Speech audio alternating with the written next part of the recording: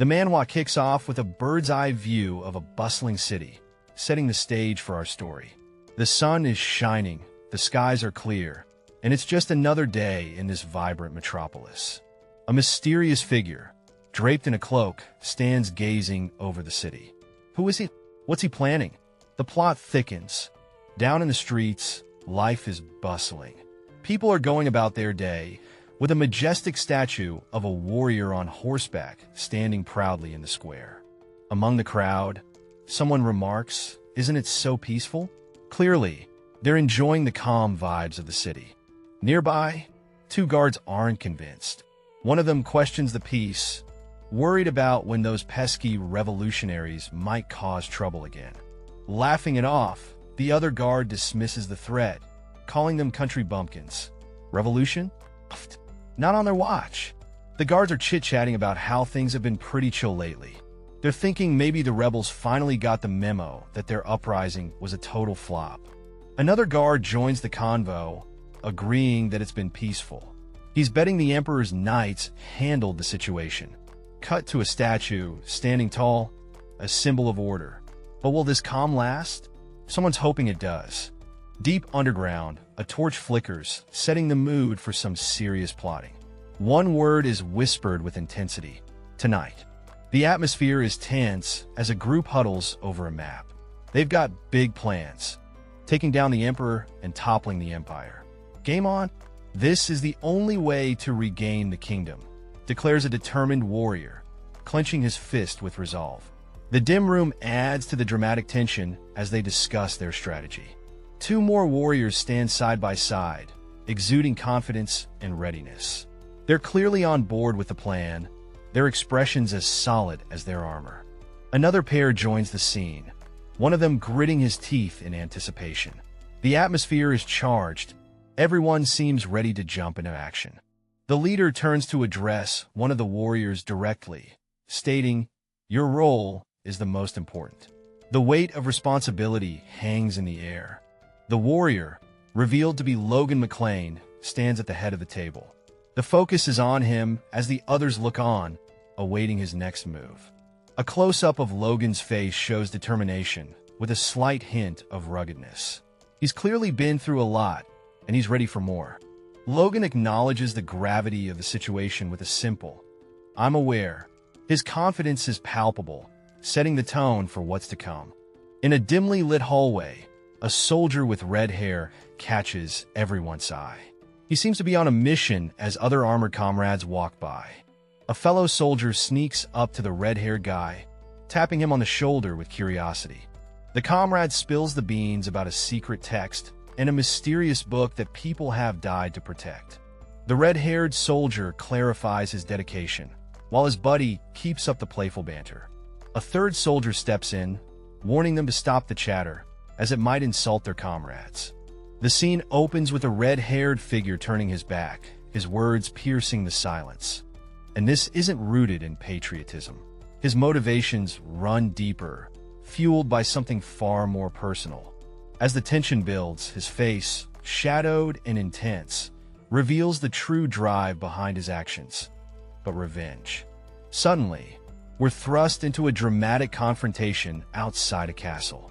Bodies are on the ground, and a fierce battle cry echoes, setting the stage for an epic showdown. A young warrior, Logan, is highlighted as a prodigy. If you only knew, someone muses, there were once 4 years since young Master Logan took off the sword, right? His reputation precedes him. Logan, having trained for a decade, stands resolute. His journey, marked by 10 years of rigorous knight training, has prepared him for this moment.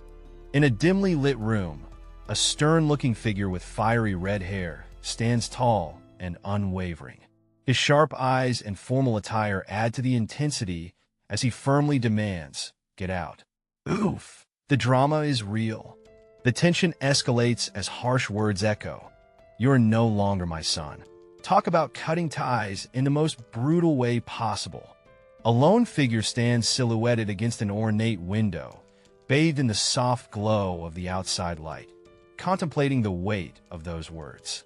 Amidst roaring flames, another figure emerges, seemingly trapped in this fiery chaos. The caption teases us with, "but by then," leaving us hanging on the edge. Whispers fill the air as two figures, hidden in shadows, lean in close. One asks, "Did you hear?" Oh, the rumors are spreading faster than wildfire.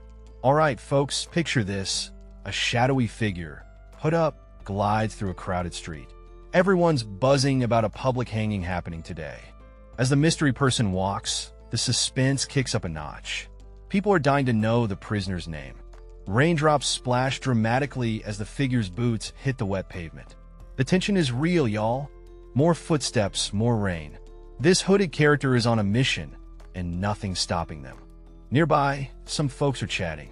Seems like the royal guards are out, which means serious business is going down. Suddenly, a red-haired guy steps into the spotlight. He's got something important to say. What's his deal?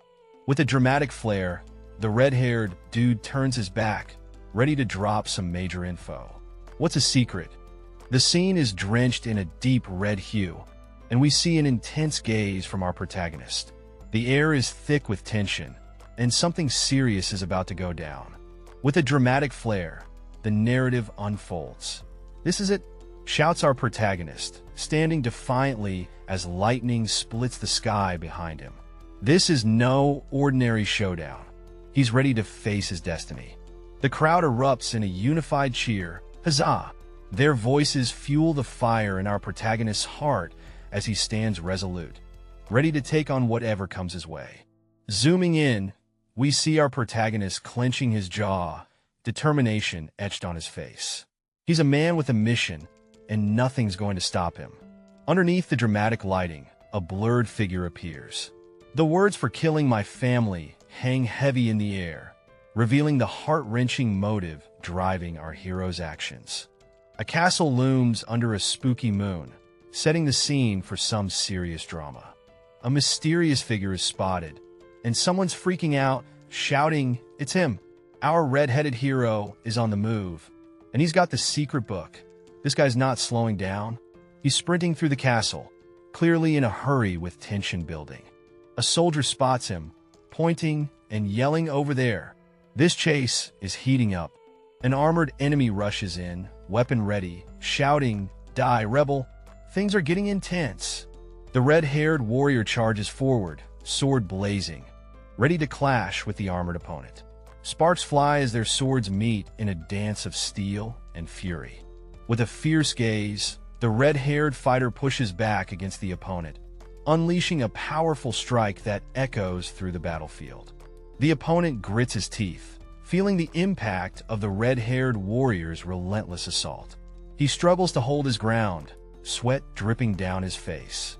Fueled by adrenaline, the red-haired warrior lands a critical hit, causing the opponent to stagger back in shock, blood splattering from the wound.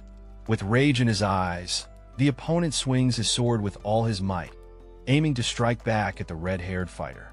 Unfazed, the red-haired warrior demands more, eyes burning with intensity as he prepares for another strike.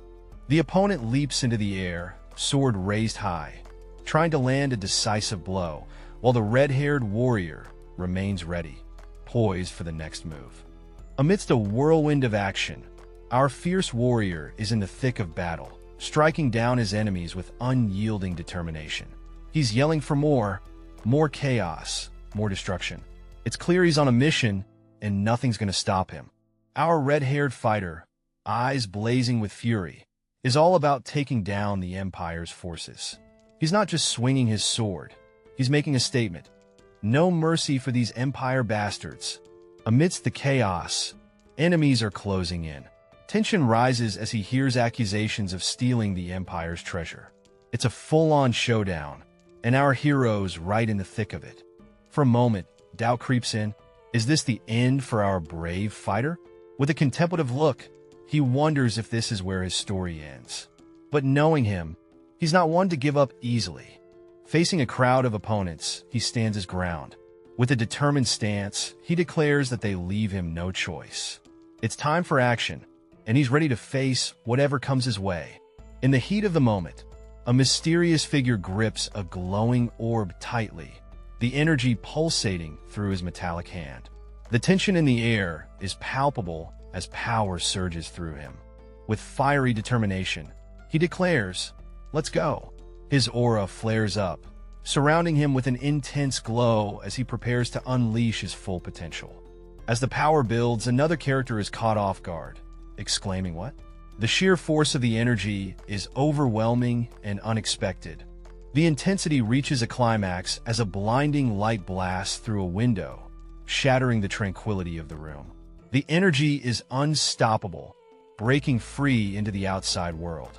The scene zooms out, revealing the massive castle engulfed in an explosive wave of energy, shaking its very foundations as the power reverberates through the air. In this cosmic void, a character floats, grappling with the heavy weight of regret. They ponder their past choices, the sacrifices they made, and the cost of their ambitions. But fear not, our hero's journey isn't over just yet. Amidst the swirling galaxy, they can't shake off the feeling of unresolved guilt.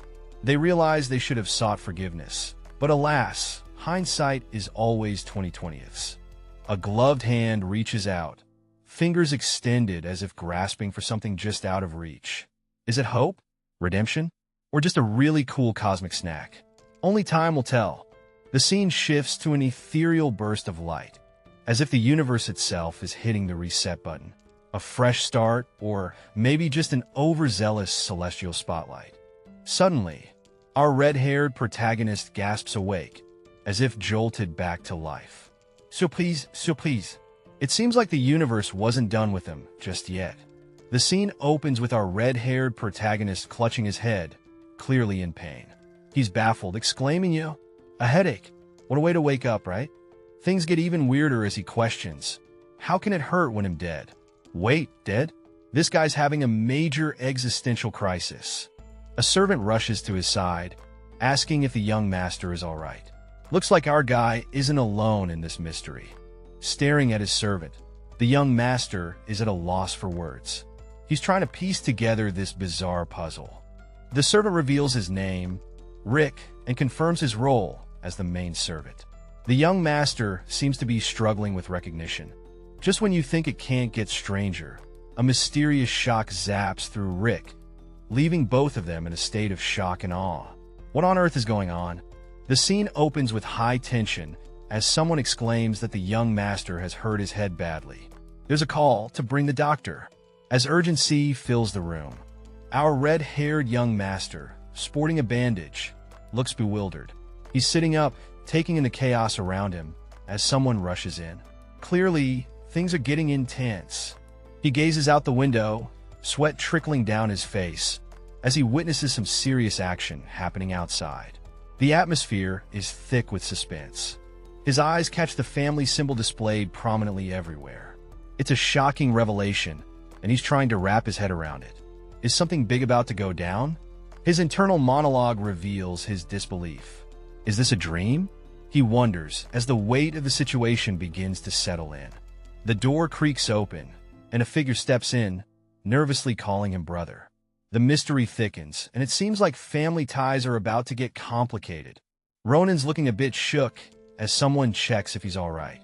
But wait, that voice, it's ringing a bell. Walking down the corridor, Ronan's got his game face on, like he's ready to tackle whatever's coming. Our guy Ronan is sweating it out, lost in some deep thoughts. What's going on in that head of his? His fist clenches tight. This scene, it's like deja vu hitting him hard. And bam! A flashback of Ronan's first duel kicks in, the memory sharp as ever. Out of nowhere, Ronan snapped back with a fierce yell. Flick off. Someone's not in the mood today. Things are getting heated as a red-haired character is accused of something serious. The intensity is off the charts. Whoa, someone's calling out to Logan, who looks like he's just seen a ghost. Now, we have a new player in the scene, urging that the young master get some rest. Seems like things are really going down. The young master is sitting up, looking. The scene opens with two characters in a room, one looking puzzled and scratching his head while the other stands in the background with a questioning look. One character is apologizing profusely, feeling guilty about a mistake, but the other reassures him, saying it's okay and there's no need for apologies. The red-haired character insists he should have been more careful, showing signs of distress. Suddenly, Logan appears to be in pain, causing his friend to rush over, worriedly asking if he's okay and urging him to rest. Logan stands looking dazed, his shirt slightly undone as he tries to gather himself. A close-up shows Logan's hand clenching tightly, indicating his inner turmoil. The friend places a comforting hand on Logan's shoulders, trying to steady him and offer support. Our scene opens with an intense apology from a red-haired character who seems to be overwhelmed with guilt. He's practically shouting, "I'm sorry," while gripping onto Logan with all the sincerity he can muster. We zoom in, and the apology becomes even more personal. "I'm so sorry," he repeats, his face a mix of regret and earnestness. You can feel the weight of his words hanging in the air. Logan, our second character, is caught off guard by this emotional outburst, tears streaming down his face. "Why are you crying?" the red-haired character asks, clearly distressed by Logan's reaction. A close-up of Logan reveals his troubled expression, his eyes glistening with unshed tears. It's a vulnerable moment, and the tension is palpable.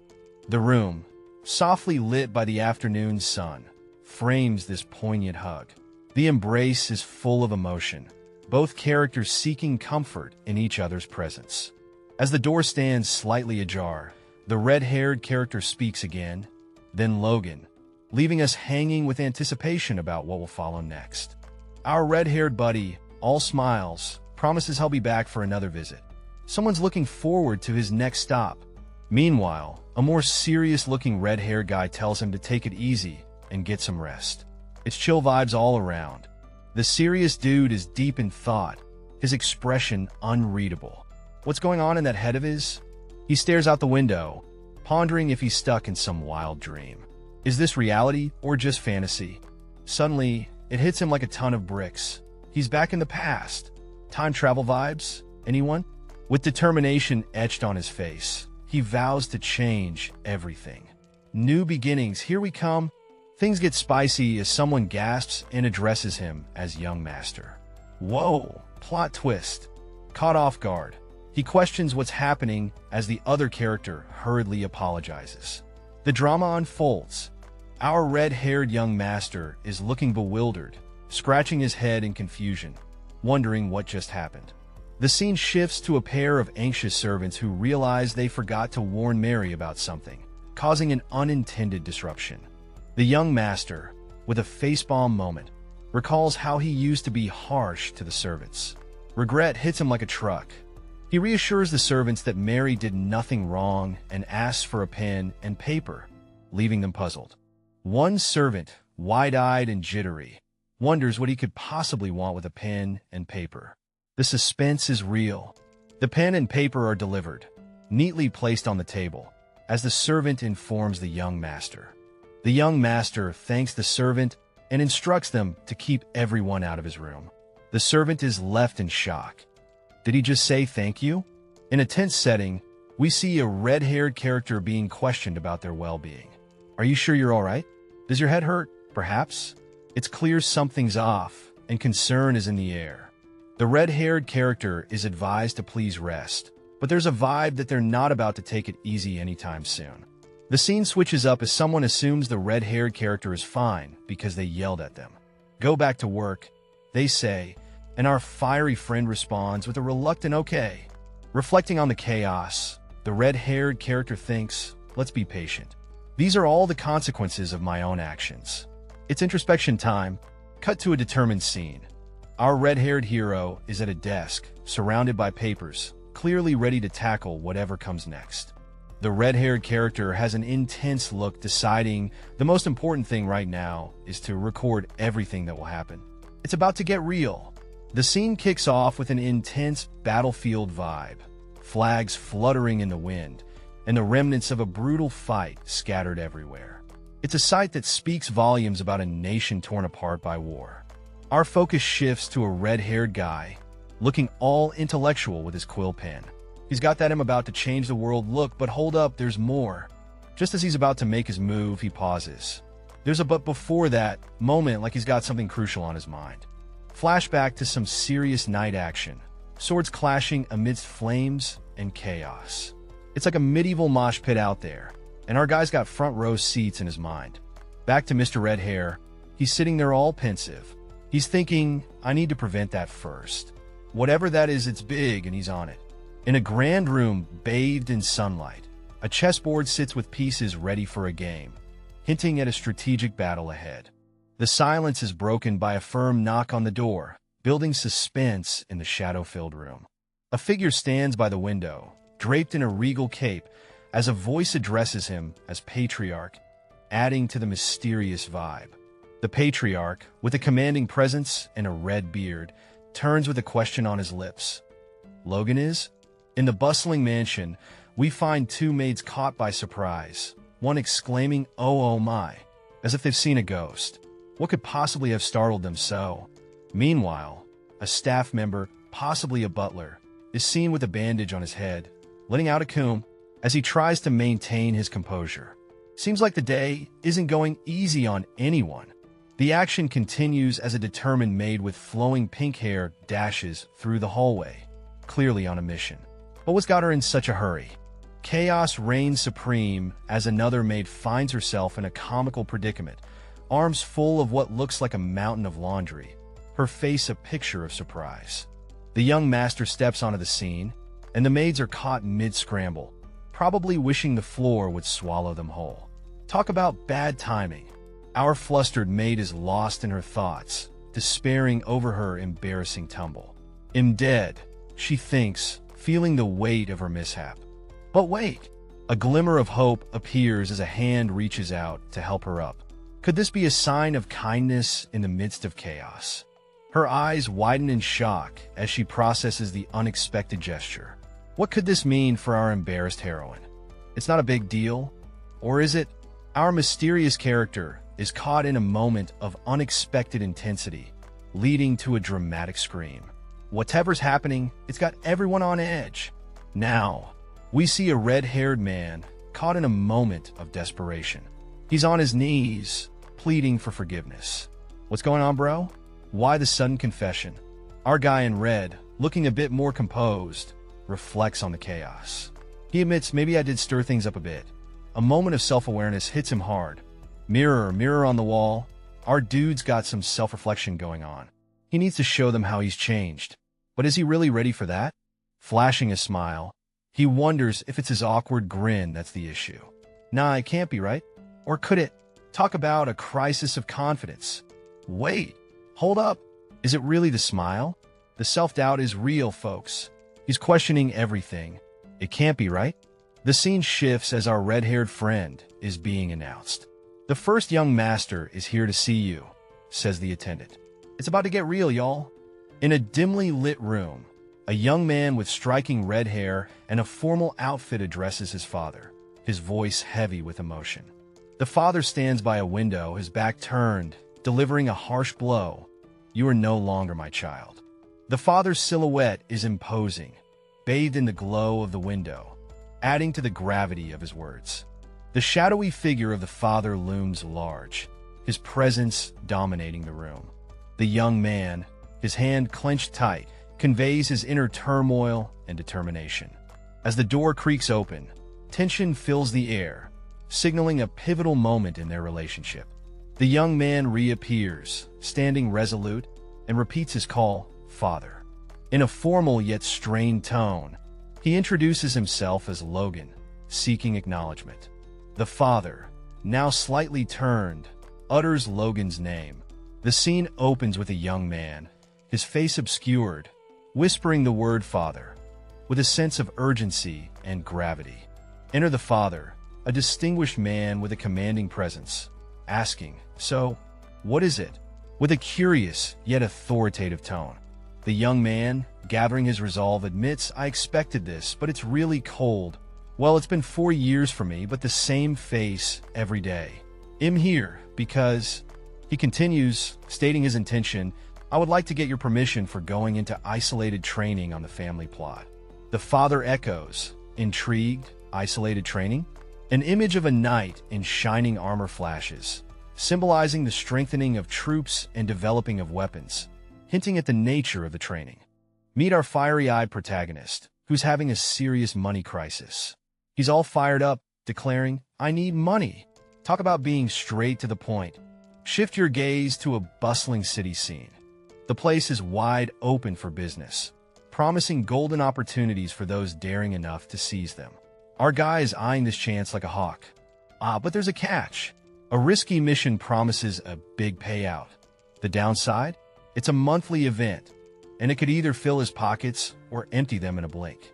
Our hero needs to up his game, boost his martial arts, and work on his charm. But oh boy, does he have some convincing to do with his skeptical brother. In this tense exchange, our protagonist is trying to sell his plan to his brother, who's not buying it easily. Trust issues? You bet. Reflecting on the situation, our guy realizes that winning trust isn't a walk in the park. He's got to earn it, and it's not happening overnight. Facing the mirror, our hero admits to himself that his past behavior hasn't exactly been stellar. Time for some serious self-reflection, buddy.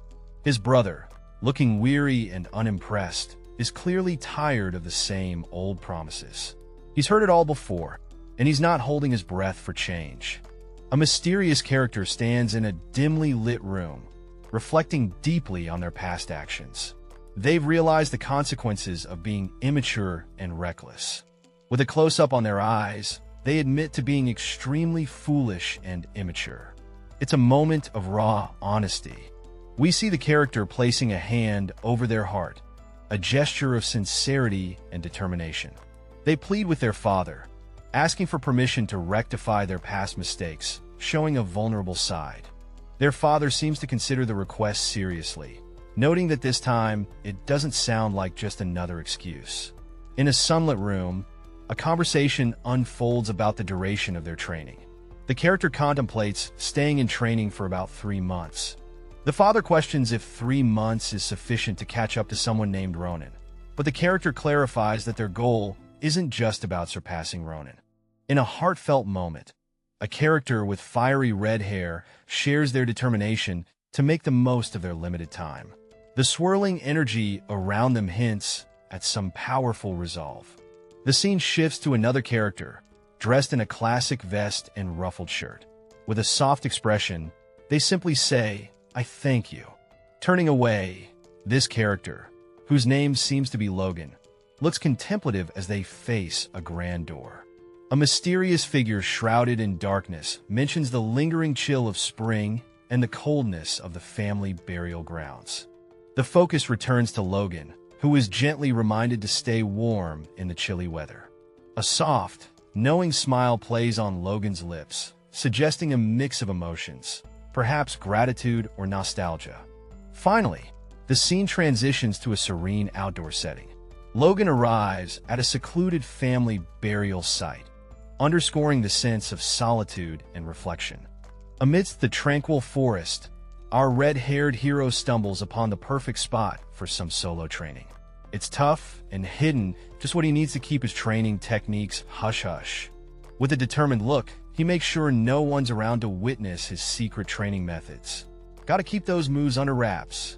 With a swift motion, he finds what he's been looking for, a book that holds the key to his mysterious training. Eyes wide with excitement, he reveals the title, Divine Sword Secrets, the kind of book that promises epic adventures and untold powers. As he holds the book aloft, it glows with a mystical aura.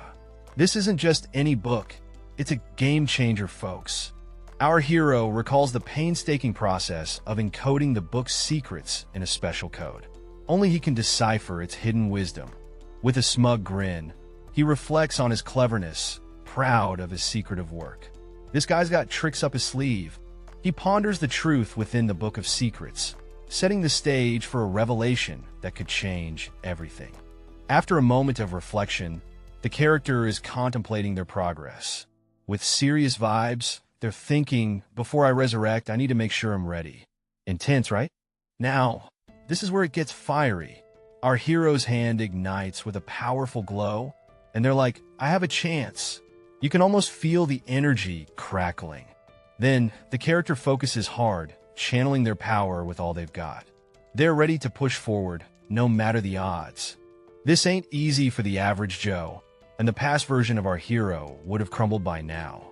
But this time, no way. As expected, after reassessing, it feels like their power has leveled up big time.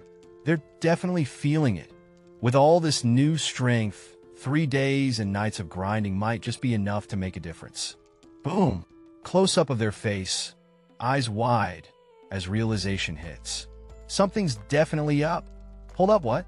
The core is already forming. That's faster than anyone thought possible. All right, so we've got this guy, right? Red hair, looking all intense, surrounded by this crazy fireball of energy. He's like, whoa, this power. It's beyond anything I imagined. Flames are dancing around him, and he's feeling the heat, literally. Our fiery-haired hero is standing there with a grin as wide as the sky itself. He's all pumped up, under a rainbow, thinking, this is it. I'm a whole new level of awesome now. Now, we see a hand gripping a sword with determination. The thought bubble reads, if the contents of the secret book are correct, and you know something epic is about to go down. Boom! Foot slams into the ground with a force that shakes the earth. Our guy's making moves, and they're loud. Check this out. He's spinning like a tornado, sword in hand, with that intense look in his eyes. Energy swirling, and he's on a roll, unleashing some serious power. Here's our red-haired dude again, looking super pleased with himself. He's like super, and you can tell he's feeling on top of the world. Something about his competition and strategy has taken a complete turn. Confidence is sky high. Standing amidst nature, our red-haired hero reflects on the mysterious speed at which the core of the force was formed. He's puzzled but intrigued. With a confident grin, he muses that in 3 months, his strength could skyrocket. He's all about that hustle. Fired up and ready to go, he cheers himself on, eager to push the limits of his training. Amidst the lush greenery, sounds of exertion echo as he goes all out, practicing with gusto. The sun peeks through the leaves, casting a warm glow as he continues his relentless training. Time passes, and the forest grows darker, but the training doesn't stop. This guy's a machine. Morning breaks with a crisp breeze rustling the treetops. Nature's alarm clock for our determined protagonist. Boots firmly planted on the ground, he stands poised, the end of his training journey in sight.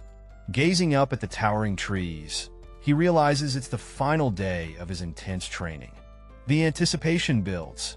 In the heart of a sun-dappled forest, our hero stands tall with his back to us. Rocking a red vest and brown boots, he's got that ready-for-action vibe. His sword gleams under the sunlight, hinting at the action that's about to go down. Zooming on that grip, our hero's hand clenches the sword, and you can almost hear the metallic whisper as he draws it with purpose. The energy is palpable. Flames burst to life around him. He's not just holding a sword. He's wielding a fiery force. With a leap, he's in motion, flames dancing like he's part of some epic action movie. Close up on the sword. It's gripped tight, enveloped in those intense flames. This is not just for show. It's the real deal, and our hero means business. Check out those eyes. Fierce and determined. His gaze is locked on his target. He's got that nothing's gonna stop me look. You can tell he's ready to give it his all. Boom! Our hero's inner voice echoes with determination. He'll succeed at it at all costs. It's like he's making a promise to himself and the universe. And there it is, the epic slashing wave. Our hero lets loose a blazing strike, slicing through the air with a fiery arc. This move is all about power and precision. The energy of the slashing wave continues, cutting through the scene like a comet. The intensity is off the charts, and you can't help but feel the adrenaline. The scene explodes with a burst of energy, sending shockwaves and debris flying everywhere. It's like the universe just dropped a firecracker. The dust clears, and we see a figure heroically landing, one knee on the ground, gripping a sword like they mean business. With a hearty laugh, the character gazes upwards, clearly having the time of their life. Whatever just happened, they're loving it. Our guy is on the ground laughing like he just heard the best joke of his life. He's got a sword in hand and looks like he's just discovered a superpower. He's standing tall, looking all majestic and stuff, thinking about how this power is beyond anything he imagined. It's definitely not something your average Joe could pull off. He raises his hand, feeling the toll of using this new power. Even though one strike wore him out, he knows it's a great trick to keep up his sleeve. Sitting down, he muses about how this power could be the result of intense training. He's determined to master it, but first he needs to clean up his act. Sniffing his clothes, he realizes he probably smells like a battlefield. He decides a wash-up is in order before meeting up with someone important. The scene shifts to a castle with a mysterious flag waving in the wind. A voice echoes, questioning what's just been said, hinting at some serious plot developments on the horizon. The scene opens with a young master being halted by a knight in shining armor. The knight, looking quite serious, tells him, "Kindly take your leave, young master." Our red-haired protagonist, clearly not amused, is stopped in his tracks. The knight lays down the law, explaining that even direct blood relatives can't meet the patriarch without prior notice. He questions if the young master has forgotten about this rule. Not backing down, the young master retorts that those rules are ancient from a few hundred years ago. He asserts that he met the patriarch just 3 months ago, challenging the knight's point. The knight responds with a poker face, suggesting that maybe the previous guard didn't do his job right. Meanwhile, the young master is having a mental note, realizing that the knight is really mad about this. Our protagonist, feeling the heat, thinks to himself how the knight is seriously mad about the whole situation. The tension ramps up with a whispered exchange among armored guards. They acknowledge the situation is tricky, with the knight determined not to let anything slip by unnoticed. With a dramatic flair, one character boldly challenges another to a duel. The atmosphere is charged with intensity as the gauntlet is thrown down. The onlookers are stunned, echoing "What did he say?" The challenged character seems taken aback, as if questioning their own courage. Amidst the tension, a sneering remark cuts through, questioning the challenged character's bravery. It's a classic "Are you chicken?" moment. Another character, with a green hue to their hair, mocks the bravery of others, suggesting they're past their prime. Ouch! Finally, the green-haired character, with a sense of reluctant determination, agrees to the duel, saying, "I'll do it." The stage is set for an epic clash. With a dramatic flair, a hand clenches tightly, glowing with determination. The words "I accept" echo with a sense of destiny being forged. The tension skyrockets as two fierce opponents lock eyes, their faces inches apart, ready to unleash their power. Spears and swords line the walls, bathed in sunlight, ready for action. A young man with red hair steps forward, facing a knight, while others watch in anticipation. Whispers among armored onlookers question the young master's ability to take on a knight. The red-haired leader smirks, doubting the young master will hold his ground for long. Confidently, the red-haired leader bets the young master won't last even 5 minutes. The young master looks calm and collected, seemingly unfazed by the upcoming duel. The knight, with green hair, advises the young master to take care and avoid injury. A young guy, dressed in red and carrying a weapon, is ready to take on a fight. He's got no fear, but man, people around him are like, "This dude has no guts."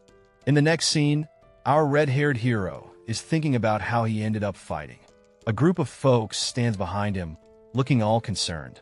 Now, we meet another character, this one with white hair, who's freaking out. He's like, "We're screwed," and is seriously stressed. Footsteps echo dramatically, setting the stage for an epic showdown. Announcing the big event, the official duel is about to kick off. You can feel the excitement in the air. For safety's sake, someone declares that only wooden weapons will be used in this duel. Safety first, right? Our red-haired hero is all. The scene opens with our young knight, deep in thought. He's questioning if he should really be doing this. Yet, the eager faces of the younger knights push him forward, making it hard to back down now. The knight reflects on his position. He's not thrilled about what's coming, but he's ready to take on whatever's next. With a swift motion, He's stepping up, ready to dive head first into the duel. A dramatic moment as his hand slices through the air, signaling the start of the duel. The arena is set. The duel begins. Two opponents face off, swords in hand. The tension is palpable as they eye each other, ready to clash. A close-up of a foot stepping onto the sandy arena floor. Every move counts in this intense showdown. With a burst of energy, the knight lunges forward, determination blazing in his eyes. The battle is on. Two armored figures are in a tight spot, stressing over Sir Dominion's potential plan to use force. They're like, whoa, that's a bit hardcore, isn't it? Nearby, some people are catching their breath, worried that the young master might get caught up in whatever Sir Dominion's cooking up. They're pleading for mercy. Enter a dude with blazing red hair, looking totally unfazed by the chaos. He's like, well, if you don't know any better, it might be intimidating. Here comes Sir Dominion, exuding a fiery aura, ready to make his point. He's all like, using force? That's a bit much, don't you think? But he's also ready to show who's boss. Dominion's got some beef to settle, asking if something's ruffled his feathers. He's definitely not thrilled about being called past his prime. Dominion's gripping his sword, fuming about the past my prime comment. Clearly, he's got something to prove. Hey, Race the Kicker.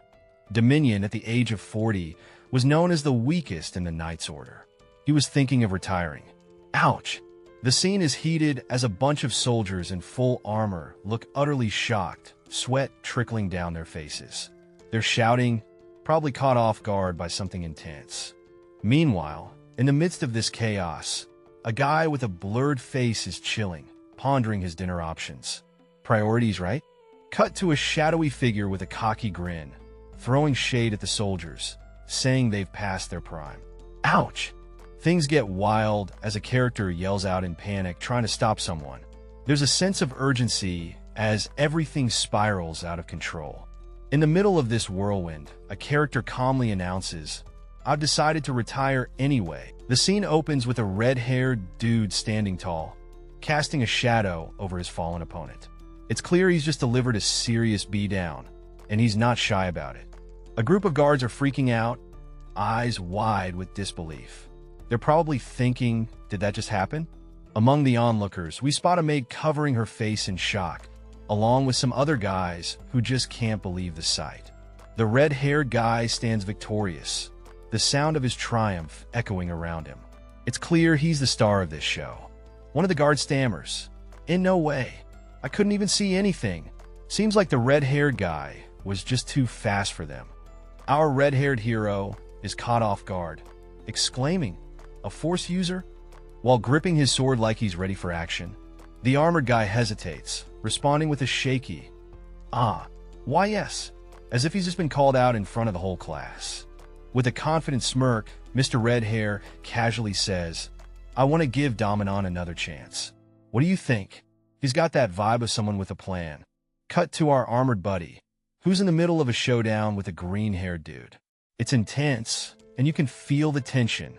The green-haired fellow is in shock, wondering what chaos has erupted, while our red-haired hero stands cool, claiming, I'm scarier than that punk.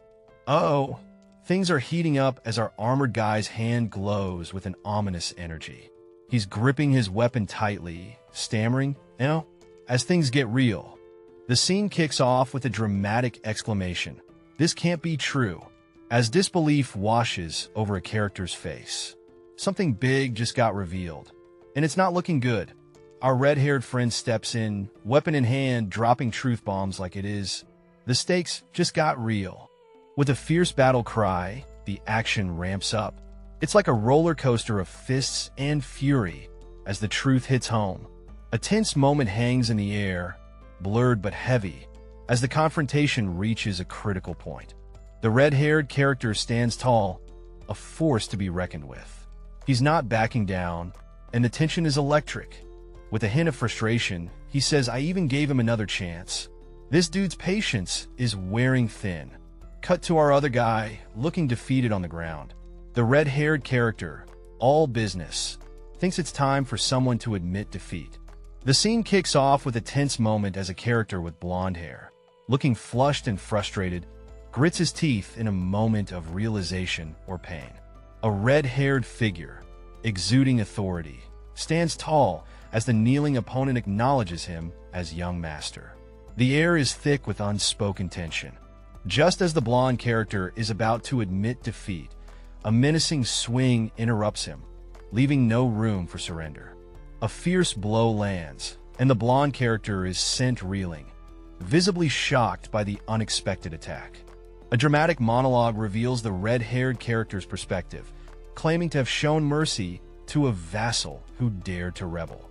The young master channels a fiery energy, looking downright menacing as his power surges, leaving his opponent on edge. With a swift motion, the red-haired character prepares for another strike, the atmosphere charged with impending action. The blonde character is overwhelmed by a barrage of strikes, desperately pleading for the assault to stop, but mercy seems far from reach. Whoa, that's harsh. A group of onlookers, faces twisted in shock, can't believe what's happening.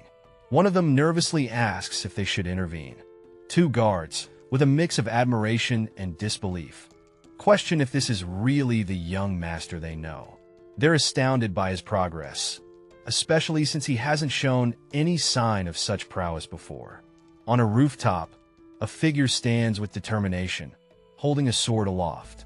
The atmosphere is electric, and everyone's wondering if he can really pull it off. As the camera zooms in, we finally catch a glimpse of the young man's face. His name is revealed dramatically, Logan McLean. All right, we find ourselves in a cozy room bathed in sunlight, a chessboard ready for action. Someone just pulled off an impressive move. What's next in this mind game? Now, the conversation kicks off. One dude, rocking a royal cloak, remarks on an awakening and wants the scoop on what went down during training. Meanwhile, our red-haired character is having an internal monologue. Turns out, the cloak guy was watching everything unfold. Spooky, right? The red-haired guy spills the beans. He's let go of his greed and embraced the grind. With intense training, he felt a power surge he couldn't ignore. Only after sacrificing everything to avenge his family did he unlock the ability to become a Force user. Talk about dedication. He reflects on his late awakening, barely hitting the mark after turning 40. It's a bittersweet realization of emptiness. But hold on, there's more to this story. Something's brewing in the air as the red-haired guy trails off. The cloak-wearing dude, with a commanding presence, challenges the red-haired guy's next move, questioning his intentions. Drama alert! In a dimly lit room, a character with red hair and a sharp outfit declares that man deserved it. He's clearly convinced, leaving no room for doubt. He adds, "You heard the whole story from the soldiers too, didn't you?" The scene shifts to a conversation where another character, marked by a commanding presence, acknowledges, "Yeah, I did." But he's probing. "Even so, I'm asking you if there really was a need to go so far?" Back to the red-haired character, who stands firm and resolute, responding, "Yes, there was." There's a tension in the air, as his conviction is unshakable. The commanding figure, with a robust build and a fierce beard, seems taken aback. "Huh, there was?" he questions, disbelief coloring his voice. Flashback time. A grinning soldier in armor vividly describes the man's threat. That man was trying to take the food out of his people's mouths just to gain some coin. He paints a dire picture of unchecked ambition. Suddenly, an illustration of wooden blocks stacked neatly in a pyramid appears, glowing with stability and balance. But then, chaos ensues. The blocks are now teetering precariously, with the once solid pyramid turned upside down, symbolizing imbalance and potential collapse. The scene is intense with someone lying on the ground, seemingly knocked out, while a group of armored guards stands ominously. Looks like trouble just went down. Now we've got a red-haired character stepping in, explaining that someone forgot their duty and tried to pull a fast one. Uh-oh, someone's in hot water. Things heat up as another character with a commanding presence talks about repaying for damage. The redhead is wondering why things are being forgiven so easily. The redhead is visibly nervous as they're asked if they want a punishment. They quickly backtrack, not wanting any of that smoke. The commanding figure makes it clear that what went down wasn't right, and warns not to repeat it without permission. Somebody means business here. Redhead nods along, agreeing to keep the warning in mind. Better to play it safe, right? A chessboard is revealed, and we're left with a cryptic line about something important to know. Feels like there's a deeper game afoot. All right, picture this. We got a red-haired dude, looking all sorts of confused, with a big OL question mark above his head. And he's like, "You're..." But we have no clue what comes next. Our guy's getting some serious news. His fiancée, Rena, is on her way, and he looks like he just saw a ghost. Talk about a plot twist. He's sweating bullets now, whispering to himself, "Ah, she's finally coming." Sounds like he's in for quite the ride. Then, we get this dramatic flashback of Rena, looking all majestic and mysterious. The suspense is real. Suddenly, the tone shifts, and we hear someone shout "cash cow," with an evil grin, like they just hit the jackpot. Finally, we see a glimpse of Rena from behind, and she's all like, "Here comes Princess Rena Wolves. This is going to be wild." The scene opens with a breathtaking view of a grand castle, its towering spires reaching into the sky. Our mysterious hero strides confidently towards the entrance, the crowd parting like the Red Sea, eyes wide with admiration and maybe a hint of fear. What's this person's deal? We're about to find out. All right, stepping onto the scene with style, a figure in a stunning gown makes a grand entrance. The fabric whispers luxury as it brushes the floor. Two guards are caught off guard, eyes wide, as Lady Rena makes her appearance. The floral motifs add a touch of grace to her already mesmerizing presence. Lady Rena, with her flowing white-blue hair and an elegant gown, seems to have been away for a while. Her entrance is both nostalgic and powerful. Her soft voice breaks the silence. "Have you been well?" There's an air of mystery and warmth as she addresses someone important. A hearty laugh echoes as a bearded man compliments her. "Ha, you've become a true lady, young Lady Rena." His words are filled with respect and a hint of pride. A nearby guest can't help but blush, recalling Lady Rena from her younger days, now marveling at her beauty. But wait, something's stirring in the background. There's more to this gathering than meets the eye. In the shadows, a mysterious figure wonders why the one who should be happiest isn't. What's going on in his mind? The scene shifts to a noble woman, gracefully holding a letter. She's about to reveal what the Count entrusted her with. The suspense is building. She reads it out loud. "To my dear friend, Baron Patrick McLean." Ooh, sounds serious. Fast forward 30 minutes, and the guards are already snoozing.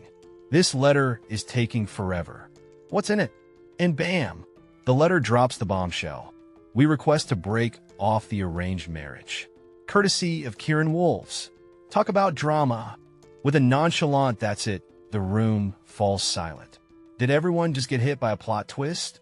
The scene ends with an intense silence in the grand hall. You could cut the tension with a knife. He beat around the bush, but our main guy isn't fooled. He's piecing together the real message hidden beneath all those words. This gentleman isn't holding back. He's roasting someone's son, calling him the worst. And with that, he's questioning the point of joining forces. With a wave and a goodbye, they decide it's best to go their separate ways. Our guy finally gets it. This is what the chatter was all about. Enter the scene, a dude with a seriously intense vibe.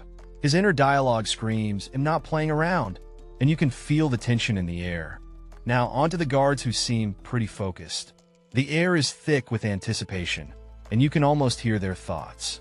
A new player enters, a woman determined to set things straight. She's got history here, and she's ready to clear up any messes. Her eyes are filled with nostalgia as she talks about her childhood days spent here. It's clear this place means a lot to her, and the cherished moments that stayed in my young mind are precious. I have no wish to abandon them. A reflective vibe takes over as we dive into the memories of youth, full of sweet nostalgia and perhaps a hint of longing. But I am bound to my family. I have no choice but to follow their direction. So I firmly resolved I would do my best for my family and won't allow this precious bond to wither away. Our mysterious lady seems tangled in a web of family duties, struggling to keep her heart intact while following the rules. Oh my, her heart is as beautiful as her face. Two maids are totally fangirling over her. They're swooning not just over her looks, but her inner beauty too. Talk about admiration overload. Hey, heads up. Damn it. Our red-haired guy just took a hit, and it seems like a rough day for him. You can almost hear him groan as he rubs his head, wondering how he ended up in this mess. So what exactly is the reason for doing this, young lady Rena? A mysterious voice questions Rena, adding layers of intrigue.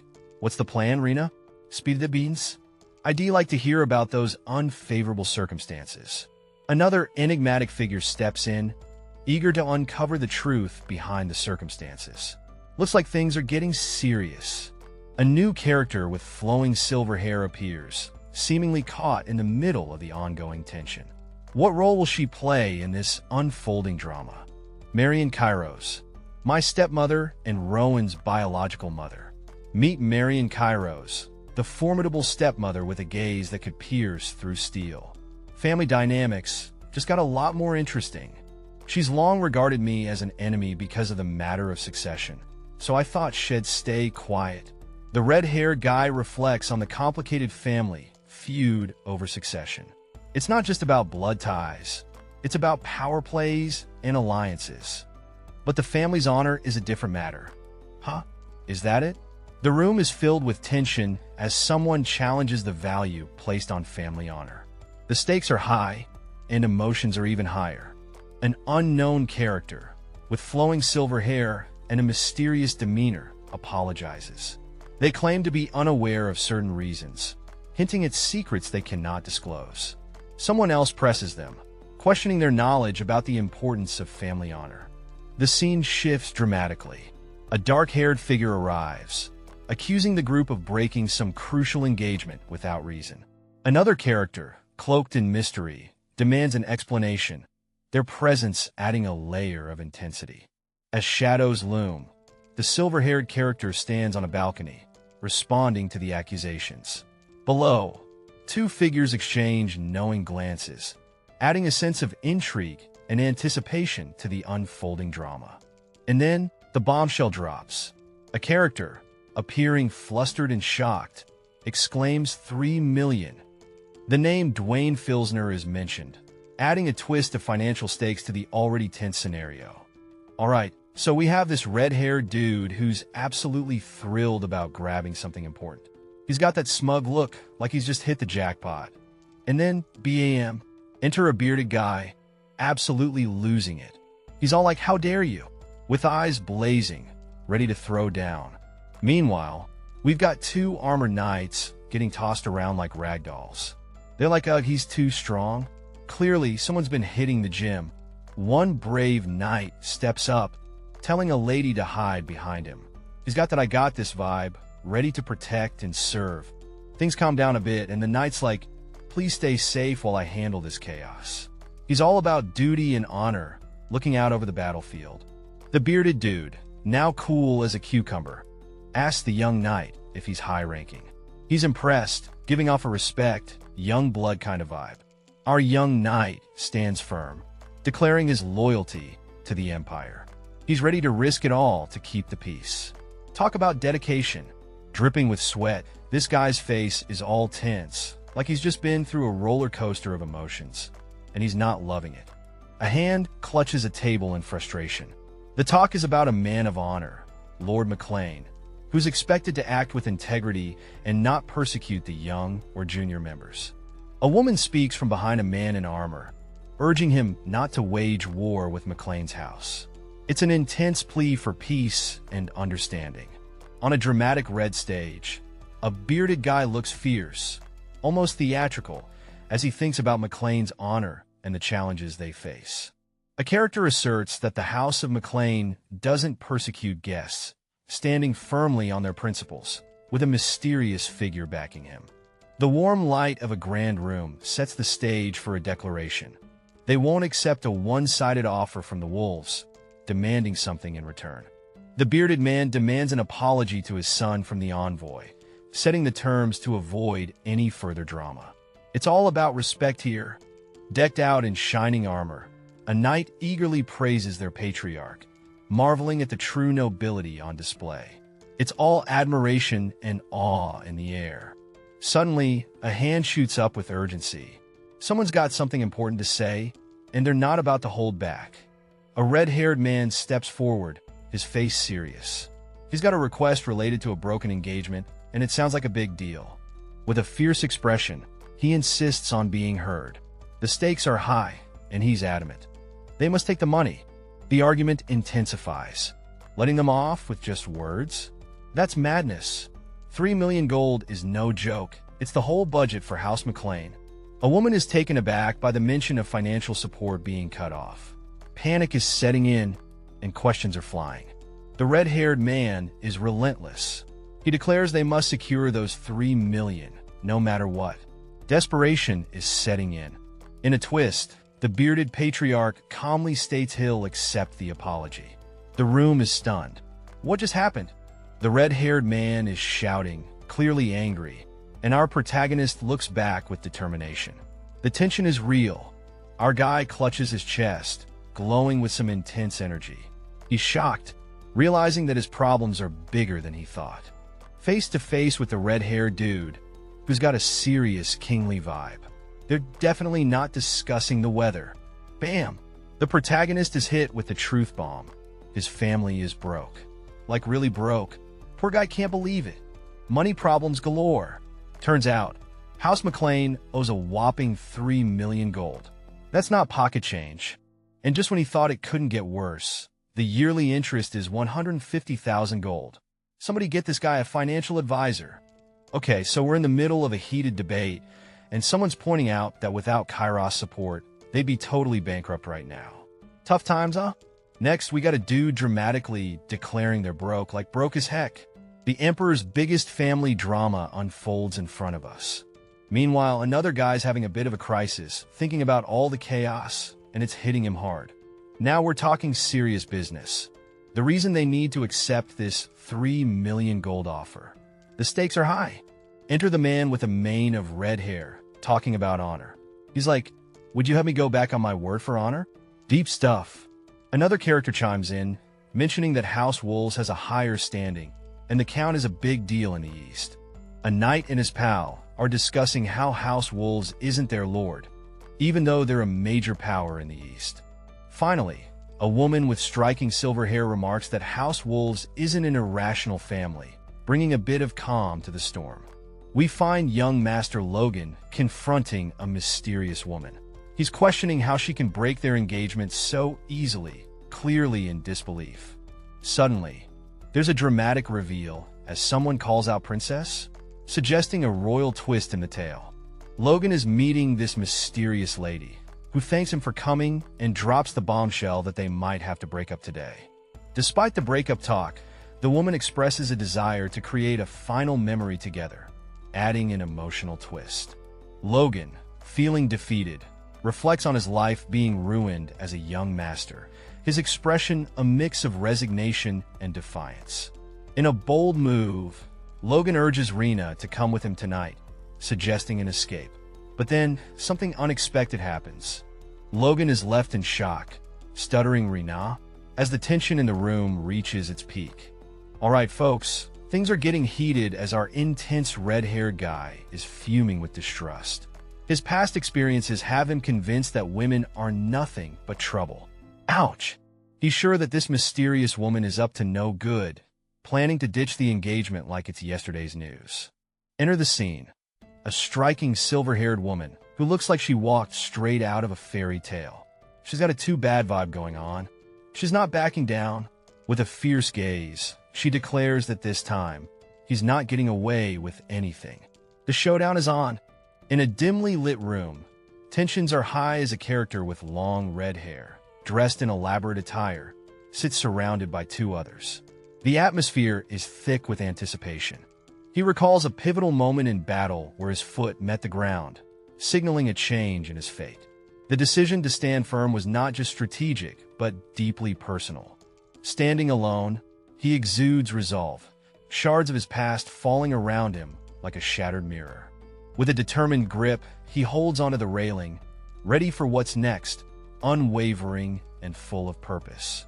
Amidst the grandeur of a lavish hall, our reddish-brown haired observer spots a woman with flowing white hair on stage. It's clear there's some high-stakes drama brewing. The white-haired woman appears shocked, her expression suggesting a twist she didn't see coming. The plot thickens. Enter the noble with an air of authority, shouting Logan and questioning his audacity to defy him. Oh snap! Our noble isn't having any of Logan's excuses, demanding more than just words to mend their honor. What's the tea here? Logan, caught in the crossfire, seems to be in a tight spot. Meanwhile, the white-haired woman looks on, her eyes filled with intrigue and perhaps a hint of defiance. A mysterious woman with long silver hair stands confidently in a grand hall, facing a king perched high above. She's got a mission: to clear her father's name. But what's the king's move? Now we get a close-up of this enigmatic woman. Her silver locks cascade down, and she's rocking some serious bling with those earrings. She's here for business, but there's more beneath the surface. Switch to a guy with sharp red hair. He's skeptical, thinking it's all about saving her father's reputation. But there's a hint he's impressed by her determination. The scene shifts to another character, a representative of the McLawn family. He's all about diplomacy, saying he's cool with a genuine apology. Is this the olive branch? 3 armored guards stand ready, but the decision isn't theirs. It's up to Logan, the wild card in this courtroom drama. Logan's in the spotlight now. The question is laid bare. Is the apology genuine? His judgment could change everything. In the midst of a heated debate, Logan stands firm, surrounded by onlookers. The tension is thick enough to cut with a knife as mysterious voices echo around him. Logan, with his fiery red hair and sharp outfit, is urged to think carefully, as if the very fate of his future hangs on his next words. The stakes are laid bare. If Logan accepts money for his projects, it might change everything about his future. His options are weighed heavily as the conversation continues. Enter Logan's father, a man with a presence as commanding as his luxurious fur-lined coat and fierce red beard. His expression is a mix of authority and concern. Logan, caught in the crossfire of expectation and conscience, apologizes to his father. The weight of his decision hangs like a shadow, tied to the mysterious breaking of some engagement. The scene opens with a mysterious figure standing on a grand balcony, possibly contemplating some weighty matters. Inside, a woman with an elaborate hairstyle seems taken aback as she exclaims "Ho!" upon seeing someone unexpected. A close-up reveals a striking character with flowing white hair and a dazzling turquoise pendant, adding an air of mystery. Amidst the intrigue, there's a conversation where someone observes, "I thought you had changed a little," hinting at some past expectations. The dialogue takes a turn as another character remarks, "But you've changed for the worse," adding a note of disappointment to the atmosphere. Finally, a character reflects somberly, "I suppose it's all my fault for not teaching you the true value of honor," suggesting a missed opportunity for guidance. The scene opens with a majestic flag waving proudly over a castle tower, setting the stage for a tale of wealth and intrigue. A mountain of gold coins glistens, and the words echo, "Finally, it's in my hands." Someone's hit the jackpot. Meet our mystery character, standing triumphantly over his treasure trove, exclaiming, 3 million gold. Talk about striking it rich. Amidst the excitement, he reminds himself to stay calm. "I need to put this money in the bank first," he muses, plotting his next move. Just as he's about to secure his fortune, a voice interrupts, asking if it's Rick. Intrigue and mystery fill the air. With a polite ahem, a visitor enters, addressing him as young master. Who could this be? Our red-haired protagonist turns to face the newcomer, curiosity piqued. "HM? Aren't you?" he begins, recognizing the guest. The visitor, a rotund figure with a formal demeanor, stands respectfully, ready to reveal his purpose. "The financial manager and my father's most trusted." In other words, that greeting with smiles isn't for me. What's he up to? "I, Dwayne Filsner, am facing the biggest challenge of my life right now." "Mr. Dwayne, the supplies are ready to be deployed. Ensure the escape plan is executed before then. As the financial manager of the boss operations, I knew the weight of the task to protect the president's base. But right now, and my opponent is the clueless, foolish kid. Alright, so this bearded dude is making quite an entrance, all smiles and compliments, leaving a great impression from yesterday's events. He's all about praising the young master for his gutsy stand, like he's the hero of the day or something. Gestures flying. This guy is literally throwing compliments like confetti, while the young master stands there, probably wondering how to handle this cheerleader vibe.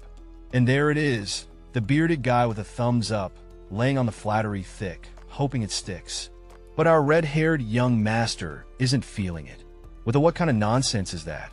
He's clearly desperation fills the air as one man clings onto another, begging for help just one more time. The other guy is totally freaked out, like, what's wrong with you? Let go of me. Drama much? Another character is observing the scene, wondering why someone is crying. It's like a soap opera up in here. A bearded man looks utterly shocked. He's got that I can't believe what I'm seeing face. Something big just went down. Now the scene shifts to some heavy-duty financial talk. One dude is laying down some truth bombs about a debt of 3 million gold. Yikes. Another character mentions a specific amount, 150,000 gold. Eyes are widening, sparkles and all. Clearly, someone's got insider info. A new character steps in, surprised by the revelation. You knew about it? They ask like they've been caught off guard. Amidst this gold drama, one character points out it's harvest time. You should be able to pay off that interest right now, they suggest. Meanwhile, another is wondering how much this guy really knows. Secrets everywhere. The scene opens with a bearded guy in a suit, talking about how tight the budget is while running the business. He's got that worried vibe, hands gesturing as if trying to explain the chaos of finances. Switch to our red-haired dude, who's being asked to help out. But he's firm, like rock-solid firm, and says I'm sorry, but no. Looks like he's not about to budge on this one. Back to Mr. Beardy, who's all like, see, I knew I was right. He's got that smug look, thinking he's predicted the outcome, but hey, maybe he's just talking to himself. Our red-haired friend is standing in front of a mountain of coins, saying he's using the money for the fam priorities, right? But he's clear, it's not for the business. Zooming on Mr. Red Hair's face, he's got that intense look thinking about the future. It's all about looking ahead and planning smart. Beardy's getting a bit heated, as if he knows more than he's letting on. He's demanding, just hand it over to me. Drama's heating up? Now we see the coins again, and Red Hair's contemplating using it to pay off family debts. But the big question is, how much would it really change things? Two characters are in a deep conversation about their financial woes. The red-haired guy is all about that big budget life, dreaming of a future where they can finally breathe easy. The bearded fellow seems taken aback, letting out a huh? As he processes what's being said, red-haired guy is worried about spiraling back into debt, questioning the sustainability of their current practices and calling it a vicious cycle. But wait, he's got a plan. Red-haired dude is determined to use the money wisely, showing a surprising level of responsibility. Bearded guy is in disbelief, questioning if this is the same person he once knew as a carefree hooligan. Red-haired guy stands there, looking unexpectedly mature, and the bearded dude reflects on how much he's changed from the kid who didn't care about family affairs. A young dude with fiery red hair is making a pitch, offering help with family expenses if a favor is granted. Enter the bearded guy, curious about what this mysterious favor could be. A packed bag sits ready. Someone's definitely about to bounce. The armored young man confirms he's leaving, sparking curiosity about where he's headed. His mission? To rake in some cash, despite already being loaded. He insists, I need way more while finishing his packing. The scene is set in a castle with a tense vibe. A servant in a bow tie is talking about how the Lord won't permit something right now, adding to the tension in the air. Our red-haired hero is caught off guard, clearly not expecting this. He's in a state of disbelief, asking the servant to clarify, looking quite puzzled. The protagonist, with determination in his eyes, tells someone to shut up, as he's deep in thought about his inability to question things right now. The scene shifts as our hero looks out towards the light, contemplating creating forces on the outside. It's a moment of reflection and planning. He's comforted by his knowledge of what's happening outside during this particular time, which gives him a strategic advantage. Our armored protagonist recalls a key moment in his past, when his family was ousted, leading him to travel around the kingdom, gaining valuable experience. Our story dives into a heated exchange as our red-haired soldier, clad in armor, faces a jittery civilian. "What are you doing here?" the soldier asks, eyes sharp and questioning. The civilian, clearly on edge, stammers about a runaway in the area, fear creeping in his voice. The soldier, now with a more commanding presence, stands over the civilian who's sprawled dramatically on the ground, overwhelmed by the situation. "What am I supposed to do if you just run away?" echoes the civilian's desperate plea, eyes wide with panic. Next, things get a bit too close for comfort. The civilian, in a flurry of motion, is yanked towards the soldier. Wait. He blurts out, clearly not ready for whatever's coming next. The tension is thick enough to cut with a knife, as the soldier reassures him, "Don't worry, no one will blame you." The civilian sits up, still looking unconvinced. His eyes dart around, seeking some form of reassurance in the soldier's words, but finding none. A dramatic turn of the head from our soldier, his eyes fixed on something beyond. The air is thick with suspense as the soldier's hair catches the light, framing his determined expression. Finally, the civilian's face is a mix of confusion and realization, a soft, escaping his lips as he processes the soldier's words. What's running through his mind? Only time will tell. In a dimly lit room, a menacing figure with fiery hair and glowing eyes sits at a table, surrounded by a crimson aura. The atmosphere is tense, as the figure seems to be gearing up for a confrontation. The scene zooms in on the fiery-haired figure, who addresses someone as "Dear Father" with a chilling intensity. The stakes are high, and emotions are running wild. The narrative takes a twist as a letter is shown, with the words from Logan. This revelation triggers a shout of "Logan!" and the scene crackles with urgency and anger. The story pans to a castle setting, where a determined character, with slicked-back hair, demands, "Come back, you madman." The plot thickens as emotions boil over.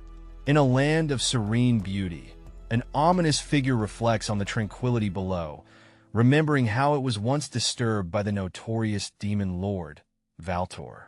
This dude was not just any villain. He was the ultimate chaos machine, causing mayhem wherever he went.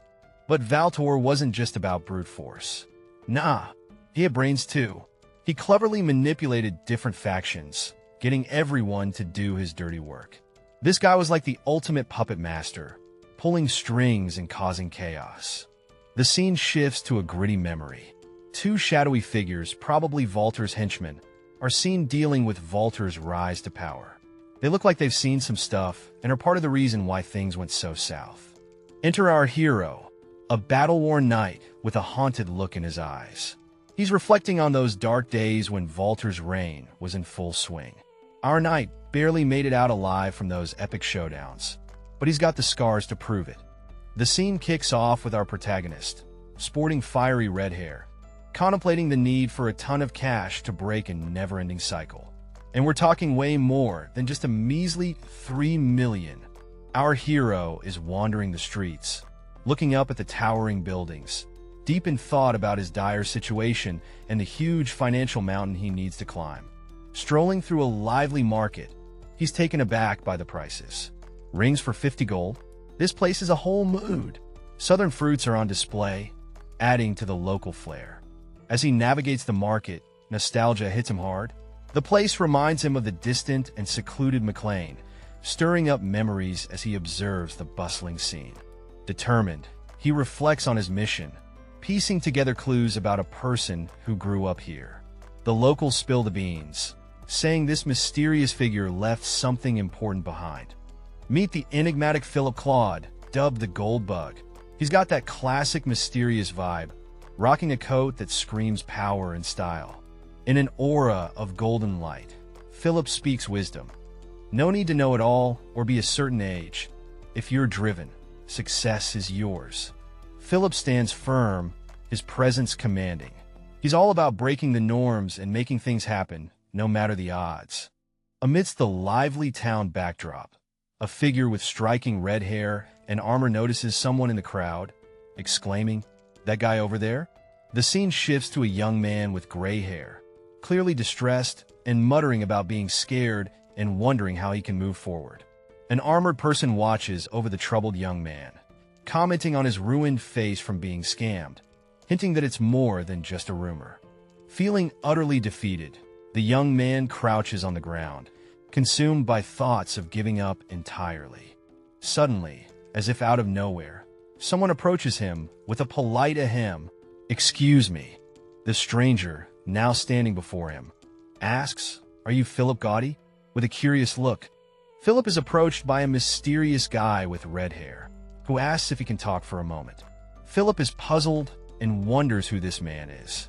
The mysterious figure walks alongside Philip, asking for a moment of his time. Philip is cautious, but intrigued. As the stranger's curiosity grows, Philip feels a strong emotion in Logan's eyes, an intensity that makes him question how this man knows him. In a sudden twist, the stranger's face is consumed by an overwhelming emotion, greed. His intentions become as clear as day. Philip is struck by a powerful realization. The stranger's greed is a force to be reckoned with, leaving Philip feeling both vulnerable and intrigued. Alright, so our story kicks off with this red-haired dude, looking all serious and armored up, demanding answers about some procedure taking 3 days. Meanwhile, our poor clerk is losing it, his eyes wide with panic. Things get weird when the clerk's imagination goes wild, picturing this terrifying monster looming over him. He's practically screaming, "Go away!" like he's in a horror movie. Cut to a scene where the clerk is panting, trying to catch his breath. The red-haired guy just stands there, speechless, wondering what on earth is going on. The clerk's desperation hits a peak as he pleads, "Please go away now." Sweat and fear all over his face. He's clearly not handling this well. Our red-haired hero is still confused, asking, "What did you see?" The clerk, eyes wide, blurts out, "A monster. Did something else come out of me?" Clearly, this day just keeps getting stranger for both of them. In a picturesque scene, someone questions, "In me, you mean?" and gets a straightforward yes. The guy with glasses thinks, so he's not here to receive money. Whoa, plot twist. Then, the image of a blurred, armored character appears. Someone's thinking he's just a crazy bastard. The glasses guy is skeptical, wondering if this guy's for real or just nuts. But hey, maybe he's onto something true. With suspicion in his eyes, the glasses guy asks, "How much are you planning on investing?" The armored dude confidently replies, "How much do you need?" Glasses guy is blown away as the armored dude promises, "He'll support you enough for you to repay your debts and make a comeback." Glasses guy's like, "Oh, really?" A close-up of the glasses guy's face shows his shocked expression. This revelation has hit him hard. As the scene unfolds, we see a mysterious figure with a sly smile, and there's dirt all over his armor. Someone's got some travel stories, but not the kind you want to hear at a party. Our suspicious character looks pretty stressed, sweat dripping down his face. This is not a spa day, that's for sure. Alright, so here we are with our bespectacled hero getting all up in this guy's face, pointing fingers and throwing some serious shade. He's like, "You picked the wrong dude, buddy." You can almost feel the tension crackling in the air. Our guy's sweating bullets, and he's not done yet. He's got more to say, and it's not sugar-coated. It's like he's saying, "You think you can mess with me? Think again." And bam! Out comes the truth bomb. "I'm really broke," he yells, eyes wild with intensity. Got it. Man, he's laying it all out there. The other dude, with a bead of sweat trickling down, is thinking, even at rock bottom, this guy's got some serious insight. He's got to be wondering what he's gotten himself into. Now the tables have turned a bit. Our redhead's mulling over his next move, thinking, how do I handle him?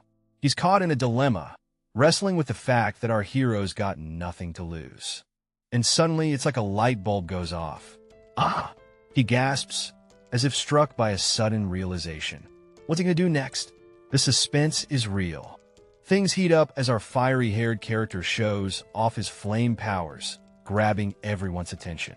Someone's clearly impressed, but what's the real plan here?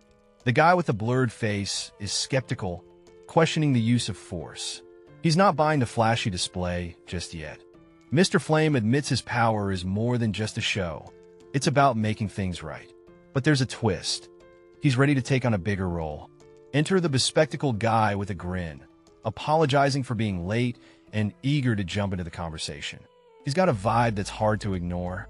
Flame Guy takes a moment, a deep breath, maybe reflecting on what's next, what's going through his mind. The bespectacled dude drops a bombshell.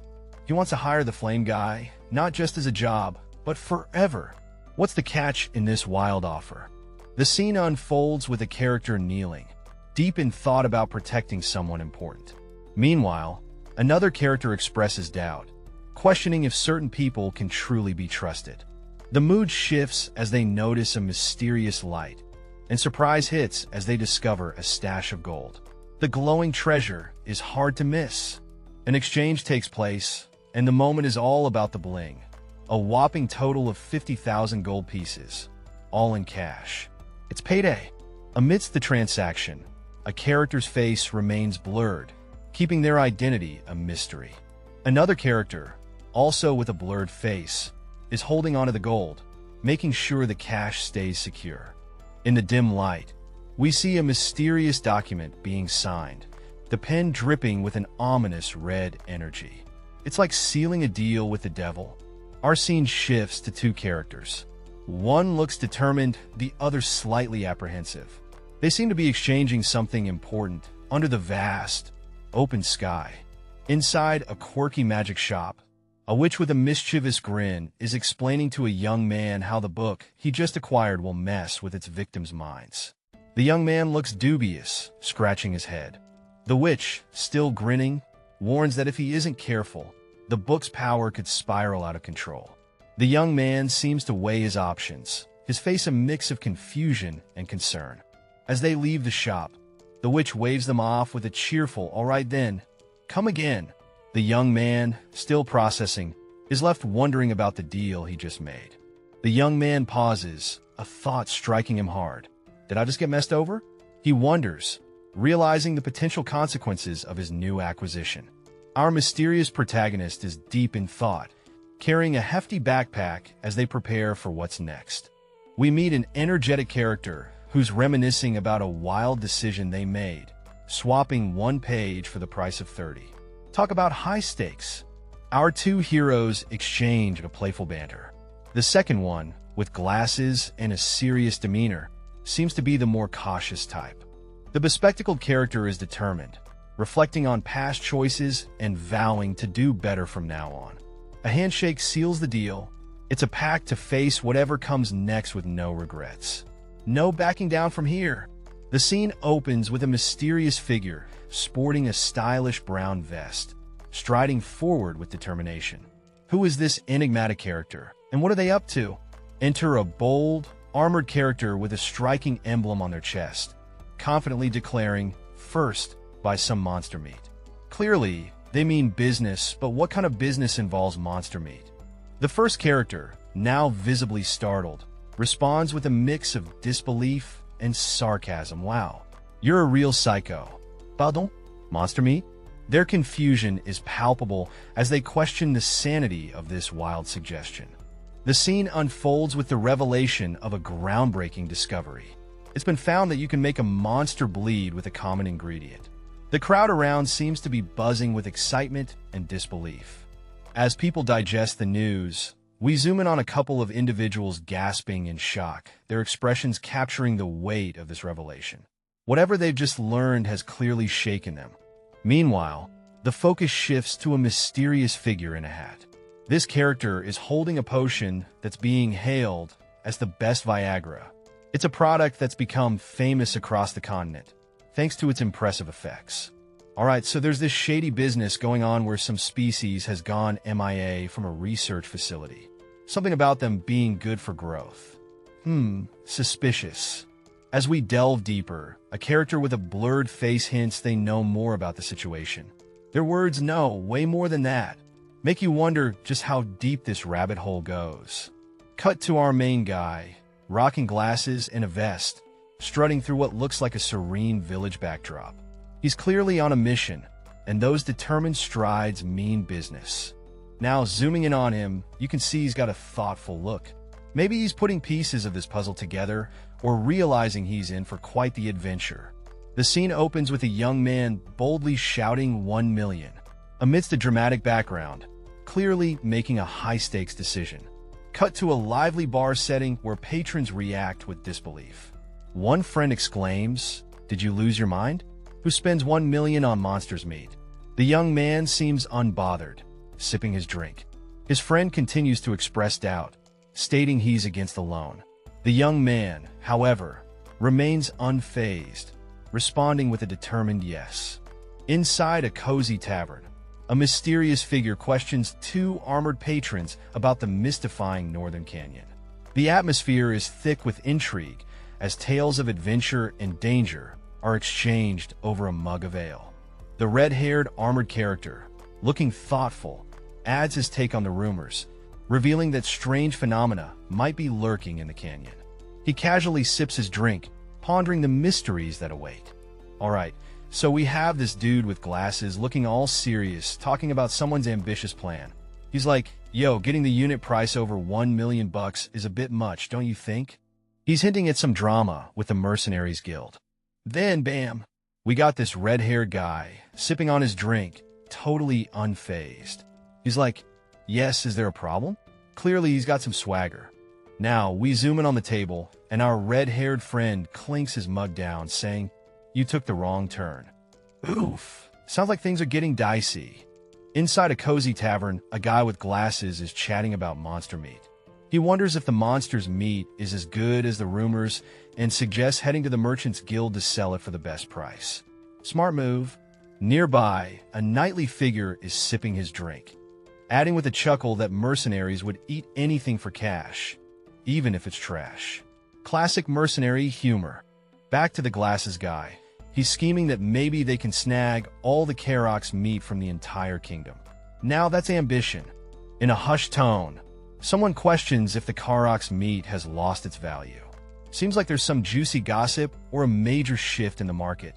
A confident voice emerges, praising the brilliance of someone's plan involving the emperor. Looks like someone's plotting something big. The scene opens up in a cozy tavern setting, with 2 characters sitting at a wooden table, each holding a mug of what's probably some good ale. The atmosphere is relaxed, but you can sense there's something brewing in the air, and it's not just the beer. As we zoom in on the red-haired character, he seems to have remembered something important. His eyes narrow slightly with a hint of urgency as he says, "Oh, one more thing." What's he up to? Enter the other character, wearing glasses and holding a metallic glove. He's got that smart, nerdy look going on. He asks, "Are you thinking of producing and selling this?" Clearly, he's intrigued and maybe a bit skeptical about this mysterious plan. The red-haired guy, with a confident smirk, replies no, but something much better. Ooh, what could be better than a business venture? The plot thickens, my friends. Alright, so we have a mysterious character who's keeping secrets about some weapons. They're all hush-hush, thinking, I can't tell him that it's for weapons. Intrigue much? Before jetting off, this character put Dwayne in charge of hiring mercenaries. The plan? Arm them with weapons to snag the upper hand in a regional war. Intense. And the mission begins. Step 1. Hunt down an engineer who can whip up this mysterious weapon. Let the adventure commence. A red-haired character is sipping from a mug, pondering the endless tasks piling up. Seems like the to-do list just doesn't quit. The scene shifts to 2 days later in Heron, the lively city of mercenaries. The sun's shining, and the city's alive with possibilities. Inside, the plot thickens with a direct question. You want to hire me as a trainer? Someone's about to get their skills put to the test. Meet Castellan, a rank ex-mercenary, looking all seasoned and mysterious. He's got that I've seen things vibe going on. A young adventurer approaches Castellan, eager for some hardcore training. But Castellan isn't buying it easily. He's got his arms crossed, looking like he's heard this before. Castellan scratches his head, clearly not convinced. He's wondering where this kid got such an idea. Something tells me he's not signing up for this gig without a good reason. There's a serious discussion happening, and someone mentions that Kylon has great potential. They're hyped about his value and what he brings to the table. As the conversation continues, they emphasize how Kylon's value will skyrocket once he steps into the role of a trainer. The anticipation is real, and everyone's eyes are on him. The air is tense as our protagonist faces off against two shadowy figures. These guys are not here for friendly chat, but our hero isn't backing down. They throw some serious accusations, but he's got his own agenda. With a determined smirk, he realizes it's time to splash some cash. Whatever's coming next, he's ready to make it rain if that's what it takes. A bold offer comes his way. 400 gold a month. It seems like the stakes just got higher, and he's about to make a big decision. Money talks, and our hero is all ears. In a dimly lit room, a mysterious figure clad in armor stands confidently. The air is tense as he prepares to negotiate a lucrative deal. With a stern look, the armored man states, the minimum branch of a bank is equivalent to 3,000 gold monthly. He's clearly a man who knows his worth. But is it enough? Not backing down, the red-haired negotiator grins. No, I don't fall for the same mistake. Let me reframe it as if it were a tanker. He's pushing for more, adding, not enough? What about blood? The armored man looks a bit sweaty under pressure, his eye patch gleaming in the dim light. This deal might be more complicated than he anticipated. All right, here's the deal. Our mysterious character with sleek dark hair and a confident smirk is laying it down straight. They prefer getting their hands dirty with some fighting tasks. No desk jobs for this one. Our red-haired, armored friend seems to be in a bit of a pickle. They're feeling helpless, like there's nothing they can do. Not a great place to be, right? Then boom, things get intense real quick. A sharp-eyed character, probably not in the mood for small talk, throws out the number 7,000. What could this mean? The plot thickens, and just like that, action erupts. Our dark-haired fighter springs into motion, and it looks like things are about to get wild. Boom! A fist hits the ground with authority, and someone yells out, "Didn't you hear me? Do you think money is everything?" Clearly, tensions are high, and someone's got some strong opinions on finances. What about food? Chimes in another voice, their face hidden in mystery.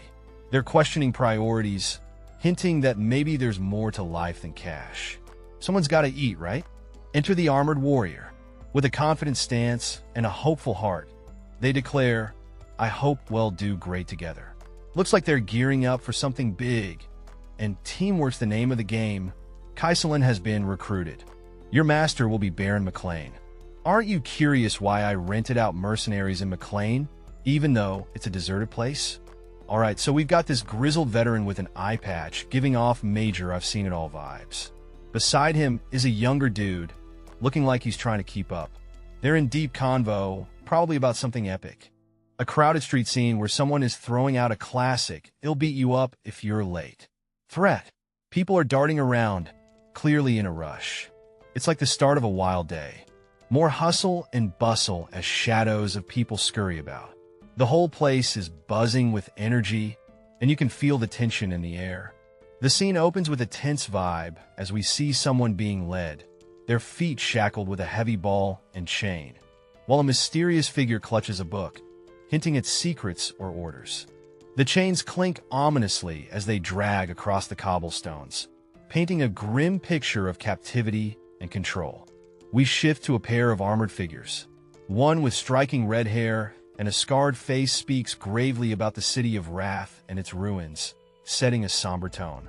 His companion adds that just ahead lies the slaves' market, hinting at the dark realities of this world and the dire circumstances they face. In the lively market scene, a confident figure stands out, exuding an air of authority as others mill around, possibly engaging in trade or discussions.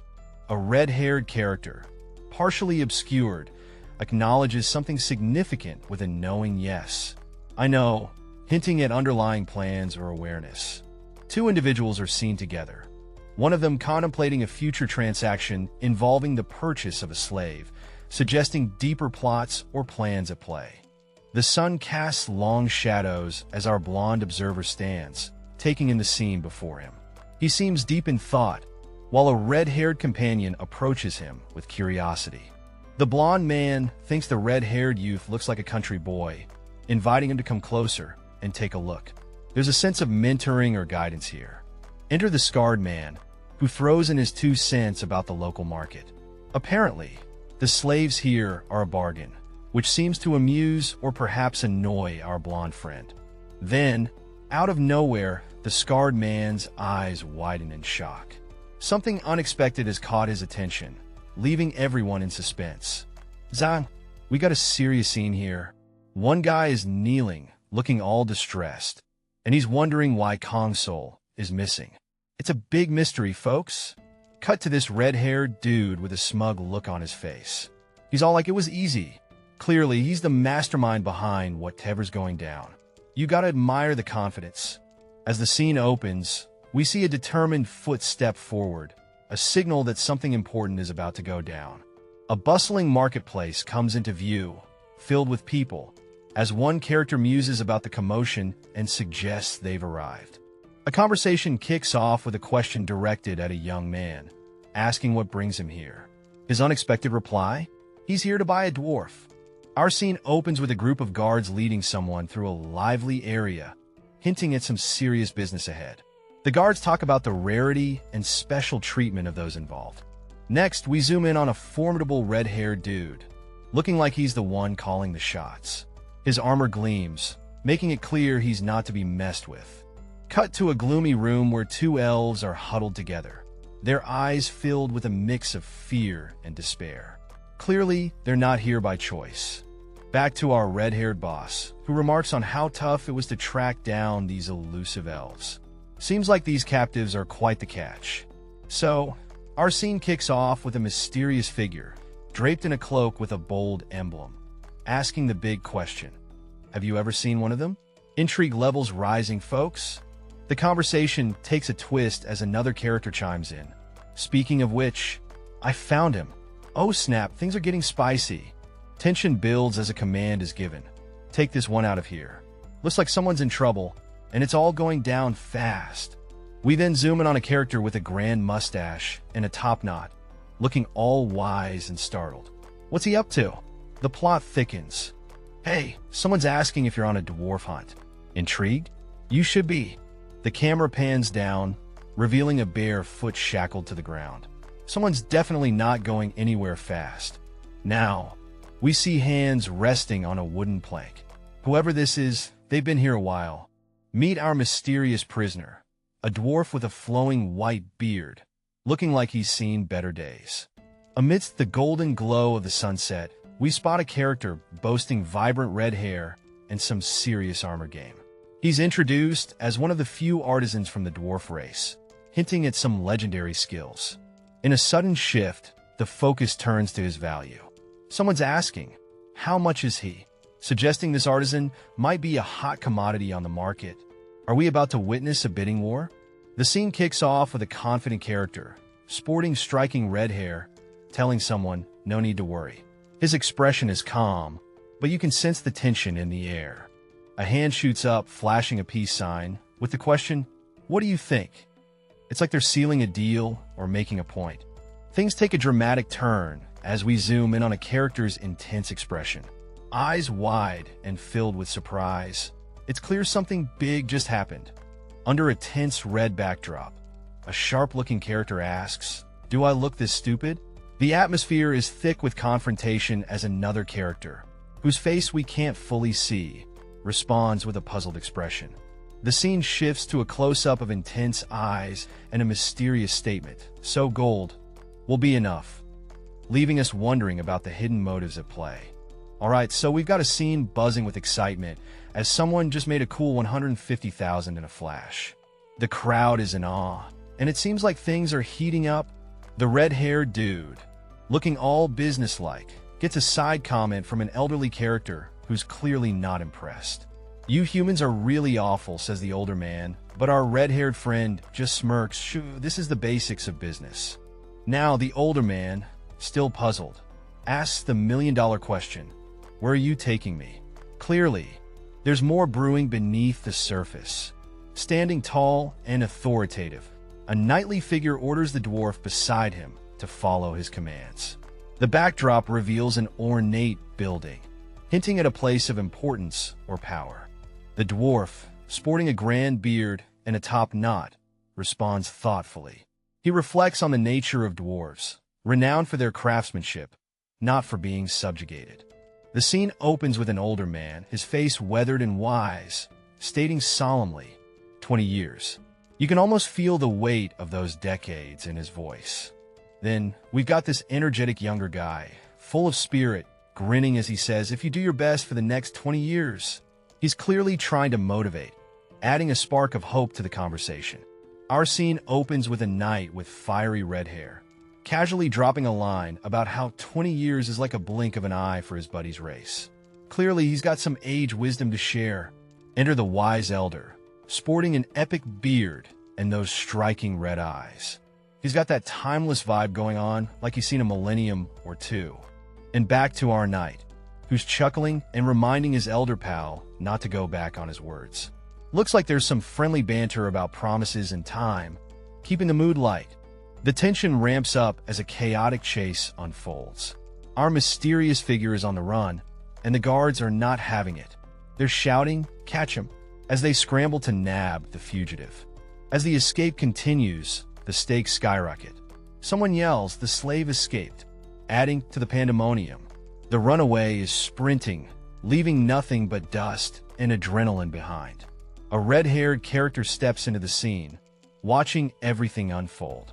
His presence hints at authority, and he seems to have a vested interest in this wild chase. The scene opens with a close-up of a mysterious figure in shining armor, emblazoned with a bold symbol. Tension fills the air as if something big is about to go down.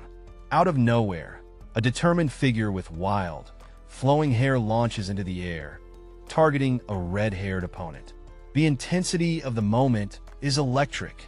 Zooming in on the attacker, we see his fierce expression and unique dual-colored eyes, filled with determination and a hint of desperation. This guy means business. Amidst the hustle and bustle of the street, our red-haired hero is in a tight spot. A gang of men is hot on his heels, and they're not here for a friendly chat. He bolts through the crowd, his face a mix of panic and determination. With adrenaline pumping, he darts through alleyways, his mind screaming, "This can't be happening." The leader's voice echoes behind him, "Catch him." This chase is just heating up. The scene opens with a young dude sporting some seriously wild blue hair. He's crouched down, looking all intense and ready to bolt. The atmosphere screams tension, like he's about to make a run for it. Boom! He's off, sprinting like his life depends on it, hair flying behind him as he speeds through the streets. There's a sense of urgency in the air, like he's got someone hot on his tail. He glances back, sweat dripping down his face, eyes wide with determination. A voice rings out, "He's over there." The chase is on, and our guy's not slowing down for anyone. In a burst of action, someone with striking blue hair is seen dodging a determined pursuer. The air is filled with tension as the chase intensifies. The scene shifts to a close-up where the pursuer, a strong-looking guy with short blonde hair and a serious expression, finally spots his target. He exclaims, "There he is!" with a sense of triumph. Nearby, a bald character wearing similar attire clutches his arm, clearly exasperated and muttering, "That scoundrel," as he watches the situation unfold. Amidst the chaos, a tense moment unfolds as one sibling is pinned down, urging the other to flee. With fear in their eyes, the younger sibling implores, "Be brother, run away," as the situation grows more dire. Unfazed, two imposing figures in armor coldly remark, "They're merely slaves, let us continue our march." The scene opens with our red-haired character caught in a moment of understanding, or maybe not, as he blurts out what? Clearly, something's not adding up for him. Meanwhile, we switch to a dark-haired character, eyes wide with realization. He's remembering a girl with striking red and blue eyes. Something about her feels all too familiar. Meet Vector, our fiery-haired protagonist looking determined as someone calls his name with urgency. A mysterious individual catches up to Vector, asking for a moment of his time. The atmosphere is tense and charged. Vector is hit with a wave of recognition, recalling the legendary noble's lair from his past life. This encounter is unexpected and significant. Amidst the carnage, bodies of soldiers and mercenaries are strewn across the ground. It's clear that a brutal massacre just took place, leaving no one spared. A young figure, with striking blue hair and a blood-stained appearance, stands amidst the chaos. He holds a weapon, his expression calm, yet intense, suggesting he played a significant role in the massacre. He began slaying every single one of his master's family members who was enslaving him. The bloodshed was real, and our guy wasn't holding back. From then on, his community couldn't stop talking about the noble Sly. Like other Force users, he was given the infamous title. As we shift gears, a character with striking red hair recalls this incident, noting how it happened a year after becoming a mercenary. And guess what? That guy is still as youthful as ever. This mysterious figure thinks the youth has a bright future as a leader. But wait, things are about to get messy. Suddenly, chaos erupts with a splash of blood and a scream. Arg, what's going down? A blue-haired kid is in trouble, getting attacked while someone yells to get rid of him. Talk about a rough day. All right, things are heating up. Our mysterious blue-haired character is in the thick of it, biting down with fierce determination. You can almost feel the adrenaline and desperation in the air. Our red-haired character, looking all composed and strategic, is pondering the idea of using a weapon. He's thinking, maybe a little more firepower wouldn't be such a bad idea after all. But will it break the stalemate? Now, there's this other figure, their face obscured, breathing heavily. Whatever's going down is taking a toll on everyone involved. The tension is palpable, and you know something big is about to unfold. Everything kicks off with a sudden movement, like someone's making a dramatic entrance or exit. It's fast, it's intense, and it's got that something's about to go down vibe. Next up, we see someone with dark hair moving quickly, like they're dodging or getting into position. The tension is real, and it's clear something big is happening. Finally, a bald guy shows up, looking serious and asking about the noise. Around him, a bunch of armored folks are standing tall, ready for action, with determination written all over their faces. All right, so it all begins with a mysterious symbol blazing into view. You know something epic is about to go down when symbols start lighting up, cut to a foot stepping in with style. So you're a visitor, a voice chimes in, setting the stage for a curious confrontation. Now, things get a bit tense as a guard steps forward, apologizing for an earlier mishap. They're just following orders after all. But what do you prefer, sir? All right, so we have someone deep in thought calculating the worth of something called the noble's lair. They're thinking, hey, even 100 grand is chump change for this thing. But this guy has no clue. Now, the plot thickens. Our mystery character is fired up, thinking, ain't no way I'm letting that jerk get away with it so easily. Elsewhere, a shadowy figure is lurking, thinking, looks like one of these folks is going to bite the dust soon. The suspense is real. In an emotional twist, a character with striking blue hair and a look of surprise whispers, "Ah, brother." The reunion vibes are strong with this one. Meanwhile, in the bustling market, a merchant with an eager grin is deep in negotiation. He lays down the facts, 500 gold for each of them. The stakes are high, and the tension is palpable. The merchant, with a smug expression, taunts his client. Well, client, it seems you can't even cover the cost. Looks like someone's pockets aren't as deep as they thought. The scene opens in a lively marketplace where a man, sporting a mustache and a vest, is caught mid-sentence. His hand gestures suggest he's making a passionate argument or plea. Cut to another character, eyes sharp and unwavering. Clutching a book, he fires back with a pointed question, challenging the other man's knowledge about something crucial. A dramatic shift occurs, centering on a blurred face. The atmosphere is thick with intensity, hinting at a revelation or confrontation. The focus drops to the ground, where a booted foot steps forward. The move is decisive, signaling a potential shift in the unfolding drama. In a sunlit room, we find a man with a stern expression and a thick mustache. He's clearly lost in thought, eyebrows furrowed as if the weight of the world is on his shoulders. Nearby, a character with short, silver hair and a pensive look softly murmurs, The tension is real, and you can feel the gears turning in their heads. Amidst a bustling scene, a character is taken aback as they recognize their brother, who they never expected to see. The air is thick with emotion as the sibling connection is rekindled. Things get intriguing as another character with striking red hair comments on something truly astonishing. It seems like a discovery or event has captured their attention. The atmosphere shifts to a magical vibe.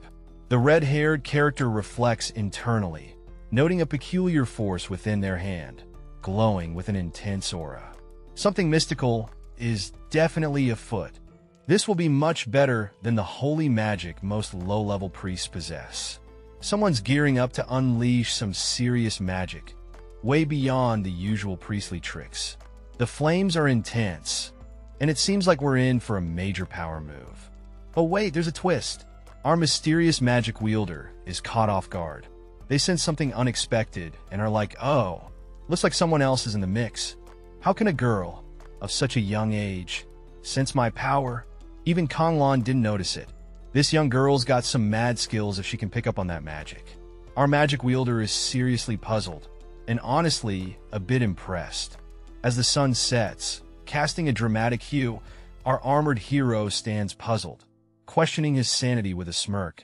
I must be just hallucinating. Maybe it's the heat, or just a wild daydream.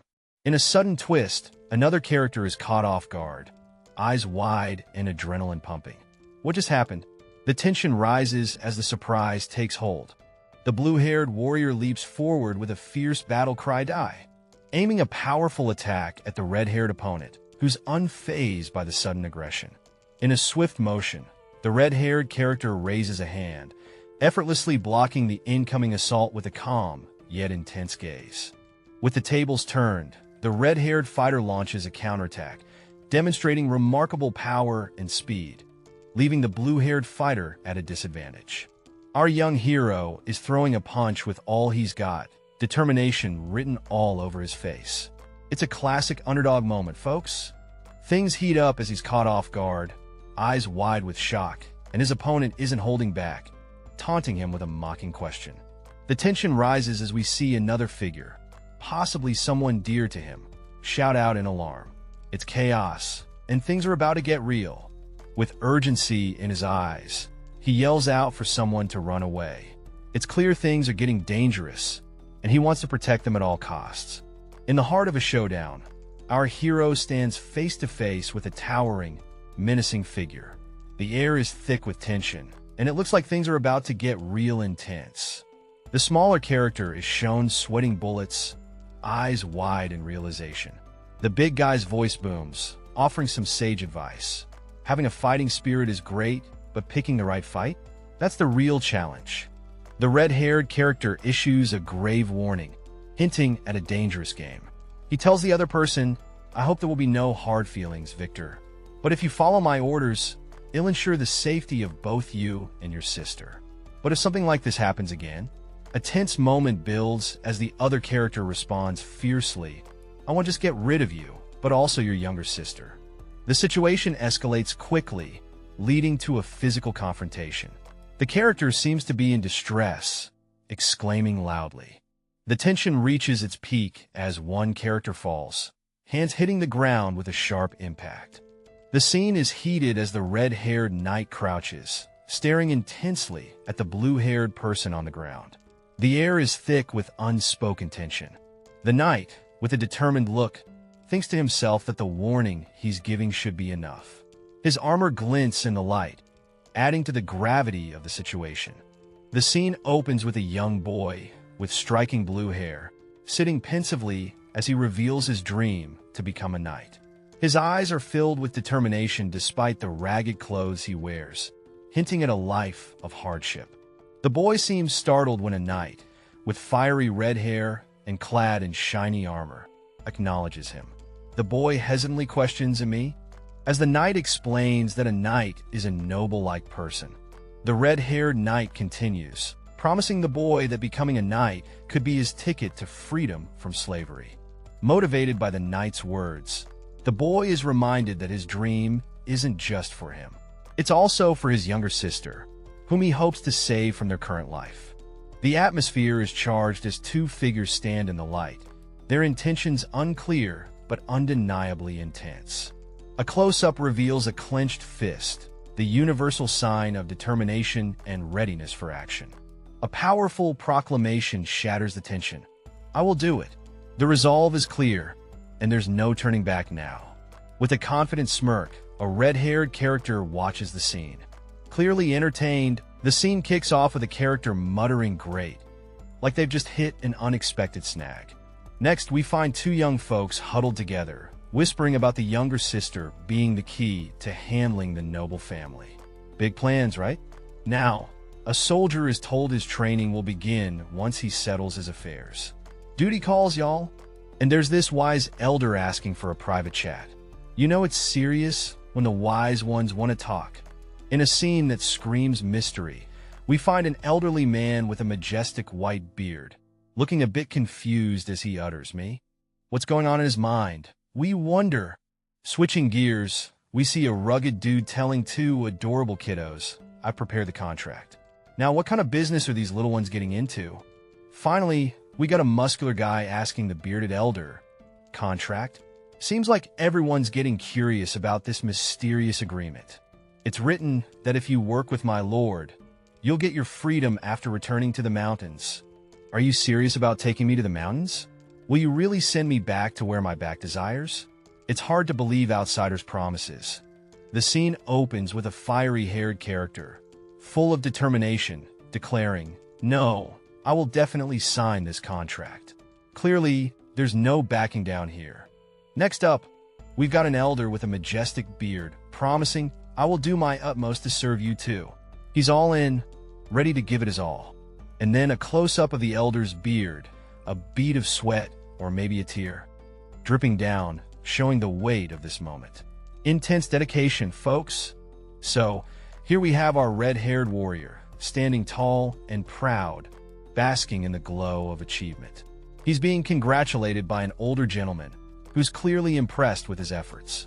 The young guy's all humble, saying, "Nah, thank you." It's a feel-good moment, folks. The elder, stroking his epic mustache, is having a reflective moment. This kid was really spurred on by the contract, he muses, nodding to himself. Seems like his expectations were spot on. In a moment of introspection, our red-haired hero muses about surpassing all expectations on this epic journey. Not only did they meet their goals, but they also managed to shake up the entire player base along the way. Talk about overachieving. The sky's the limit, literally, as we pan to a bright, sunny scene. Preparations for the regional war are underway, and things are looking bright, both figuratively and literally. Whispers are flying around about Logan's bizarre antics, spreading like wildfire through McLean. His reputation? Totally tanked. A mysterious face enters the scene, hinting at more revelations to come. Alright, so we have this intense scene where a guy's face is a mix of frustration and pain. He's talking about Shun, who apparently went through a truckload of hardships to keep some brats safe from a place called Mo Clan. And he's fuming like, "Where the hell were you people back then?" The emotion's palpable. "It's refreshing to see you smile," says a mysterious figure with a grin that could rival a Cheshire Cat's. The atmosphere is thick with mystery and a hint of mischief. Suddenly, our scene shifts to a confrontation. Someone with striking red hair is being questioned about their time outside. The tension in the room is palpable as the accuser grills them about town gossip. The rumors are wild. They're calling someone a monster meat enthusiast, spending a whopping 150,000 gold on monster's meat. Talk about having exotic tastes. A character stands before an audience, looking a bit like a deer caught in headlights. Their expression screams "oops" as they try to address the murmuring crowd. Alright, so we've got a crew of folks assembled looking all kinds of serious. It's like something big's about to go down, and everyone wants a piece of the action. Suddenly, someone drops a bombshell. What? Purchasing monster's meat? The crowd's buzzing, and you can almost feel the shockwaves. Curiosity's peaking as someone questions the sanity of this mysterious buyer. Turns out it's Prince Logan McLean, the son of Baron Patrick McLean. Drama alert! Logan McLean's name is ringing bells. One guy even chimes in, "Oh, you mean Logan who broke off his arranged marriage lately?" This dude's making headlines for sure. The scene opens with an intense confrontation. One guy's finger is pointing aggressively as he accuses someone of conning money from his fiancée. Drama alert! Cut to a character with gray hair and glasses, pondering over someone else's bad reputation. He's thinking, "I thought he was just some regular loser, but this is gold." Zoom in on those determined eyes. Our gray-haired schemer is told not to miss this golden opportunity. Seems like 1 gold per kilo is the magic number in this shady deal. The atmosphere is tense as 2 mysterious figures stand side by side, their expressions hidden but clearly engaged in some important or intense conversation. The background is a deep purple, adding to the suspense of the moment. The scene shifts dramatically as a confident character steps up, exuding an aura of power. With a hand raised, they ask a challenging question: "Do you want money?" Their expression is fierce, and it's clear they mean business. The air is charged with energy, and the stakes seem high. With Rick's proclamation, the masses, not only of merchants, start collecting monster meat, but also rumors of chaos spread to estates near Cali. A character laughs, praising Philip for doing a great job. There's a doubt, though. Is this the right time to laugh? In a dimly lit room, a group stands awkwardly while someone mentions complaints overheard during their visit. Tension fills the air as everyone tries to keep their cool. Who knew overhearing could be this intense? A man with an intense aura is fuming, while a woman dressed formally tries to calm the situation. It's like watching a volcano about to erupt, and everyone's waiting to see who gets burned. With a sarcastic edge, the woman asks if someone enjoyed their little escapade. Her expression says she's not buying any excuses. Clearly, someone's in hot water, and it's not the good kind. The scene opens with a mysterious woman standing with poise, her hands gracefully clasped together. It's a vibe. You can feel the tension in the air. A knight with a blurred face, rocking some cool armor with a crest, casually mentions he wasn't escaping, just on a little tour. Sounds fishy, right? A shadowy figure, also with a blurred face, seems amused by the knight's antics, talking about royalty who tour. At least someone's having fun here. The knight, unfazed, turns away and coolly declares that rumors are just rumors. Is he hiding something, or just too cool for school? The scene opens with a bold declaration: "I have no shame in any of my actions," setting the stage for some serious family drama. A woman, clearly taken aback, is left speechless by the audacity of the statement. Her expression says it all. Another character urgently addresses the family head, warning that the young master is clueless about his position and could bring disgrace to the family. A young man, presumably the source of the drama, brushes off the concerns with a casual remark: "Oh, mother, your words are too severe." Clearly, he's not sweating it. With eyes blazing and tension thick in the air, someone demands what? Clearly, something unexpected has thrown them off. As the scene continues, another character throws down the gauntlet, questioning loyalties with, "You heard it right? Are you going to keep taking his side, even after this?" Meanwhile, a voice cuts through the tension: "Be quiet," urging calm amidst the storm. Things are getting heated on stage as someone demands silence, their voice echoing through the hall. A character, looking quite composed, asks for a private moment with Logan, urging someone to leave. The same red-haired character declares that they're the only one who will handle Logan. All right, we got a dude with a fiery beard and an intense stare. He's laying down the law, saying this will be the final warning. You can feel the tension in the air. Next up, there's someone decked out in armor with a bold emblem on their chest. We can't see their face, but they're definitely looking ready to make a move. Switching scenes, we're inside what looks like a fancy room. Someone's clearly not happy, demanding, "What the hell are you doing, Logan? Seems like things are about to get spicy." The scene opens with a tense vibe as our armored character insists, "Let's talk openly," setting the stage for a serious conversation. The fiery redhead responds passionately, I cannot just ignore this. Even if I tell you, you won't understand, clearly frustrated and feeling misunderstood. His bearded counterpart counters with a knowing look. Don't you want to be understood? Do you know how people talk about you? This dialogue hints at deeper issues and social perceptions at play. In a dimly lit room, tensions are high as one character, clearly exasperated, points and accuses someone else of completely losing his mind. The room is filled with a sense of urgency and drama. Enter the mysterious figure with vibrant orange hair and a futuristic outfit. His face is blurred, but his presence is commanding, leaving us guessing about his role in this unfolding drama. Alright, so our red-haired protagonist is deep in thought, absolutely floored that someone just mentioned his mother. This is a big deal because apparently dear OL dad never brought her up, not even once in his past life. Talk about family secrets, right? The plot thickens as we catch a glimpse of a shadowy figure with a blurred face. The protagonist is piecing things together, realizing that maybe, just maybe, his father hasn't completely thrown in the towel on him yet. Intrigue intensifies. The scene is intense as one character is down, seemingly out of breath, while a shadowy figure looms over. There's a sense of urgency and tension in the air. A character with striking red hair, possibly a warrior, stands determinedly in front of a father figure. There's a plea for a chance, suggesting a deep desire to prove themselves, or perhaps redeem a situation. Alright, so we've got someone rocking a fur coat, stepping into the scene with a vibe that screams mystery. The lighting's all dramatic, setting the stage for something big. The room is quiet, doors slightly ajar, and the floor's polished to a shine.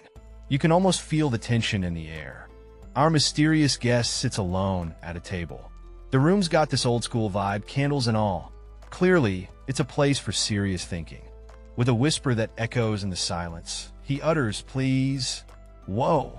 What could he be pleading for? The suspense is real. It feels so strange for this man and Logan to talk like this, almost like strangers trying to find their footing. There's a weighty decision looming. If Logan doesn't back up his words in a year, something's gotta give.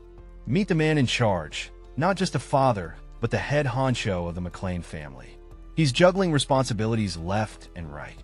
Holding a locket, he apologizes to Rania, admitting he's clueless about their son's mindset. Family drama? Am I right? He's got that intense look in his eyes, promising to protect and raise someone well, but something's clearly weighing on him. What could it be? Cut to a grand desk, where someone's sitting with a presence that screams boss mode. Who's behind the chair? Suddenly, a voice breaks the silence, calling out to Ronian with some serious urgency. What's about to go down? The scene opens with a knight, visibly shocked, mouth agape, as if caught off guard by some unexpected news. His armor gleams, reflecting the intensity of the moment. A red-haired figure stands confidently, holding a glowing object that seems to pulse with power. Behind him are shadowy figures, adding to the air of mystery. With a sly grin, he taunts the knight, questioning if he's aware of the consequences of his actions. In a deep moment of reflection, a character recalls his past life, where he awakened his force during a regional war, much later than expected. It's a scene filled with nostalgia and a hint of regret. The younger character, filled with gratitude, credits his brother for their reunion, expressing thanks. It's a touching moment where we see the depth of their bond. The older brother is caught off guard by this heartfelt gratitude, responding with a simple, surprised, "What?" Meanwhile, the knights are standing by, seemingly oblivious, and one of them pats the other, indicating a lack of understanding or perhaps a shared confusion about the emotional exchange happening in front of them. Someone's wondering if their force was awakened just for a visit. The suspense is real. Whoa! Passing through two nights right after awakening. That's some next-level stuff? A hearty laugh and praise for Ron. Seems like he's got a special vision coming his way once he's all stable. Look at Ron. All smiles and sunshine. That's the face of accomplishment, folks. He can become much stronger than in my past life. Our mysterious figure is dropping some serious hints about a powerhouse in the making. Who's this destined for greatness? Welcome to the Vacations Villa, south of McClane Barony. A cozy yet mysterious setting, perfect for some secret training or plotting. A mysterious figure, who we can't quite make out, calls out for Dwayne. Is this a mentor summoning a student or something more? Two armored guys, looking sharp and ready for action, greet their master. Seems like the gang's all here, and something big is about to go down. Alright, picture this. A room full of rugged, no-nonsense characters all gathered together. Their leader stands tall, announcing that everyone's here, setting the stage for something big. The tension is almost tangible. As the scene unfolds, whispers of doubt ripple through the crowd. Is he trying to scam us? One man growls, clearly not buying into whatever scheme is being pitched. Suspicion hangs in the air like a thick fog. So, there's this guy, right? Someone's whispering about him, saying he might be off his rocker. Plus, his reputation? Not exactly shining. Now we see a red-haired dude, looking all serious. He's wondering if someone is trying to pull a power move or something. Apparently, only those with a death wish go around picking fights. Then bam, our red-haired guy steps up to some folks, throwing a casual "Hey you." Looks like things are about to get interesting. A man in the crowd turns around, finger raised, wondering aloud, Are you talking to me? The scene shifts to a bald man, visibly startled, stammering, What are you talking about? And pondering how he was heard. A red-haired figure steps in, nonchalantly suggesting that perception is possible if you have the right skills. The bald man, now on edge, challenges him, curious. What kind of skill does a C-rank mercenary have to talk this way about others? In a room filled with tension, the red-haired character challenges someone, questioning if they're bothered and noting an unexpected change in attitude. He invites them to step forward with a confident air. The scene shifts to a blonde character announcing a duel. He declares the stakes are high, with witnesses all around, adding a dramatic flair to the showdown. As the door swings open, a confident figure strides in, greeted with a sharp grate. Say no more. The tension in the room is palpable. Footsteps clatter on the floor, echoing the anticipation that fills the air. Something big is about to go down. A towering figure steps into view, casting an intimidating shadow over our red-haired protagonist. The air crackles with intensity. Onlookers can't help but marvel. Look at his size. Isn't that guy B rank? Clearly, this isn't just any ordinary encounter. In the middle of a tense gathering, a skeptical dude throws shade, questioning if the newcomer is even B rank material. If he was a B rank, he wouldn't be here, he scoffs. Ouch! Someone's not impressed. Meanwhile, we've got Mr. Confident over here, checking out the scene with those piercing eyes, thinking to himself, doesn't he seem so confident? He's got that "I've got this" look going on. Enter the bald guy with a beard, exuding authority and calmness. He's ready to throw down, offering he'll give you the first move. Whoa, someone's feeling generous today. Our red-haired hero steps up, not backing down. Me first? You'll regret it. Believe me. He fires back, eyes locked, ready for action. It's about to get real. All right, buckle up. Our mysterious hero is about to go full supernova, unleashing a massive burst of energy that's brighter than my future. The air crackles as power surges, ready to change the game. Whoa, something's happening fast. We see a blur of motion, like someone just delivered a knockout punch or a super speed move. The tension is real, and it's just the beginning. Our onlookers are stunned. Their faces scream, "Did you just see that?" Clearly, whatever just went down was a game changer. In the heat of battle, our fierce warrior charges forward, their opponent's face twisted in shock and fear. The energy in the air is electric as the clash intensifies. The scene is heating up as a group of intense onlookers, faces twisted in anticipation. Watch closely. There's a buzz in the air as if something big is about to go down. Everyone's on edge, ready for action. Amidst the tension, a cool red-haired character stands unfazed. With a casual flick, they brush off their shoulder, as if to say, "I've got this." The calm before the storm, perhaps? All right, things are heating up, literally. We got a close-up of a character whose hand is blazing with flames. You know something epic is about to go down. Now we see another character, cool as a cucumber, exhaling gently. It's the calm before the storm, and you can almost feel the tension in the air. As the dust settles, our mysterious hero stands tall, fist glowing with power, daring anyone else to come forward. Who's got the guts to face this powerhouse? The scene is heated, with loud voices and intense expressions. A man with an eye patch is clearly not having a good day, surrounded by a crew that looks just as riled up. Whatever's going down, it's serious business. Suddenly, we're on a rooftop where the action escalates. Our eye patch guy is in full battle mode, facing off against his enemies with fierce determination. It's a wild showdown. Enter the red-haired hero.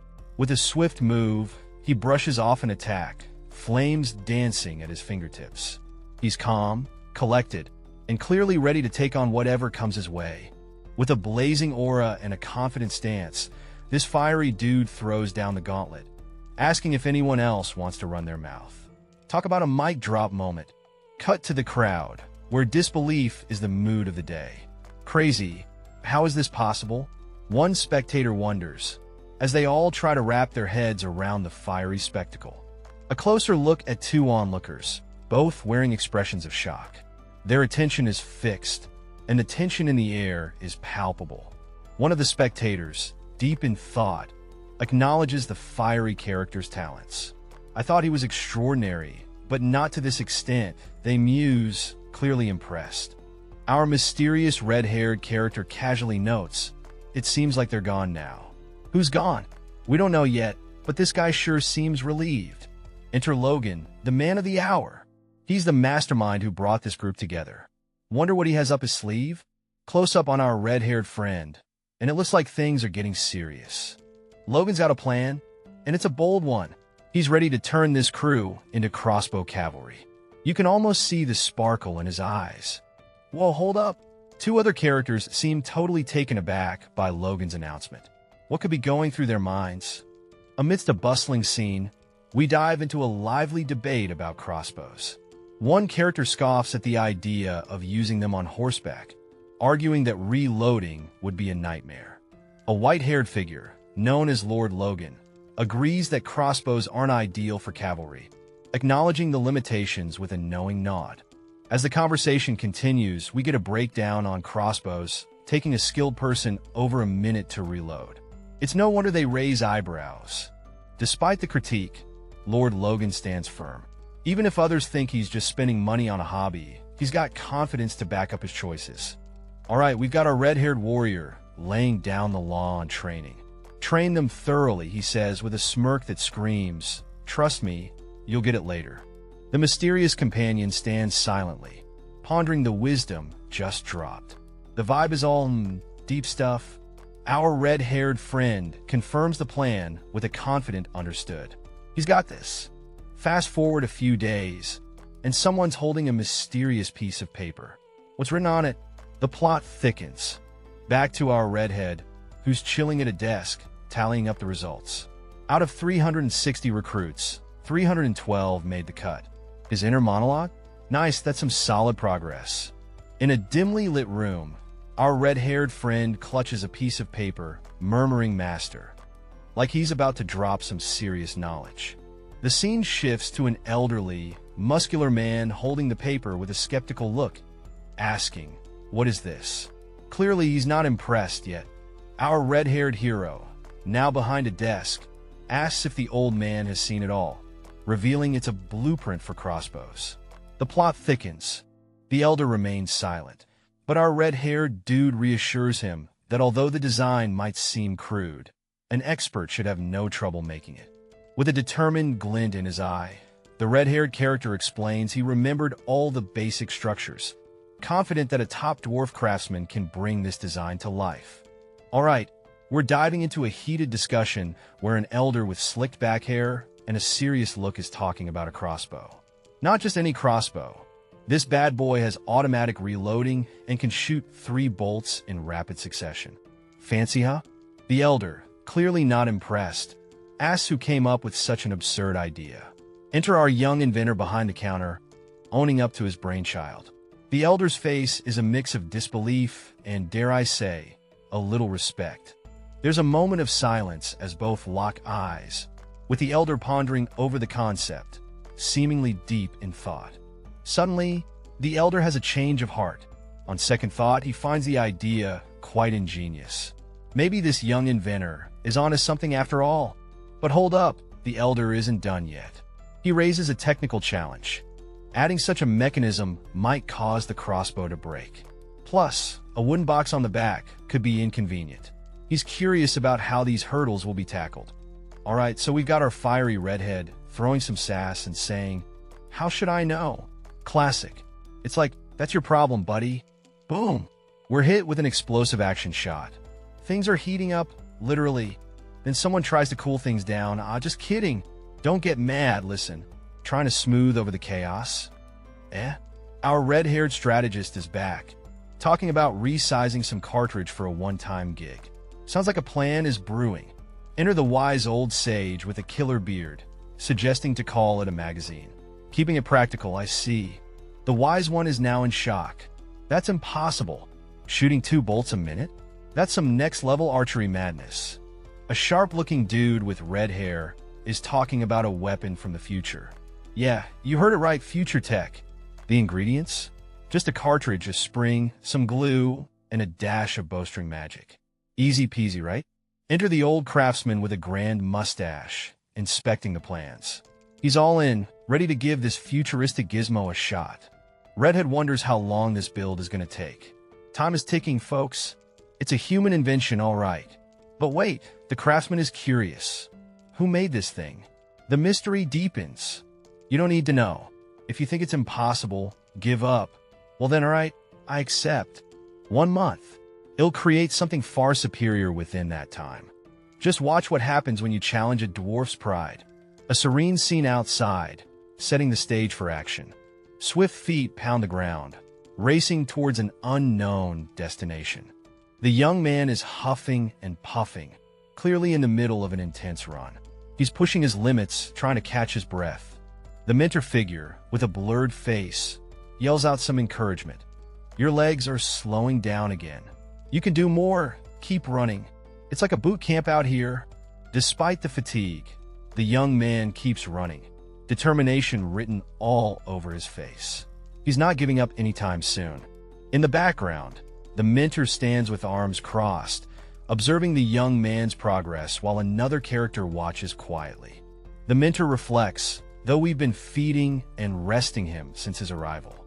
Seems like they're nurturing some serious potential here. The observer is amazed to think he's changed this much just from eating well. Clearly, this transformation is impressive. A figure is sprinting with fierce determination, feet hitting the ground like a storm brewing. A voice cuts through the tension, shouting rest, as a young boy with striking blue hair halts in his tracks. A girl dashes towards the boy, her voice filled with worry as she calls out, "Brother." A red-haired man watches, his thoughts racing about the boy's impressive talents and resilience. His inner monologue reveals admiration for the boy's persistence and endurance, rendering his previous concerns moot. The brother and sister share a tender moment, sitting together as she offers him comfort and care. The protagonist is deep in thought, reflecting on the mysterious young slave. Could his past life be the key to unraveling this enigma? A scene unfolds with 2 blue-haired individuals, their conversation shrouded in mystery as they share a moment. A red-haired figure steps onto the scene, exuding authority and perhaps ready to impart some wisdom or orders. Training time. A no-nonsense instructor tells the young student to get up. It's time for the next round. Time to learn the Guardian Roar's swordsmanship. The instructor emphasizes its importance for every knight in the land. All right, listen up. Our instructor here, rocking a snazzy red vest and an aura of authority, is all about showing us how it's done. Sword in hand, they're ready to demonstrate some serious skills. Watch and follow my demonstration, they say. No pressure, right? Zooming in on their grip, you can practically feel the intensity. This isn't just a practice session. It's a masterclass in sword handling. With a swift motion, the sword cuts through the air. Our instructor means business, showcasing their flawless technique. You can almost hear the swoosh and feel the breeze. Enter our second character, looking all sorts of worn out. The training's taking its toll, and they're just trying to keep up. They hold their own sword, but look like they'd rather be napping. Exhaustion is written all over their face. I'm so tired, they think, battling the urge to snooze right there. It's a struggle, but they're hanging in there. But wait, there's a silver lining. The thought of a hearty meal and a comfy bed keeps them going. As long as there's food and rest at the end of this tunnel, they're not backing down. Our hero, sporting one blue and one red eye, is fired up and ready to throw down. The intensity in his gaze could light up a room or burn it down. Swinging into action, our hero channels his inner warrior, gripping a weapon with fierce determination. He's not holding back. With a powerful swing, he's putting his all into this strike. The motion is fluid, and the energy is off the charts. Enter the mysterious red-haired figure, who seems to have caught everyone's attention. What's his deal? The plot thickens as our hero and the red-haired guy exchange words. It seems like they've met before, but something's off. What secrets are hiding in plain sight? Our red-haired mystery guy makes an entrance, looking all serious and ready to drop some wisdom. He talks to our blue-haired dude, dropping hints about needing something more like a knight for the job. Blue-haired guy seems to have a light bulb moment, realizing the gravity of becoming a knight. Red-haired guy asks if blue-haired dude can handle it, laying down the challenge. Blue-haired dude, sword in hand, gives a confident yes, ready to take on the world. Red-haired guy offers all the help for training, but blue-haired dude's like, nah, I'm good. The scene opens with a character sporting vibrant orange hair, lost in deep contemplation, uttering the word just, as if grappling with a big decision. Switching over, we find another character, clearly worried, asking someone to continue looking after his sister. He emphasizes, that's all I need, showing where his priorities lie. A moment of silence hangs in the air, tension building as the scene blurs out, creating a mysterious vibe. Back to our orange-haired friend, who seems genuinely impressed by something. There's a moment of realization or admiration happening here. As the backdrop shifts to what seems like a fortress, the orange-haired character suggests moving on to the next stage, setting the tone for a new adventure ahead. It's all about playing it safe, but things might not go as planned. Our duo is deep in thought, realizing the girl might not handle the task at hand. Even if she does, the group might fumble it. Talk about pressure. Red-haired dude is not taking any chances. He's mulling over his next move, ready to whip up another plan. Smart thinking. The scene transitions to a serene setting. Words hang in the air as someone begins, so what you're saying is, the suspense is real. Peeking through a slightly open door, we see our red-haired guy stepping into a room. Someone's already there, setting the stage for an important meeting. The scene zooms in on our character, who's rocking a sharp outfit with a vest and collared shirt. He's looking all serious and fired up as he declares, yes, that's right. Something's got him all determined. The scene opens with a beautiful view of the sky, peeking through lush trees, setting a peaceful yet foreboding atmosphere.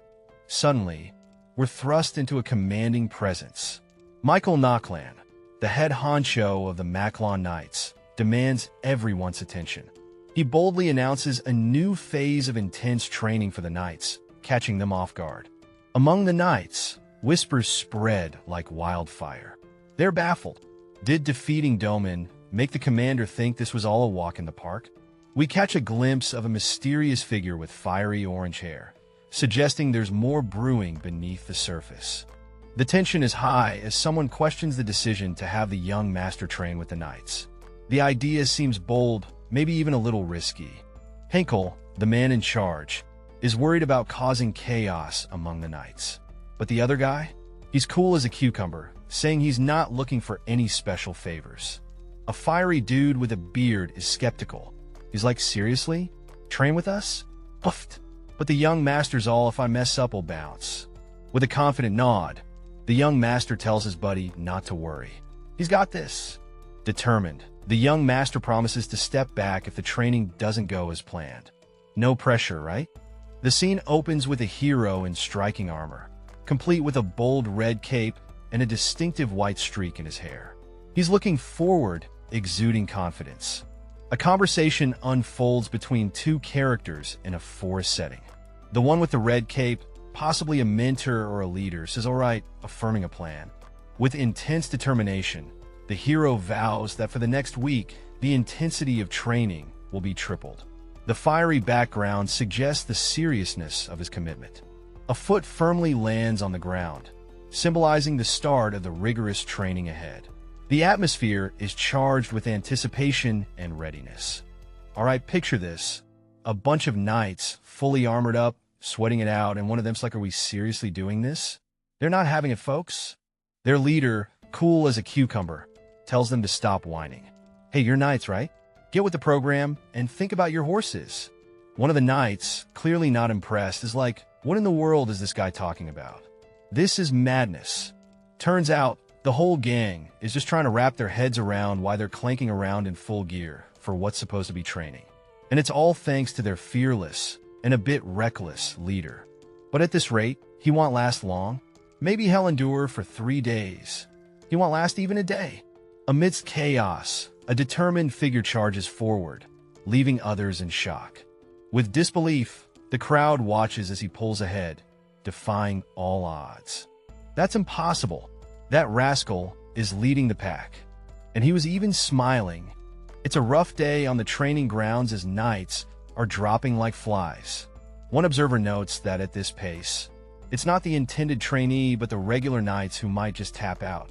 A voice of authority cuts through the chaos, commanding everyone stop, as one knight grapples with the situation, trying to keep things in check. The much-needed call for a 10-minute break echoes around, giving the weary knights a moment to groan and catch their breath on the ground. Amidst the fatigue, a senior figure approaches two knights, their presence commanding as they walk up with a purpose. The senior figure checks on the young master, asking how he's holding up amidst the grueling training session. The scene opens with a confident individual being briefed about a tough training session. They're all like, "It's tough, right?" And the response is a cool and calm, "I can handle it." Then we dive into some serious admiration. Our red-haired mystery person is impressed by the training, considering the knights undergo this regularly. Must be tough cookies. Next up, someone eagerly looks forward to more training, addressing the commander. But there's a twist in the air. The commander seems to have second thoughts. This isn't what they meant at all. Our red-haired friend is left puzzled, with a big question mark hovering over them. What's going on? The scene opens with a majestic full moon lighting up the night sky, casting an ethereal glow over the landscape. A solitary knight gazes around, realizing that all his fellow knights have left. His expression shows a mix of contemplation and resolve. The knight reflects on the significance of the Knight Order training, considering it crucial to all his future plans. He muses that if everything goes as expected, the Knight Order would be in for quite the ride. As he stands there, a fiery energy surrounds him, symbolizing his determination and the helpfulness of the Knight Order training. The fiery aura hints at his readiness for the challenges ahead. It's definitely effective. Our hero is pumped, testing out his new power with a confident grin. With flames dancing around his hand, he marvels at his force core's growth, feeling hardly any fatigue. Standing tall in the forest, his fiery grip on the sword signals that he's ready for action. Eyes closed, concentrating, he lets the power flow through him, a swirling force of energy. Despite being just a one-star force core, the power it packs is no joke. Significant indeed. Meet our hopeful hero, staring into flames with determination in his eyes. He dreams big, thinking that if he reaches 2 stars, he could match his dad's legendary strength. But hold up, what's this burning desire really leading to? Suddenly, he's jolted awake, sweating bullets. The dream, or maybe nightmare, leaves him rattled. Reality hits hard, and he's left pondering what just happened. The scene shifts to a cozy, sunlit room, filled with a calming ambience. But don't get too comfy. Things are about to get wild. Enter the crossbows, one after another, each met with a resounding rejected. Who's doing the rejecting? It's a mystery, but it's clear someone's not impressed. Another crossbow bites the dust with a firm "this too, rejected." Whoever's handing out these rejections isn't pulling any punches. And yet another one. Is this the best you can do? Rejected. Our hero's got a long way to go before winning any approvals around here. Check it out. Our red-haired friend is throwing shade at this weapon, claiming it's only good for one shot. He's definitely not impressed and questions the supposed cutting-edge design. The elder craftsman, with his epic beard game, seems to be having a moment of realization or maybe regret. What's this intriguing twist? Oops. The red-haired character quickly backtracks, realizing they might have been a bit too harsh. A hasty apology is in order. The elder craftsman jumps in with a solid point. Even if you're the boss, you shouldn't mess with the craftsman's pride. Words of wisdom, indeed. With a stern expression, the elder craftsman lays it down. If this is the best effort, he's got nothing more to say. It's a mic drop moment. The young man clutches his head in frustration, realizing he fell short of expectations. I never imagined that after several weeks, this would be all you could produce, he laments, blaming himself. The older man, with a fierce glare and a white beard, declares his misjudgment. I misjudged you. I got it wrong, he exclaims, regretting the money spent on what he sees as a failure. The young man, determined to redeem himself, asserts 1 month. He'll remake it and come back within a month. But the older man sits, silent and imposing, as if contemplating the weight of his disappointment. With a dramatic gesture, the older man breaks the object of failure in his hands, adding a finality to the scene. The tension crackles like the splintering wood. So, we've got this red-haired dude watching an older guy going all out, starting from scratch. He's like, wow, this guy's so mad, he's rebooting the whole thing. Our red-haired friend is getting a bit schemy, thinking if the old guy gets pushed more, something epic might happen. Boom! A month flies by, and we're left staring at some mysterious footsteps. What's cooking? And bam! The elderly man is back in action, flinging a wooden block like he's got something to prove. That block isn't just flying, it's slicing through the air with some serious intent. What's the old man up to? High up in the sky, 2 figures launch arrows with pinpoint accuracy, cutting through the air like they own the place. The target? Nailed it, right in the bullseye. A wooden target stands tall, and bam, the arrow hits the bullseye with the precision of a seasoned pro. Talk about hitting the mark. Back on solid ground, one character asks the other, "How is it?" The second character, crouched down, replies that it shoots fewer projectiles than he's used to, but is super easy to handle and reload. The red-haired character is blown away, exclaiming how unbelievable it is that it takes less than 5 seconds to reload and fire. Speedy Gonzalez would be proud. Reflecting, the character thinks about how this weapon, although smaller and with less range than what he's used to from his past life, is perfect for cavalry. Sometimes less is more. The scene opens with our stylish red-haired protagonist soaking in the praise from an elder with a white beard and sharp eyes. The old master is utterly impressed, declaring the young man's performance as outstanding. It's not every day you get that kind of compliment, right? Next, we find out there's still time before the domain war, yet the young man has already achieved remarkable results. Talk about being ahead of the game. Then, our master, a bit exasperated, checks if his words are even reaching the young man's ears. The old man's face, with its fierce eyebrows and pointed ears, shows he's not one to be ignored. Finally, the young man reassures the master with a hearty, "Well done," and a supportive hug, showing that he truly values the master's guidance. There's a sense of camaraderie and respect between them. In the bustling heart of the dwarven realm, Hamar stands tall. Well, as tall as a dwarf can. With a confident grin, he declares, "Long live the dwarves," but quickly shifts to no, "Long live Hamar." Clearly, this guy's got a sense of humor. He's not just any dwarf, he's the dwarf. Then someone calls out Hamar, and the scene shifts. Who could be looking for our hero? Hamar, with his sharp eyes and bushy brows, responds, "Yes, why are you calling me?" He's all ears for what comes next. A shadowy figure asks, "Can you make 400 of these in 2 months?" The stakes just got higher. and Hamar's got some big decisions to make. The scene kicks off with a crossbow bolt slicing through the air with a satisfying thunk as it hits its target. The power behind this shot is no joke. Our view shifts to a couple of folks in awe, watching the bolt fly across the landscape. They're clearly impressed by this beast of a crossbow. One of them exclaims how amazing it is, noting the impressive distance it covers. It's a crossbow that can fire consecutive shots, an absolute game changer. The camera zooms in on a character who's mind-blown by the crossbow's capabilities. A muzzle-loading crossbow with such power and speed is something to behold. Imaginations run wild as another character ponders the impact of an army wielding these crossbows. Just the thought of it sends shivers down their spine. Finally, one character praises the creator of this marvel, realizing this must be what they meant by crossbow cavalry. They're truly amazed. Our red-haired protagonist is casually admitting that Hamar, the craftsman, went through some tough times. But hey, he pulled through like a champ. Turns out, Hamar not only finished the order early, but cranked out an extra 100 crossbows. Talk about overachieving. This guy's on another level.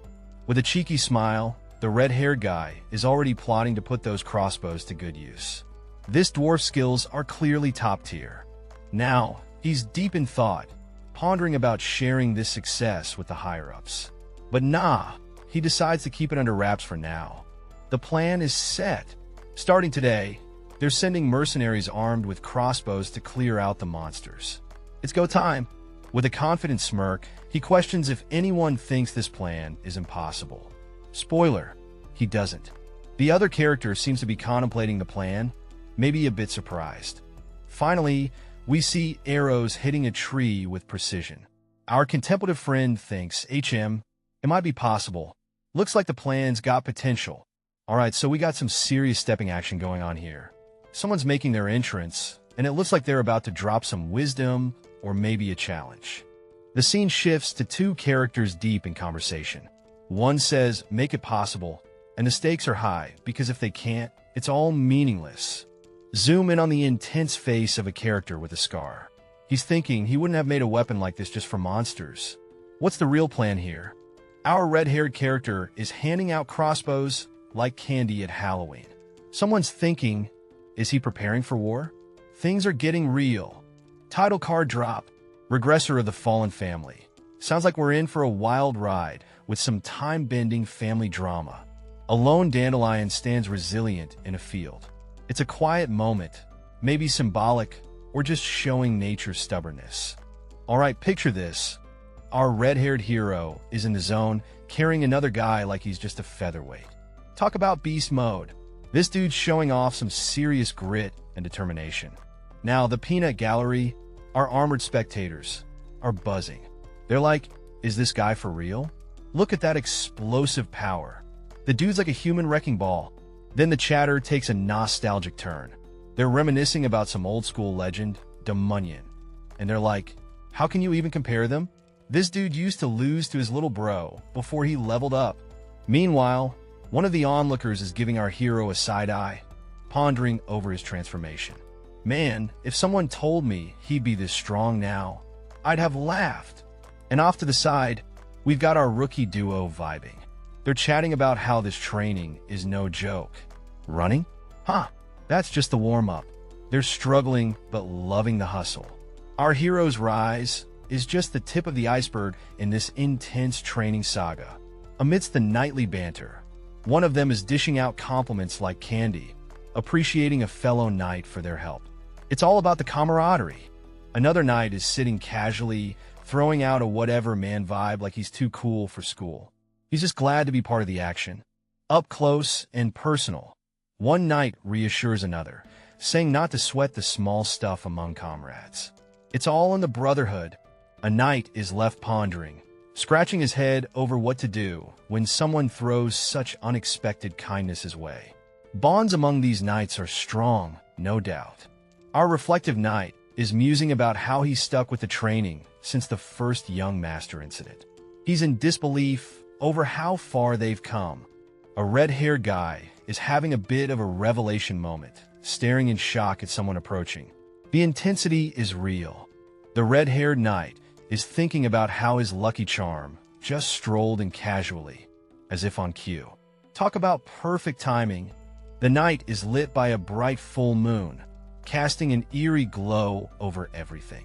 It's like the universe is holding its breath, waiting for something big to happen. Inside a dimly lit room, our protagonist sits in deep meditation.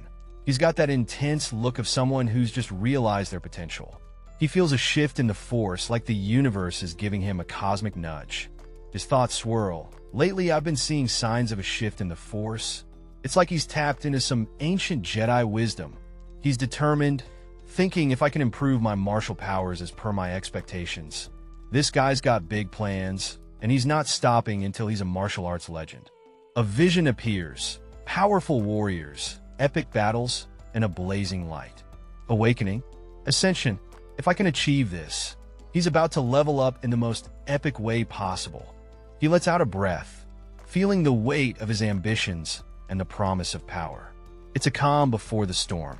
A burst of fiery energy lights up, signaling the awakening of his true powers. Things are about to get lit.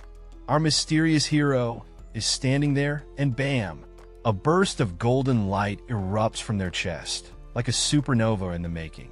The intensity cranks up as the light wraps around their hand, swirling with an otherworldly energy. Close up on the fiery red hair. It's like the universe is giving them a new hairstyle with cosmic wind. A blazing orb of light forms, glowing like a mini sun, ready to unleash untold power. In the midst of this magical chaos, our hero looks cool and composed, holding onto the glowing orb. With newfound confidence, they realize they've unlocked the basics to learn the next secret technique of the sword secrets. Level up achieved. Our protagonist is in the thick of training, caught in a fierce battle with energy swirling around. They're on a mission to master a powerful technique, feeling the weight of past mistakes and the pressure to succeed. Staring at their reflection, they think, if I can just master that technique before the war. The urgency is palpable as they prepare for the inevitable clash. Gazing out of a window, they reflect on the high-ranking knight who didn't survive, their determination hardening. Elsewhere, a pair of mysterious figures with menacing appearances are on the move, emitting an eerie vibe that hints at trouble. The ground shakes under the heavy steps of an unknown being, the tension building with each footfall. The mysterious figures communicate in an indecipherable language, their intentions unclear but ominous. What are they planning? The scene opens with chaos as a massive horde of terrifying creatures charges forward, their eyes locked on their target. A lone figure stands firm, raising a fist in a powerful gesture of defiance and leadership. This is not just a fight, it's a stand against the chaos. From above, we see rows upon rows of disciplined soldiers ready for battle, their formations tight and unwavering. The command to lift rings out, and with precision, the archers raise their bows, ready to rain down a storm of arrows. Shoot! Echoes the battlefield, unleashing a torrent of arrows that darken the sky and promise to wreak havoc on the advancing foes. Amidst the chaos, one of the creatures looks up in terror as the arrows descend upon them, signaling the start of an epic showdown. Charging in like a wrecking ball, our hero is smashing through enemies, leaving a trail of chaos behind. This dude is not having a good day. He's screaming his lungs out as the battle rages on. It's pandemonium with arrows flying and enemies falling. The battlefield is a wild scene. Riding in like a knight in shining armor, a mysterious figure on horseback joins the fray. Whoa! A couple of soldiers on horses are taking it all in, surprised by the effectiveness of their weapons. One soldier is amazed by the lack of recoil, impressed by how their arrows punch through multiple foes. Galloping through the chaos, these soldiers reflect on the superiority of their new weapons. Contemplating the battle, a soldier notes the edge their weapons give them as they charge into the fray. It was worth the effort to come for the hunt so far into the territory. The vibe here? Totally intense. One of them asks, "Are you satisfied?" The reply is a casual somewhat, but there's a hint of expectation for more action. The older character stays silent, pondering something deep. Maybe he's got a lot on his mind, or he's just not chatty. Curiosity peaks as the older one asks, just out of curiosity, why are you doing this? There's definitely more to this story. The younger one is impressed. I've never heard of a mercenary army with this much firepower. He's wondering if there's a bigger plan. A sudden realization hits. That's young master. Looks like someone important just showed up. The young master and his crew spot a newcomer. He's got that, who are you? Expression nailed. The newcomer shouts, what's wrong? Turns out he's here on behalf of someone named Rick. Who's Rick? The plot thickens. The scene opens with a knight, surprise etched on his face, as he hears someone mention the name Rick. It's as if he's seen a ghost, and the tension is palpable. Suddenly, the atmosphere gets even more intense. A voice calls out Viscount Tesron, and we see a pair of riders on horseback, their presence suggesting an urgent mission. The bombshell drops. Viscount Tesron has declared war against them. The knight looks alarmed and determined, ready to face whatever challenges lie ahead. With fierce determination, someone vows revenge for their ancestors' wrongful demise.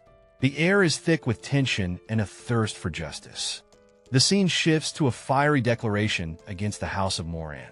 It's clear this grudge runs deep, and someone's ready to settle the score. Amidst a tense gathering, a family seeks guidance from their patriarch. A whispered darling hints at the weight of the decision at hand. Strategic concerns bubble up as someone points out the formidable numbers of Viscount Torson's knights. Even the presence of a powerful ally doesn't guarantee victory. In a dimly lit room, plans are laid out. The odds seem daunting, yet there's a sense of resolve. The stakes are high, and the question remains, what will the patriarch decide? In the heart of a tense meeting, a powerful figure slams his fist down, demanding silence from everyone around. His fiery temper sets the stage for what's coming next. Amidst the silence, the discussion turns to strategy. The room is filled with influential figures debating their next move, some urging diplomacy, while others lean towards more aggressive tactics. It's clear that the stakes are high. A red-haired individual, clearly not one for patience, questions the logic of making peace. His intense demeanor suggests he's more about action than words. His voice booms through the room, demanding that they come up with a plan for victory. He's not about to tolerate any indecision, pushing everyone to think fast. Two young men stand by, observing the heated debate. Their expressions are hard to read, but they're clearly caught in the thick of whatever political storm is brewing. But will the young masters go to war too? The tension is thick as they deliberate the fate of these young warriors. One character leans in, deep in thought, considering the consequences of the looming conflict. My sons will go to war as well. This declaration is bold, filled with determination and a hint of pride. Ronian's force has awakened now, and Logan is of age as well, so he should do his part. The stakes are high, and the expectations even higher. Speaking of which, I heard the first young master trains with the knights. Since they've both force users, they'll be of great help. The conversation shifts to strategy, hinting at hidden strengths. Young master is away right now. The urgency hits hard as the realization dawns that the young master is absent at a crucial moment. I must let him know about this quickly. The scene shifts to a frantic rush, with a sense of urgency echoing down the halls. The red-haired warrior stands in his armor, explaining to another character what just happened. He's got that serious look like he's retelling the plot of a mystery novel. A dramatic close-up of our hero's face, deep in thought. Something's clearly bugging him, and it's not just his helmet hair. He's thinking hard, wondering why the war kicked off earlier than expected. His face says, wait a minute, this isn't how it went down last time. His companion, looking a bit panicked, tells him they're opening customs and jobs after the declaration of war. He urges the hero to get a move on before it's too late. The warrior thinks there's no time to think as he prepares to spring into action. He knows the clock's ticking and the stakes are high. Our hero stands amidst a crowd, everyone looking worried. The local residents are clearly uneasy, and the tension's so thick you could cut it with a sword. A final shot of the red-haired hero, looking determined and ready to face whatever comes his way. He's got that bring it on vibe, ready to tackle the next big challenge. Kai, you don't seem too surprised that war has broken out. For us, if there's no war, we want to start one. We got our hands on a great weapon, so isn't it obvious we'd want to use it? These guys, they're way too confident, but it's valid. They're overloading ammunition. And what does it matter when the war breaks out? All we gotta do is win. The House of McLean is thrown into turmoil by an unexpected attack. Our protagonist, with striking red hair and a determined look, is ready to face the challenge. A sense of urgency fills the air. The dramatic title, Regressor of the Fallen Family, sets the stage for an epic tale of struggle and redemption. The next day, Terran's forces arrive at the McLean estate, catching everyone off guard with their overwhelming numbers. The atmosphere is tense. A quiet room inside the estate basks in sunlight, a calm before the storm, hinting at the brewing conflict. Inside, chaos ensues as the news of Terran's declaration of war spreads. Shocked faces and raised voices fill the room, underscoring the gravity of the situation. Under the dimming light, a lone figure stands deep in thought, contemplating the battle and the curious case of missing reinforcements. What's going on with the House of Kairos, and why are they backing out now? Boom! Enter the intense gaze of a bearded warrior, his eyes burning with frustration. Clearly, this is not the news he wanted to hear. In the war room, tension hangs thick as a soldier hesitantly starts to speak, sensing the gravity of the situation. A woman, with a serious expression, drops a bombshell. The House of Kairos is pulling back their troops. What? Echoes the disbelief. Panic ripples through the room. The red-bearded leader is in disbelief, and the woman insists there must be a mistake. With a determined look, she insists she checked the information herself. This isn't just a misunderstanding. Something bigger is at play. The air is tense as a commander shouts orders to gather all men who can carry weapons. He's determined, ready to respond with full force. "Yes, sir," echoes back, signaling the start of a massive mobilization. In the shadows, McLawn, a strategist with a sharp mind and a mane of red hair, gears up for battle. He's pulling together every available man to fight against a looming threat. With swift movements, the scene shifts to feet pounding the ground, a visual metaphor for the urgent gathering of forces. The knights, 53 strong, assemble with a clatter of armor, ready to charge into the fray. Not far behind, 552 regular troops march in unison, their presence adding weight to the growing army. And finally, the conscripts, 4,418 of them, armed and ready to defend their land. In total, a formidable force of 5,023 stands ready to face whatever comes their way. The scene opens with a dramatic lineup of soldiers, all poised for action. Their numbers stretch into the horizon, creating an impressive and intimidating sight. As the camera shifts, we see more soldiers facing the same direction, their posture suggesting a readiness for battle. The tension in the air is palpable. Zooming in, we get a closer look at a soldier with a striking red beard and a bandaged eye. He seems to be in pain, gritting his teeth as if fighting through it. Amongst the soldiers, a conversation sparks. One asks about the first young master, and another responds with concern, mentioning he went out long ago and hasn't returned. The mystery deepens. The scene opens with our red-haired young warrior riding valiantly on horseback, looking utterly perplexed. "What are you talking about?" he demands, clearly caught off guard by some bold claim. Determined, he insists there's no way he would do that. His loyalty and disbelief are written all over his face. Suddenly, we flash back to a sepia-toned memory. A younger version of him, standing resolute, whispers, "Hyungnam." It's a moment filled with nostalgia and deep bonds. Back in the past, a figure with a blurred face is revealed to have expected the looming war. "I'll teach you this secret technique soon," he promises, hinting at a shared mission. The memory echoes with hope. "Let's save our family together." It's a promise that fuels our hero's determination. Returning to the present, the young warrior's mind races. "There's no way, head, run away!" He shouts, refusing to believe the whispers. His eyes widen in shock. First young master ran away? He questions, his disbelief turning into a growing concern. The rumor gains traction among the troops. The son of the fief's lord ran away? One soldier murmurs, uncertainty spreading like wildfire. Finally, a voice of authority breaks through. "Ronin, you must play your brother's role on his behalf," instructs an elder, leaving Ronin with a heavy responsibility.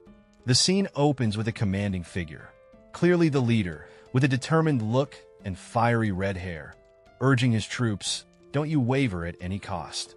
The intensity is palpable as he prepares his warriors for the impending battle. With a powerful declaration, the leader emphasizes the urgency of the moment. "We must win this war." His voice echoes as he commands, "Everyone charge!" The troops are ready to spring into action.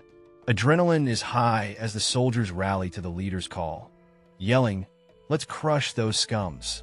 The scene is dynamic, filled with the energy of warriors ready to fight. The troops, clad in armor and wielding shields emblazoned with fiery symbols, surge forward with a battle cry. Their faces are set with grim determination as they charge into the fray. The warrior, exuding confidence, grips his sword tightly, ready to take on the approaching foes. He's not just standing around. He's got a plan, and he's itching to put it into action. As the enemy troops advance, the air is filled with the sound of weapons clashing. The warrior's resolve is unwavering as he charges forward, making it clear that he's not backing down. Charging at full speed, our warrior is a force to be reckoned with.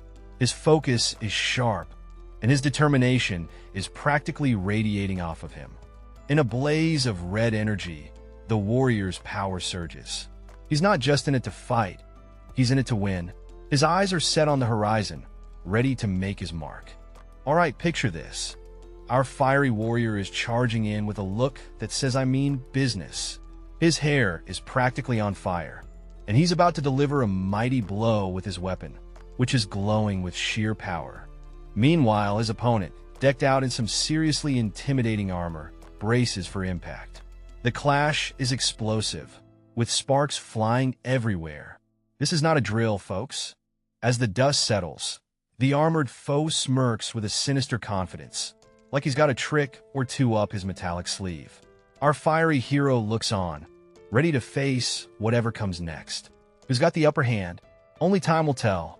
The scene opens with a young man, visibly exhausted, clutching a weapon tightly. His heavy breathing, marked by huff sounds, fills the tense air. The focus shifts to his intense, sweat-drenched face, capturing the strain and pressure he's under. Nearby, chaos reigns as another fighter screams in agony, clutching their injured arm. The young man's mind races with a single thought. No. Back to the young man, his eyes sharp and focused, yet drenched in sweat, showing determination amidst the turmoil. The desperation heightens with cries for help.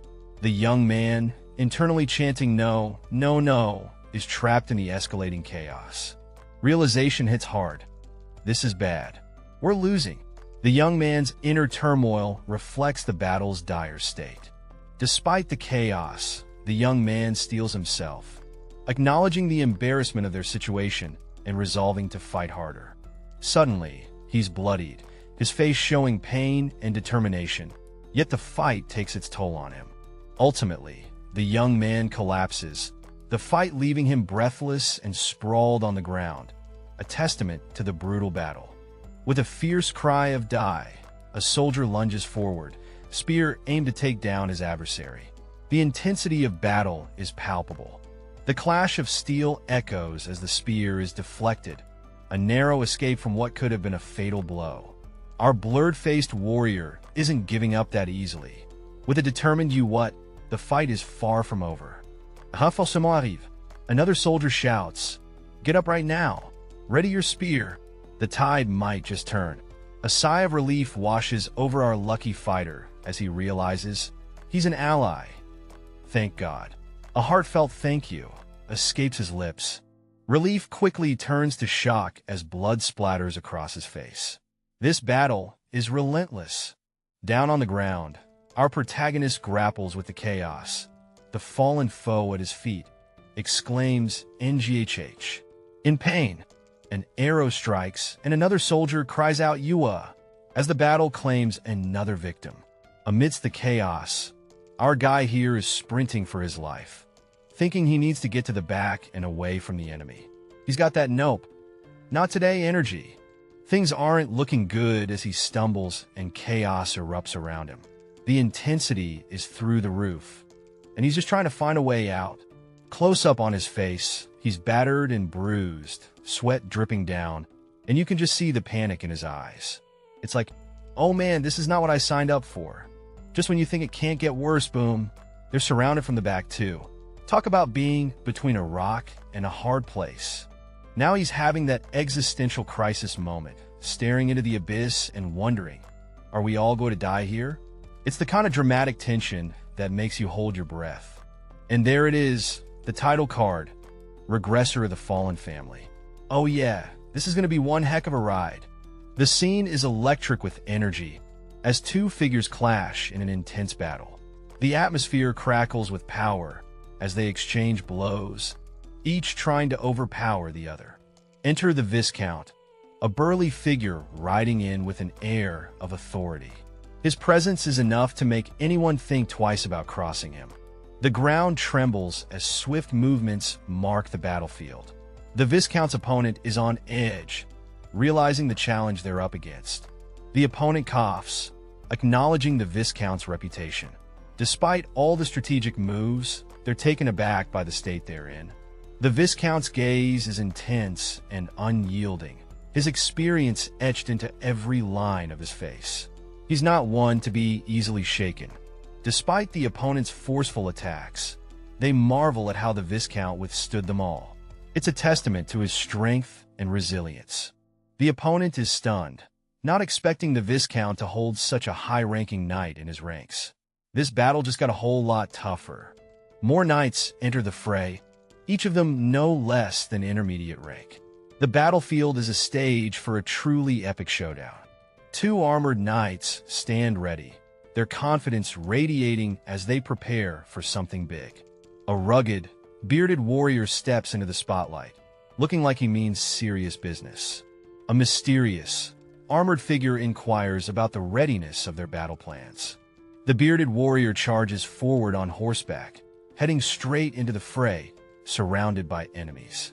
As he rides, the warrior considers the potential consequences if things go awry. The scene opens with a fierce determination as a warrior blocks an incoming strike with his weapon. The tension in the air is palpable. With a defiant shout, "I won't let that happen," the warrior stands his ground against the armored opponent, ready to unleash his power. Energy crackles as the warrior delivers a powerful blow, the impact creating a whirlwind of force, pushing his adversary to the limits. The armored opponent grunts, feeling the weight of the attack, but his stance remains firm, sword at the ready for another round. With an intense gaze, the warrior charges forward, his weapon glowing with power, ready to clash once more with the unyielding foe. The scene is intense as our red-haired warrior locks eyes with his opponent.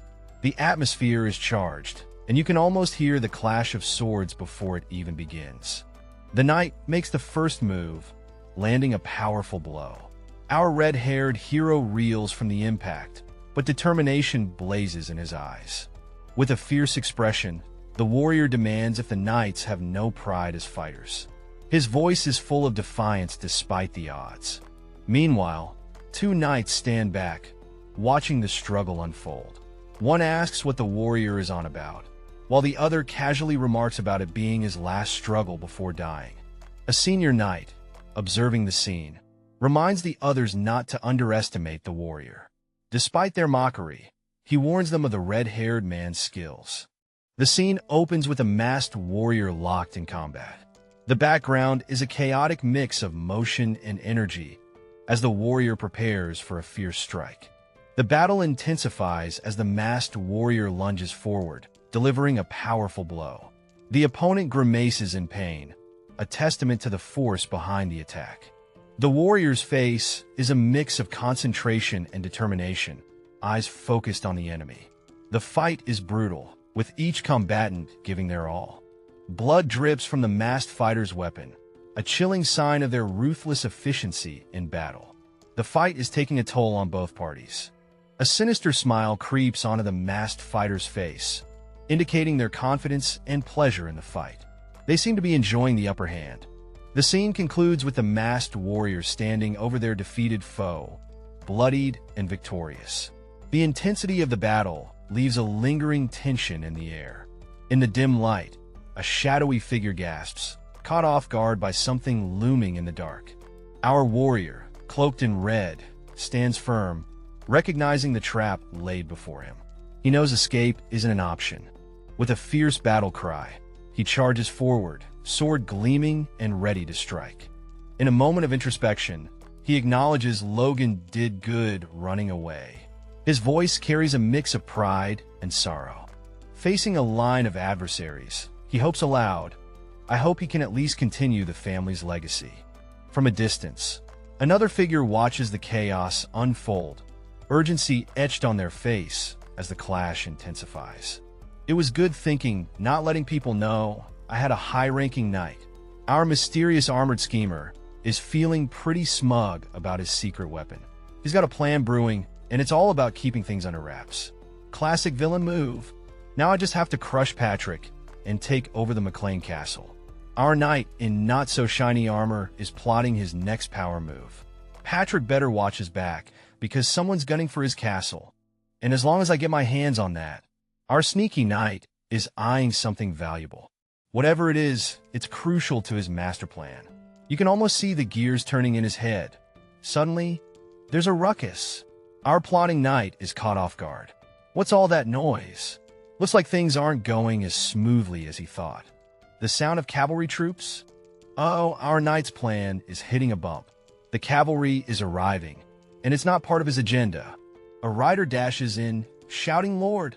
The cavalry's here, and they've got news. Looks like there's a twist in the tale, folks. We spotted a unit of cavalry troops in the rear. There's around 300 of them. The knight's informant delivers the shocking news. That's quite the cavalry party, and it seems like trouble's brewing. Cavalrymen? Did McLean have more elite troops?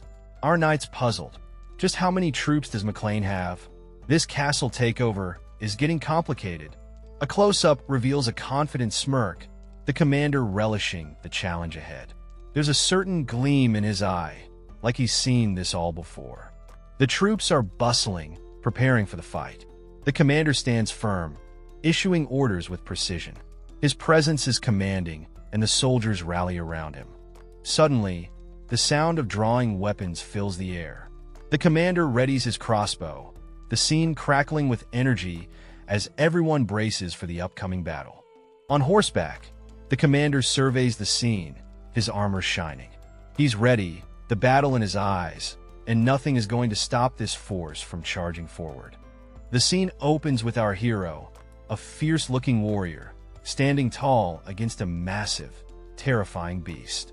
The air crackles with tension, and his aura blazes with fiery determination. Zooming in, we see the warrior's intense gaze. His red hair and sharp eyes reflect his unyielding spirit.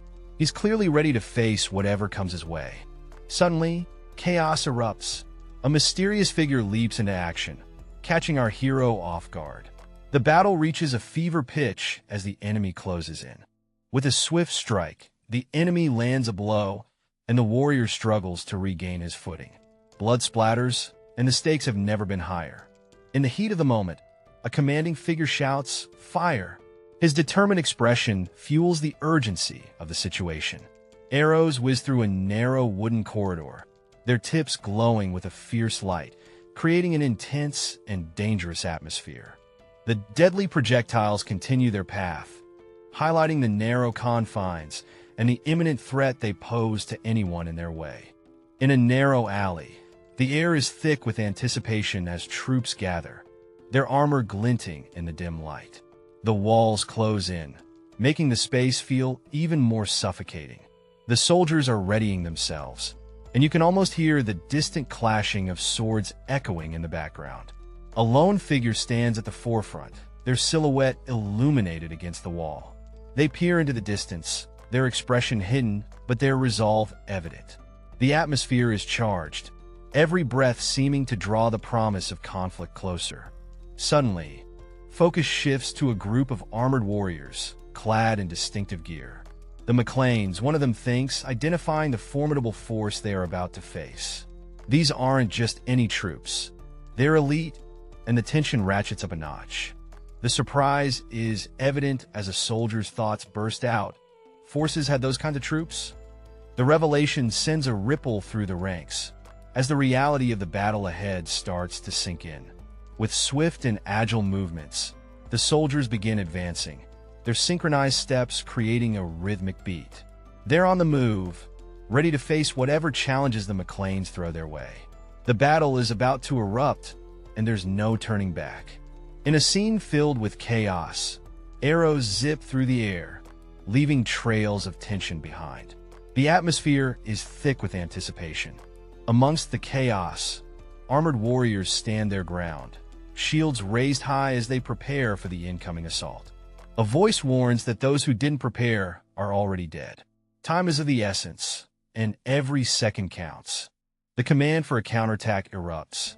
The archers, steady and determined, draw their bows, ready to retaliate with force. Focused and unwavering, an archer takes aim, embodying the determination and resilience of the battalion. A mysterious figure looms in the shadows, their presence intense and foreboding. The air is thick with tension, as if something big is about to go down.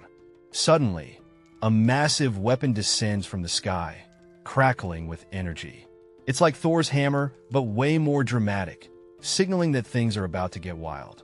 The city below is in chaos, buildings crumbling as the weapon's impact sends shockwaves through the streets. People scatter, trying to escape the unfolding destruction. The scene unfolds with a dramatic sunset casting an eerie glow over a battlefield. A group stands in shock, unable to comprehend how their situation turned so dire. The air is thick with tension as they ponder what went wrong. The focus shifts to a stern-looking leader clad in armor, his face blurred but his frustration crystal clear. He's baffled by the attack that blindsided them, questioning the kind of weapons used against his team. The armored leader, fueled by anger, commands his soldiers to catch the perpetrators. The troops spring into action, eager to obey the orders and regain control of the situation. Suddenly, chaos erupts as an unseen force strikes the soldiers. They're caught off guard, their expressions shifting from determination to sheer panic as they're taken down. Amidst the confusion, two soldiers exchange a glance, their faces hidden behind helmets. They tremble, clearly unnerved by the invisible threat taking down their comrades. With tension mounting, a powerful leg kicks into action, signaling a mysterious and formidable presence. The sound of HYH echoes, marking the start of an intense confrontation. With a fierce expression, a leader rallies his soldiers, pointing decisively and declaring, "Go!" In them, battle cries fill the air as the troops prepare to charge. A soldier with striking red hair is taken aback by the enemy's audacity. "They're coming here on their own," he exclaims, realizing the gravity of the situation. A massive explosion erupts, a dazzling display of power and chaos. In the heat of battle, our red-haired hero grits his teeth, deflecting a blade with sheer determination. The clash of swords echoes around him as he pushes forward with all his might. His eyes widen in shock, catching a glimpse of the overwhelming force he's up against. This isn't just any fight, it's a test of survival. He ducks just in time, narrowly avoiding a crushing blow. His agility is impressive, and his opponent acknowledges it with a shout, "Great job dodging that, kid." Two more armored figures step into the fray, one of them exclaiming, "We don't have time for this. The battle's starting soon." But the other, more wary, replies, "This kid's no joke." Back and forth they go, until one of them yells, "I'm not playing here. Look behind you." Our hero stands firm, a mix of fear and determination on his face. He realizes the seriousness of the situation, thinking to himself, I get it now. This is real battle, not just sparring. I'm no genius, but I have to hold out and win. His heart pounds as he steals with a fierce grip on his sword. Our hero declares, regardless, I can't lose. His determination is sky high. A shadowy figure taunts him, but he stands his ground, thinking, I can't crumble down here. His resolve is unwavering. A close-up of his face reveals fear mixed with determination. He's in deep, but he's not backing down. Confused by the enemy's retreat, he thinks, what the hell are they doing showing their backs? Suspicion brews. Seeing an opportunity, he charges forward. Whatever the case, this is my opportunity. It's now or never. The scene bursts open with our warrior gripping his sword tightly, slicing through the air with precision. The impact is powerful, and he's caught in the adrenaline rush. With a swift motion, he lands a critical hit on his opponent, his mind racing at the speed of his sword. This is no ordinary fight. His senses are alert as he hears the unmistakable sound of arrows. Arrows? He thinks, realizing he's not alone in this chaos. Feet firmly planted, he braces himself, ready for whatever comes next. The ground beneath him feels like a battlefield dance floor. Our warrior glances at the fallen foe, his mind processing the intensity of the skirmish. Each move is a calculated step in the dance of battle. His expression shifts to one of realization. The intensity of the confrontation is setting in, and he's more aware than ever. In the midst of a fiery backdrop, a squad of soldiers makes a striking appearance. The tension is palpable as the focus shifts to a man on horseback, commanding the scene. The spotlight turns to a character named Logan, whose presence seems to resonate with a mix of recognition and surprise. Who is this mysterious figure, and why does he matter so much? With urgency in the air, our protagonist charges forward, weaving through the chaos with determination. Something big is about to go down. The urgency hits a fever pitch as orders are barked out. This is the Lord's decree, echoes powerfully, setting the stage for a clash of wills. Our hero finally halts, taking in the sea of faces. The standoff is electric, the air thick with anticipation as he faces the crowd, ready for what comes next. The scene opens with a red-haired figure, looking sharp in his armor, admiring a defensive setup called the Kite Shield. He's impressed, giving off a vibe like he's seen it all before. Meanwhile, down below, two soldiers are in a bit of a panic. They're shouting about something being dragged towards the ground, clearly not a good sign. One soldier, looking quite concerned, turns to the red-haired figure, who seems to be the one in charge. There's a sense of urgency and confusion in the air. Suddenly, our red-haired guy flashes a mischievous grin. With a loud ha, he declares it's time for some action. The soldiers below react in shock and a bit of fear, readying themselves for the chaos to come. In the heat of battle, someone shouts fire. As chaos ensues, the dark figure dodges with a sharp ha-ha, ready to strike back with a determined ga. Amidst the barrage, a soldier questions, "Is that all you got?" As bullets rain down, intensifying the scene. A character with striking red hair and a strong build looks on, casually dismissing the chaos with a blunt, "Dumb fucks." Standing amidst the aftermath, he reflects, "Fortunately, I think I was on time to be able to help Ronin." It's clear his intervention made a difference.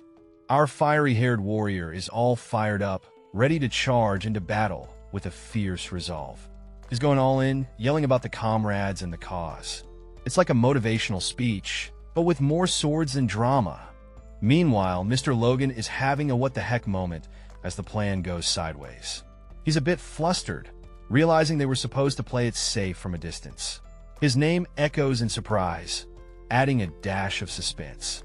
Now Mr. Logan's mind is racing. Victory's so close he can taste it, but he's worried about someone getting reckless. It's a mix of strategy and stress as the stakes get higher. Our warriors dashing into the fray, the sunset painting a dramatic backdrop. He might be strong, but if he's up against an intermediate-ranked knight, things could get spicy. It's a full-on sprint into chaos. One of Mr. Logan's allies is fed up with the situation, dropping some colorful language and rallying the troops to cover Mr. Logan. The battlefield's buzzing with action, and everyone's scrambling to keep up. The scene explodes with action as a fiery slash cuts through the air, leaving a trail of energy behind. The stakes are high, and the tension is palpable.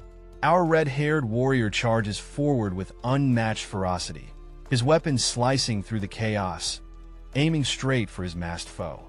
A close-up reveals our warrior's intense expression, his eyes burning with rage as he curses the situation, determined to win this clash.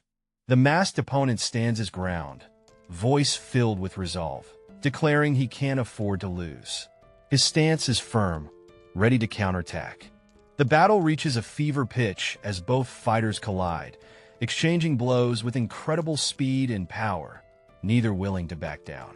The scene kicks off with an armored warrior taking a heavy blow. He grunts in pain, trying to keep his guard up. This ain't no ordinary skirmish. Our hero stands alone, sword in hand, under a blood-red sky. He's getting some seriously weird vibes from the battlefield. Something's off, and he knows it. Suddenly, he faces off against two shadowy figures. Their intent is clear, and it's definitely not friendly. The tension is rising faster than a cat on a hot tin roof. These foes are relentless, charging like they've got nothing to lose. Our warrior wonders why they're so eager to throw down, even when outmatched. A spectacular clash erupts, swords meeting with a thunderous boom. Sparks fly, and it's a sight to behold. The battle intensifies, with the warrior spinning and slicing through his opponents, his movements a dance of deadly precision. He's like a whirlwind of steel and fury. Amidst the chaos of battle, a character with fiery red hair is visibly frustrated, exclaiming, "Damn it!" The intensity is palpable. Explosive action unfolds as a powerful attack is unleashed, sending shockwaves through the battlefield. The stakes are high, and it's all or nothing. The fiery warrior, engulfed in flames, charges forward with relentless energy. This fight is far from over as the tension escalates. The action continues with a dynamic leap, showcasing the character's agility and determination. The scene is filled with adrenaline-pumping excitement. Amidst a storm of chaos and flames, our red-haired warrior is caught off guard, clearly puzzled by the explosive turn of events. His armor glints under the fiery light as he exclaims, "What on earth happened?" Turning, he spots a figure emerging from the inferno. The tension is palpable as he simply utters, "You." The mysterious figure reveals a subtle, knowing smile, shrouded in the glow of the fire. Meanwhile, the warrior, now on the ground, coughs and remarks, "I barely made it on time." The urgency in his voice is unmistakable. With flames still roaring around him, he stands firm, shouting a name with a mix of desperation and hope, "Logan." Amidst a dramatic sunset, two knights stand tall in their gleaming armor. The tension is palpable as they prepare for an unseen challenge. The bearded knight shares his observation. He saw the mercenary corps sneaking around the enemy's rear. But there's a catch. They're quite a distance away. The bearded knight, clearly baffled, wonders aloud about the mercenary's sudden move. His eyes widen in surprise as he processes this unexpected development. The scene opens with a mysterious figure in a red cloak overlooking a battlefield littered with fallen warriors. The ominous question hangs in the air. Are they all down? Our view shifts to a tense standoff between two warriors. One, clearly surprised, asks, "When did you get so strong?" The other dismisses the question, saying it's not important right now. As the sun sets behind them, the mystery deepens. The bearded knight, exuding confidence, declares that their current situation is favorable because of the red-haired companion's presence. The red-haired character, face blurred but clearly supportive, replies with a reassuring "of course." Amidst a dramatic background, the red-haired character acknowledges the bearded knight's efforts with a "You did great." The title Regressor of the Fallen Family sets the stage for an epic tale of redemption and power struggles. Amidst a tense atmosphere, someone just witnessed a shocking feat, pushing off 2 intermediate-rank knights at once. Turns out, the person responsible is a mere 20-year-old with striking orange hair. Who knew a young country bumpkin could pull off such a stunt? I was toiling to death at that age to become a knight. The scene shows a gloved hand gripping a sword tightly, hinting at the intense struggle and ambition of our mysterious character. You can feel the weight of the past as they reflect on the sacrifices made. The character is deep in thought, surrounded by a dark, intense aura. They recall making a solemn promise to never forget their journey, standing resolute and armored, ready to face whatever comes next. Suddenly, another voice cuts through the reflection. "Rich Trombell, what are you doing? Hurry up and get into position," commands a fellow knight. The urgency breaks the introspection, pulling Rix back to the present moment as he gears up for action. The action kicks off with a dramatic UGH as someone takes a hit, clearly feeling the impact of a fierce attack. 2 armored figures stand side by side, one with striking red hair and a determined look. They're talking strategy, realizing the previous attack was a test of strength.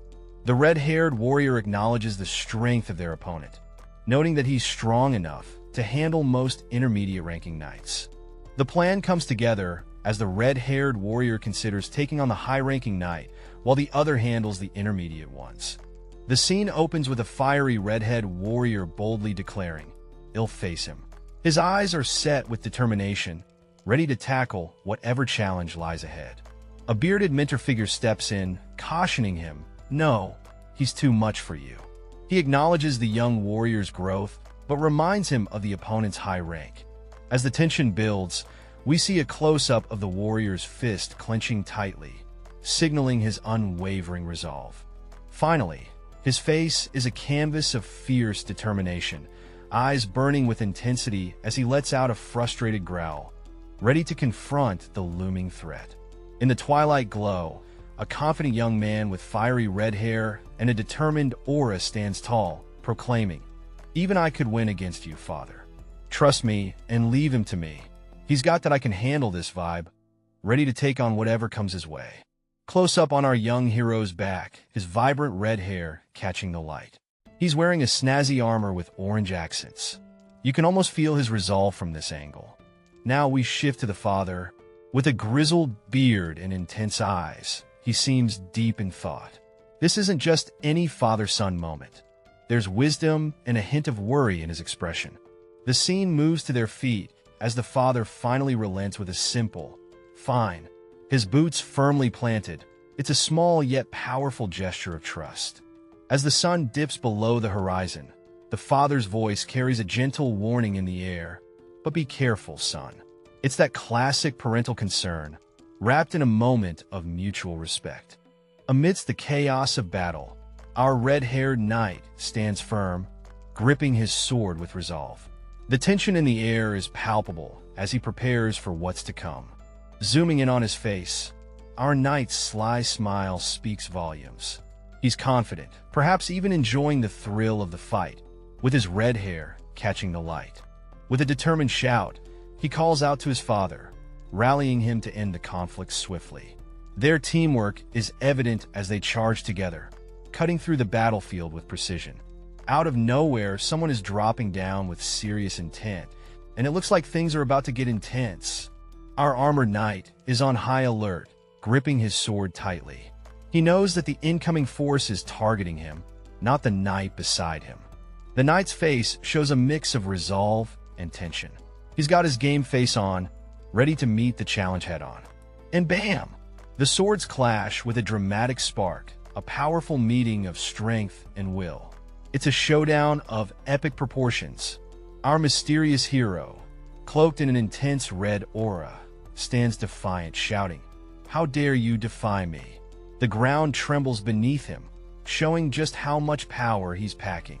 Without missing a beat, he launches himself forward with a burst of energy, leaving a fiery trail in his wake. This dude is on a mission, and nothing's going to slow him down.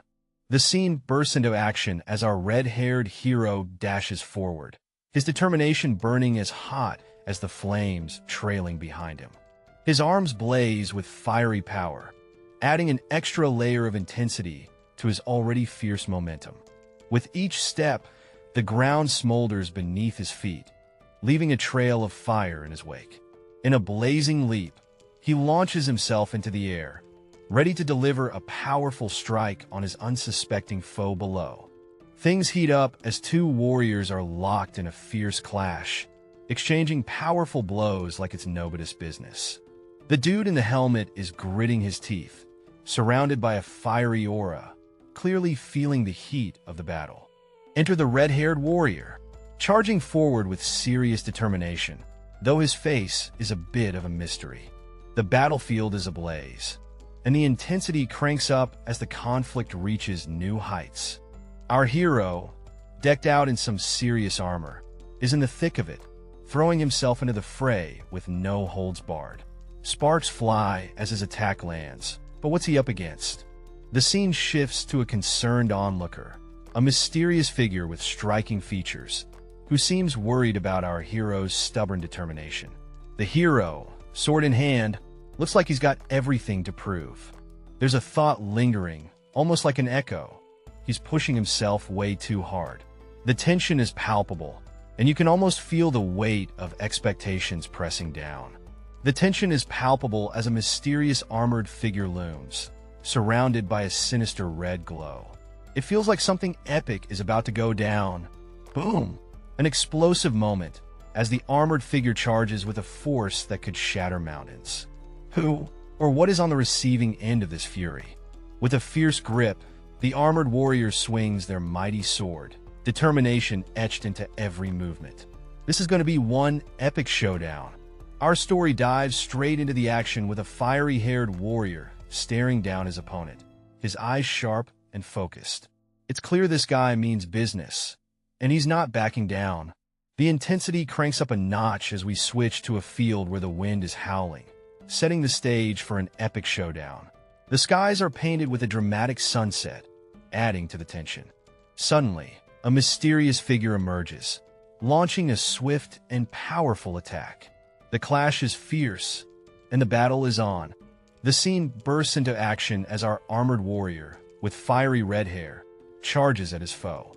He's swinging his sword with all his might, determined to land a critical blow. The intensity is off the charts. In a whirlwind of chaos, the clash continues. The warrior's sword strikes with explosive power, sending shockwaves through the battlefield. It's a fight to the finish. The tension is sky-high as a powerful blow connects, leaving one fighter gritting their teeth. Through gritted teeth, the wounded warrior laments, "Damn it. If only I wasn't wounded." The struggle is real, folks.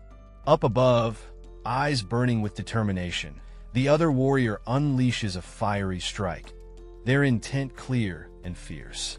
The scene kicks off with our armored warrior, looking fierce yet struggling, as flames rage around him. He lets out a pained cry, clearly in the heat of battle. Boom! An explosion lights up the scene, sending shockwaves and debris flying in every direction. It's chaos and adrenaline all around. Amidst the fiery chaos, two figures stand their ground. One, a heavily armored warrior, and the other, a mysterious opponent ready to strike. The armored warrior, bleeding and battered, clutches his shoulder. He grimly observes that there isn't a single opening to exploit against his formidable foe. The masked figure is in the spotlight, his face hidden, but his presence commanding. There's an aura of mystery and danger surrounding him. His grin reveals sharp teeth, a clear sign that he's not to be messed with. Something big is about to go down. The scene shifts to a red-haired warrior, standing tall with his sword ready. So that's an option too, he thinks, weighing his next move amidst a fiery backdrop. The determination in his eyes is unmistakable, ready to face whatever challenge lies ahead, flames roaring around him. The scene is ablaze with intensity as the protagonist's sword channels an otherworldly force, igniting flames. He's taken aback, pondering the power within his blade. With fiery determination, our red-haired hero, eyes sharp and focused, processes the gravity of the situation, ready for whatever comes next. The tension escalates as his sword absorbs the mysterious force, glowing with fierce energy. The protagonist stands resolute, prepared to unleash this newfound power. The scene unfolds with a mysterious armored figure, surrounded by a blazing aura. This warrior seems poised for action, the tension almost palpable. As the fiery background intensifies, the figure's feet spring into motion, signaling the start of something epic. With an intense grip on their sword, the figure's determination cuts through the air, ready to unleash their power. Finally, in a dramatic leap, the figure charges forward, sword at the ready. This is going to be one intense showdown. The scene is set with intense energy, as the atmosphere crackles with power and anticipation. Enter our fiery hero, sporting blazing red hair and a fierce look, dodging and weaving through the chaos. He's throwing himself into the fray with a determined teach. The battle intensifies as the two combatants clash midair, surrounded by a whirlwind of flames and fury. It's a stunning display of power and agility. Amidst the chaos, a smirking fighter spots an opportunity. That's it. He lost his center of gravity. He exclaims, ready to make his move. With determination, he clutches his weapon tightly, feeling the tension rise as the background blazes with intensity. Seeing the perfect opportunity, he charges forward, thinking now's the perfect time, ready to unleash his attack. A swift and deadly move slices through the air, the scene crackling with intensity. The armored warrior charges forward, enveloped in a menacing red aura, ready to strike. Amidst the chaos, he notices something strange. The hem of his opponent's clothes catches his eye, sparking a revelation.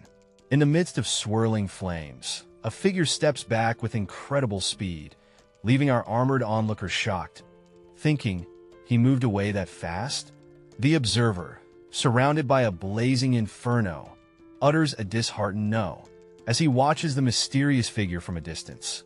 With determination etched on his face, the armored character questions himself. Am I too slow?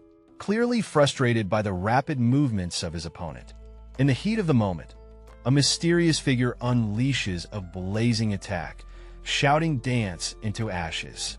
The flames roar with intensity, setting the stage for an epic showdown. The armored opponent, feeling the heat quite literally, exclaims, "Damn it, I need to get away quick." Clearly, sticking around isn't on his agenda anymore. Amidst the fiery backdrop, a red-haired warrior stands firm, eyes filled with resolve. The tension is palpable as the flames continue to crackle around them. Boom! The battleground erupts in a fiery explosion, sending shockwaves everywhere. It's chaos, and the intensity is through the roof. Cut to a helmeted warrior, eyes wide with disbelief, shouting, "I am possible," as the reality of the situation sinks in. Someone's having a rough day. Amidst the roaring flames, a figure crouches, bracing against the onslaught. The tension is palpable as they struggle to hold their ground. The battlefield is ablaze. Flames roar around as if the very ground is angry. Right in the heart of this fiery storm, a figure stands unfazed, channeling some serious power vibes. A warrior with a fierce beard and intense gaze raises his sword high. He's like, "Come at me, bro." Amidst the glowing inferno, ready to face whatever comes his way. The scene erupts with a dazzling explosion of light and energy, sending shockwaves through the air. It's like the universe just sneezed out a supernova. A mysterious figure stands amidst the chaos, unfazed. With a smirk, he casually spits, like he's saying no biggie to the cosmic fireworks show happening around him. In the heart of a dust storm, a lone warrior stands firm, sword drawn, as if he's just emerged victorious from a fierce battle. A close-up shot reveals his striking red hair and intricate armor, suggesting he's no ordinary fighter. Confronting a defeated opponent, he questions the ethics of using cheap tricks, his voice dripping with disdain. The tension is palpable as a sword is unsheathed with a powerful swoosh, setting the stage for what's to come. Enter Logan McCain, our fierce warrior, raising his sword high and declaring his presence with a battle cry. With a mighty shout, Logan announces his triumph over the enemy general, leaving onlookers in awe. The scene unfolds with two characters in utter disbelief. The merchant's dead? This can't be, one exclaims as they stare at the fallen figure. As they examine the scene, they find an arrow protruding from the merchant. The arrow, they got the merchant too? The other wonders aloud. The mystery deepens as they try to piece together what happened. Suddenly the focus shifts. A booted foot slams down, stopping a sword in its tracks with a dramatic clang. Tensions are rising. Another character enters the fray, looking furious and bewildered. "What are you doing? Are you crazy?" he shouts, clearly upset by the unfolding chaos. In a chaotic battlefield, a panicked character screams about not wanting to die, clinging onto another for dear life as chaos unfolds around them. A tense moment unfolds as one character, drenched in sweat, stares at a spear-wielding figure, bewildered and asking, how can you?" The atmosphere is thick with tension and uncertainty. Amidst the turmoil, a group throws in the towel, yelling, "We surrender." But mercy seems absent as spears continue to rain down, adding to the mayhem. Amidst a backdrop of chaos, a devoted follower shouts, "Long live young Master Logan," signaling the start of an intense allegiance. The chant continues as another voice rises, "Long live the first young master," with fervor and dedication. Joining the chorus, two armored figures echo, "Long live the young master," with smiles, adding to the growing sense of loyalty and unity. The battle ain't over yet, folks. The warriors throw their hands up, swords glinting in the sun, declaring their triumph with a victory yell that could wake the dead. The scene shifts to a calm, moonlit night. The full moon hangs like a ghostly lantern in the sky, cloaked in wispy clouds, setting the mood for something epic. Hoofbeats pound the ground, signaling urgency. Someone's making a getaway, or maybe a dramatic entrance. A figure races under the moonlit sky, their face obscured, but their thoughts are loud and clear. Where the hell did it all go wrong? I prepared a whole 3 years for this battle. I even asked for help from other nobles and gathered 100 knights. That damn ginger, his cavalrymen, and their weapons ruined everything. In a dramatic face-off, we see the strategist looking defeated and sweating, while a shadowy figure, presumably Ginger, stands ominously in the background. In the midst of chaos, our mysterious figure decides it's time to head back to their territory. Pronto, with a quick flick of their cloak, they're off. Galloping fiercely on a horse, they aim for the gates, thinking, that way, they'll make it out alive. The stakes are high, and there's no turning back now. A guard spots our hero sprinting alongside the horse. The urgency is real. It's a daring escape with no room for error. In the dimly lit corridor, a mysterious figure strides in confidently, demanding the gates be opened as they announce their return. The startled guards exchange glances, one of them exclaiming in surprise, "Lord?" With a dramatic flair, the figure salutes, adding to the enigma surrounding their identity. The atmosphere is thick with anticipation. Suddenly, a guard's voice cuts through the tension as he points out, "Oh, look, something's coming." The guards brace themselves for the unknown. In the midst of a chaotic scene, we see a red-haired warrior whose eyes widen in shock as he whispers, "Cavalryman?" A massive, intimidating force looms on the horizon, ready to charge. The focus shifts to a rugged-looking man with long hair, a menacing smirk etched on his face. His presence alone sends chills down anyone's spine, signaling that things are about to get real. Suddenly, the air is pierced by a single word, "Fuck." It's the only thought echoing through the warrior's mind, capturing the intensity of the situation. The battlefield is tense as our character stands beside a horse, staring down a line of soldiers. What's next in this showdown? In the midst of a heavy rain, a lone warrior stands defiantly, staring up at a group of vigilant guards perched atop a formidable stone wall. The atmosphere is thick with tension as the storm rages on. Meanwhile, among the ranks, soldiers are whispering nervously. We lost? One of them asks, puzzled by the Viscount's hasty return. Confusion and uncertainty hang in the air. Suddenly, a commanding voice cuts through the rain. Oi, are you doubting the Viscount's orders? A soldier kneels, his voice trembling as he quickly responds, No, sir. The tension is palpable as loyalty is questioned. The fortress looms large as a figure scales its walls, confident there's just over 300 enemies. The tension is palpable as they prepare for the challenge ahead. Inside, a character with fiery determination declares that a siege won't take them down. This person is clearly ready to face whatever comes their way. Meanwhile, the guards are left scratching their heads, wondering what on earth this daring individual is up to. Their confusion adds a touch of humor to the tense atmosphere. A boot lands on the ground with authority, flames flickering around it, setting the scene for something intense. The camera zooms out to reveal a massive gate with guards on either side as a gust of wind sweeps through, hinting at the mysterious arrival. One of the guards, eyes wide in shock, exclaims how the figure just vanished in the blink of an eye. He's clearly spooked, wondering what kind of sorcery is at play. High above the ground, a daring figure is seen hurtling through the sky, surrounded by a whirlwind of clouds and chaos. Down below, someone spots him and shouts, He's over there. Clearly, things are about to get wild.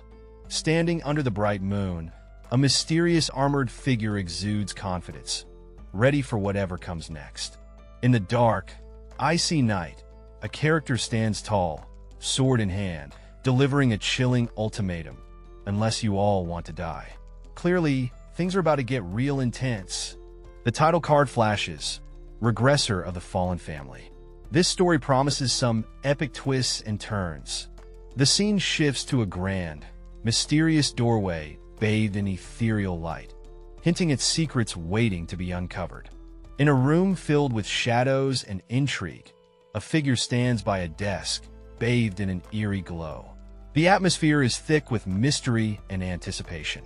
The scene shifts dramatically as we see someone kneeling, their focus on something crucial. The vibe is tense, like they're on the brink of a big move. A moment of contemplation as the character thinks, I should at least take some gold coins with me. Clearly, they're weighing their options in a high-stakes situation. Boom!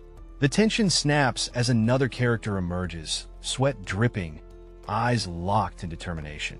I finally got you, they declare, setting the stage for an intense confrontation.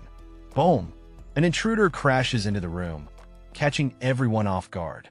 Someone yells out, How did you get in here? The intruder, oozing confidence, smirks and says, Your servants just gave it away before I even had the chance to put my blade to work. With a mocking tone, the intruder adds, That's telling of your reputation as a lord of this place. In the first image, we see a character with a distinct uniform, their face partially obscured. The setting seems tense, with an air of authority looming over. As we move to the second image, the scene shifts to an opulent room. A character in a sharp suit walks with purpose, the atmosphere thick with anticipation. The third image shows the same character from behind, striding away with determination as if heading towards a confrontation. Finally, we have a close-up of an angry character, fuming with rage. How dare they sell me out? He exclaims, his eyes blazing with fury. A guy's on the ground, clearly outmatched, throwing his hands up like, "Wait, I surrender."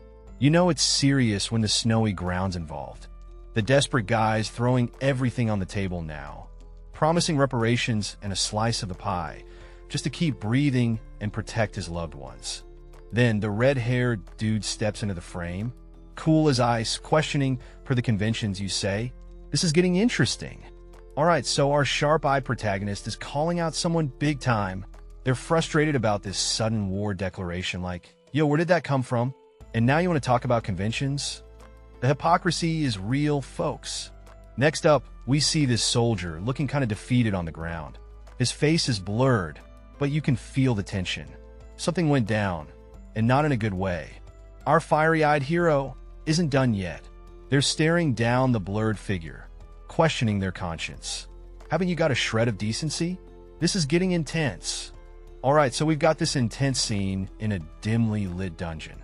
Our hero, clad in armor, stands tall and defiant in front of a guard.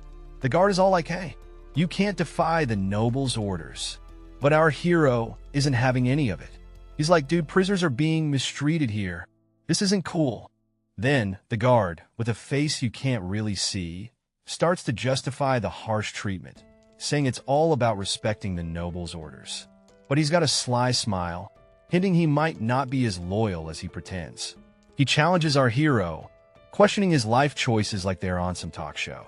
And oh, the drama builds. In the midst of a cold, icy setting, a guy is trying to express his gratitude, but it's more like he's echoing what his dad would say. Classic family pressure, right? The red-haired dude, probably not impressed, shoots back with a comment about the old man's honor, hinting that the son's not quite living up to the legacy. Ouch, that's gotta sting.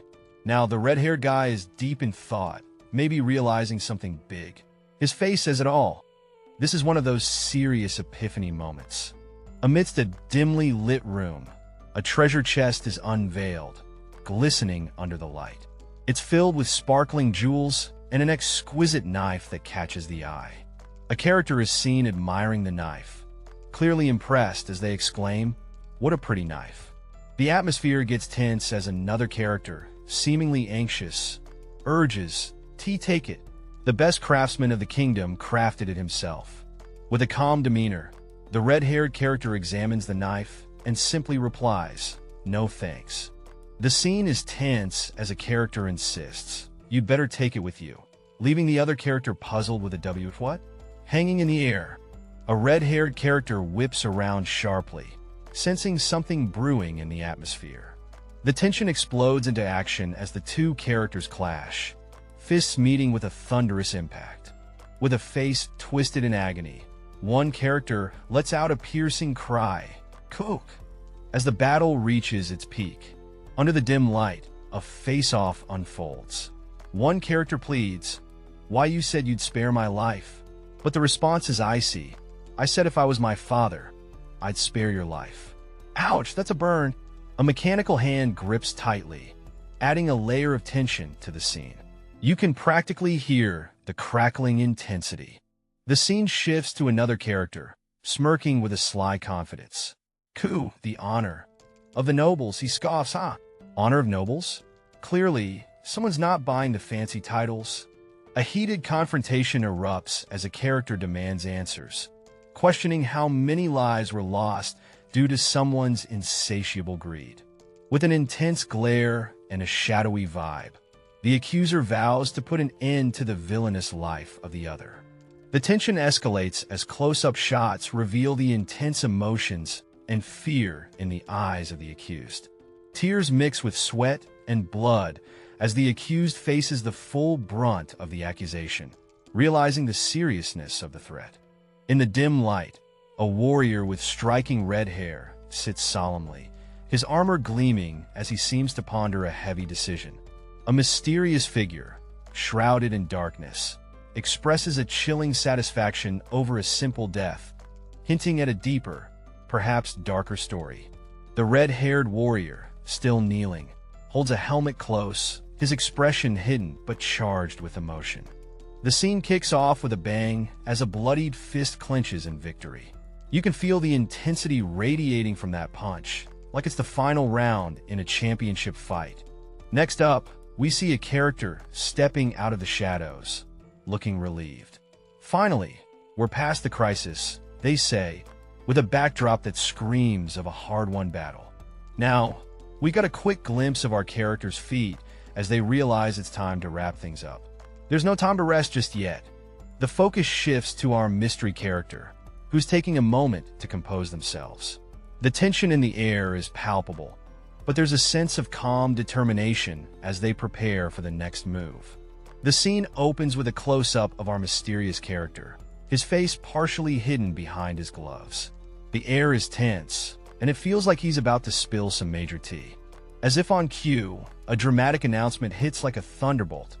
In his own life, the atmosphere is electric and the stakes just skyrocketed. All right, So we have this mysterious figure thinking that should be enough when suddenly someone shouts, "Mr. Logan." Intrigue much? Mr. Logan, looking sharp in his armor, is approached by another character. "What is it?" he asks. The response? "I think you should take a look at the capital's dangerous prisoner." Ominous. The scene shifts to a close-up of their feet, setting the stage for what seems to be an intense conversation. The tension is palpable. Well, something's brewing, and it's about to get real. A few days later, the sky's painted with sunset hues. On the castle wall, two figures chat. One of them mentions they rushed to the Tezron castle as soon as they were able. But wait, what's the news? Shocking revelation time. The person is stunned to hear that Haman has taken his own life. Amidst the fiery hues of the sunset, our red-haired protagonist stands with a serious look, mulling over the deep despair someone must have felt. The tension in the air is thicker than a bowl of oatmeal left out overnight. As the scene heats up, another character steps in, demanding answers. "Did you kill him?" they ask, eyes burning with intensity. Our red-haired friend looks like he's caught between a rock and a hard place. The camera zooms in, and we see the red-haired character's face up close. He's sweating bullets, and his eyes are full of unspoken words. Silence screams louder than any words here. Finally, our red-haired hero closes his eyes, a single drop of sweat trailing down his cheek. He seems lost in thought, caught in a whirlwind of emotions. What's going on in that head of his? The scene is set with two figures deep in conversation about reclaiming the Tizron fief. The stakes are high, and they're not about to let things slide. One of them declares, "We must bring the Tizron fief back into our hands." The other nods in agreement, not wanting any loose ends that might spell trouble down the road. Next, we get a close-up of one of the strategists. With a bandage wrapped around his head, long red hair, and a matching beard, he looks like he's been through a battle or two. His eyes are sharp, filled with determination. The red-haired strategist seems to relent a bit. "Fine, you're an adult now," he says, acknowledging the decision. "You must have had your reasons," he adds, a hint of a smile breaking through his serious demeanor. Under a dramatic sky, a young man with striking red hair muses to himself about how his father has changed. There's a hint of nostalgia and perhaps a bit of confusion in his eyes. A hand reaches out as a voice, gentle yet firm, calls Logan's name. It's a moment of connection, and you can feel the weight of what's unsaid. A bearded figure, towering and confident, stands beside Logan. With warmth in his voice, he assures Logan that his efforts in the recent battle were not just important, but crucial. No matter what anyone else might say, Logan's role was key. As the sun sets, painting the sky with hues of orange and pink, a character with red hair and a headband softly whispers, "Thank you." The gratitude in their voice is palpable, hinting at a deep bond or a significant favor. The scene shifts to another character, dressed in a white outfit with a bold emblem on the chest. Their hair, also a striking shade of red, catches the sunlight. Though their face is obscured, their posture suggests a moment of understanding or acknowledgement. Back to our first character, who lets out a soft sigh, a hue. It's as if a weight has been lifted from their shoulders, the calm after a storm. Finally, the focus drops to their feet as one of them steps forward. They begin to say, "Anyhow, so," leaving us hanging on the edge of anticipation, wondering what comes next in this unfolding story. The scene opens with a man standing confidently, declaring, "He'll have you stand as the official heir to the House of Milan." The air is thick with anticipation and a sense of duty. The young man, facing his father, responds with a simple yet loaded word, "Father." His red hair catches the light, adding to the intensity of the moment. The older man, with his rugged appearance and a headband, seems taken aback, as if the weight of the revelation is settling in. The sky behind them paints a dramatic backdrop, reflecting the gravity of their conversation. The scene opens with a red-haired knight, standing tall by the castle walls, as the sun casts its golden glow. He gives a subtle nod, indicating a silent understanding or agreement. As the story unfolds, the knight, with determination in his eyes, declares, "I'm sorry, but he'll have to refuse." His firm stance suggests a pivotal decision has been made. All right, folks, our story kicks off with a fiery red-bearded man, looking all intense, questioning someone about rejecting his offer to be a successor. Drama alert. Now, we zoom out to see two figures deep in conversation. The younger one seems worried about reputation, but that's not the real issue here. Boom! The young knight drops a bombshell. He thinks Ronin from a knight's family would be more suitable for the position. Talk about dodging responsibility. The bearded guy is on screen again, looking down at a third character, who seems to think Ronin is faster and a better choice. The plot thickens. Our knight hero exclaims there's no rule that says the successor must be a knight. It's more about the decision of age. Who knew? And finally, the bearded man looks pensive, silently processing all this info. What will he decide? Stay tuned for more. Logan's facing off with a dude, and he's getting grilled about his martial skills. Even if you're strong, it doesn't make you the boss, the guy says. Ouch, burn. Logan's got that smirk like he knows something we don't. Maybe that's what everyone thinks today. He shoots back, all mysterious-like. He's thinking to himself, looking all intense with some purple vibes going on. But I'm about to flip the script on what it means to be the Lord, he muses. Logan's deep in thought. It's not just about being strong, he figures. And I ain't got time to waste on the next big brawl. As the sun sets, Logan's all about giving his little bro a shot. In the big bro, so let's give him a chance, he declares. Logan's hoping the decision can chill until his younger brother, Ronin, is old enough to step up. Wait till Ronin's ready before you pick the next leader, he pleads. The scene opens with a bearded man, sporting a headband and a deep red beard, who seems surprised by someone's concern for Ronin. He didn't think they'd be so mindful.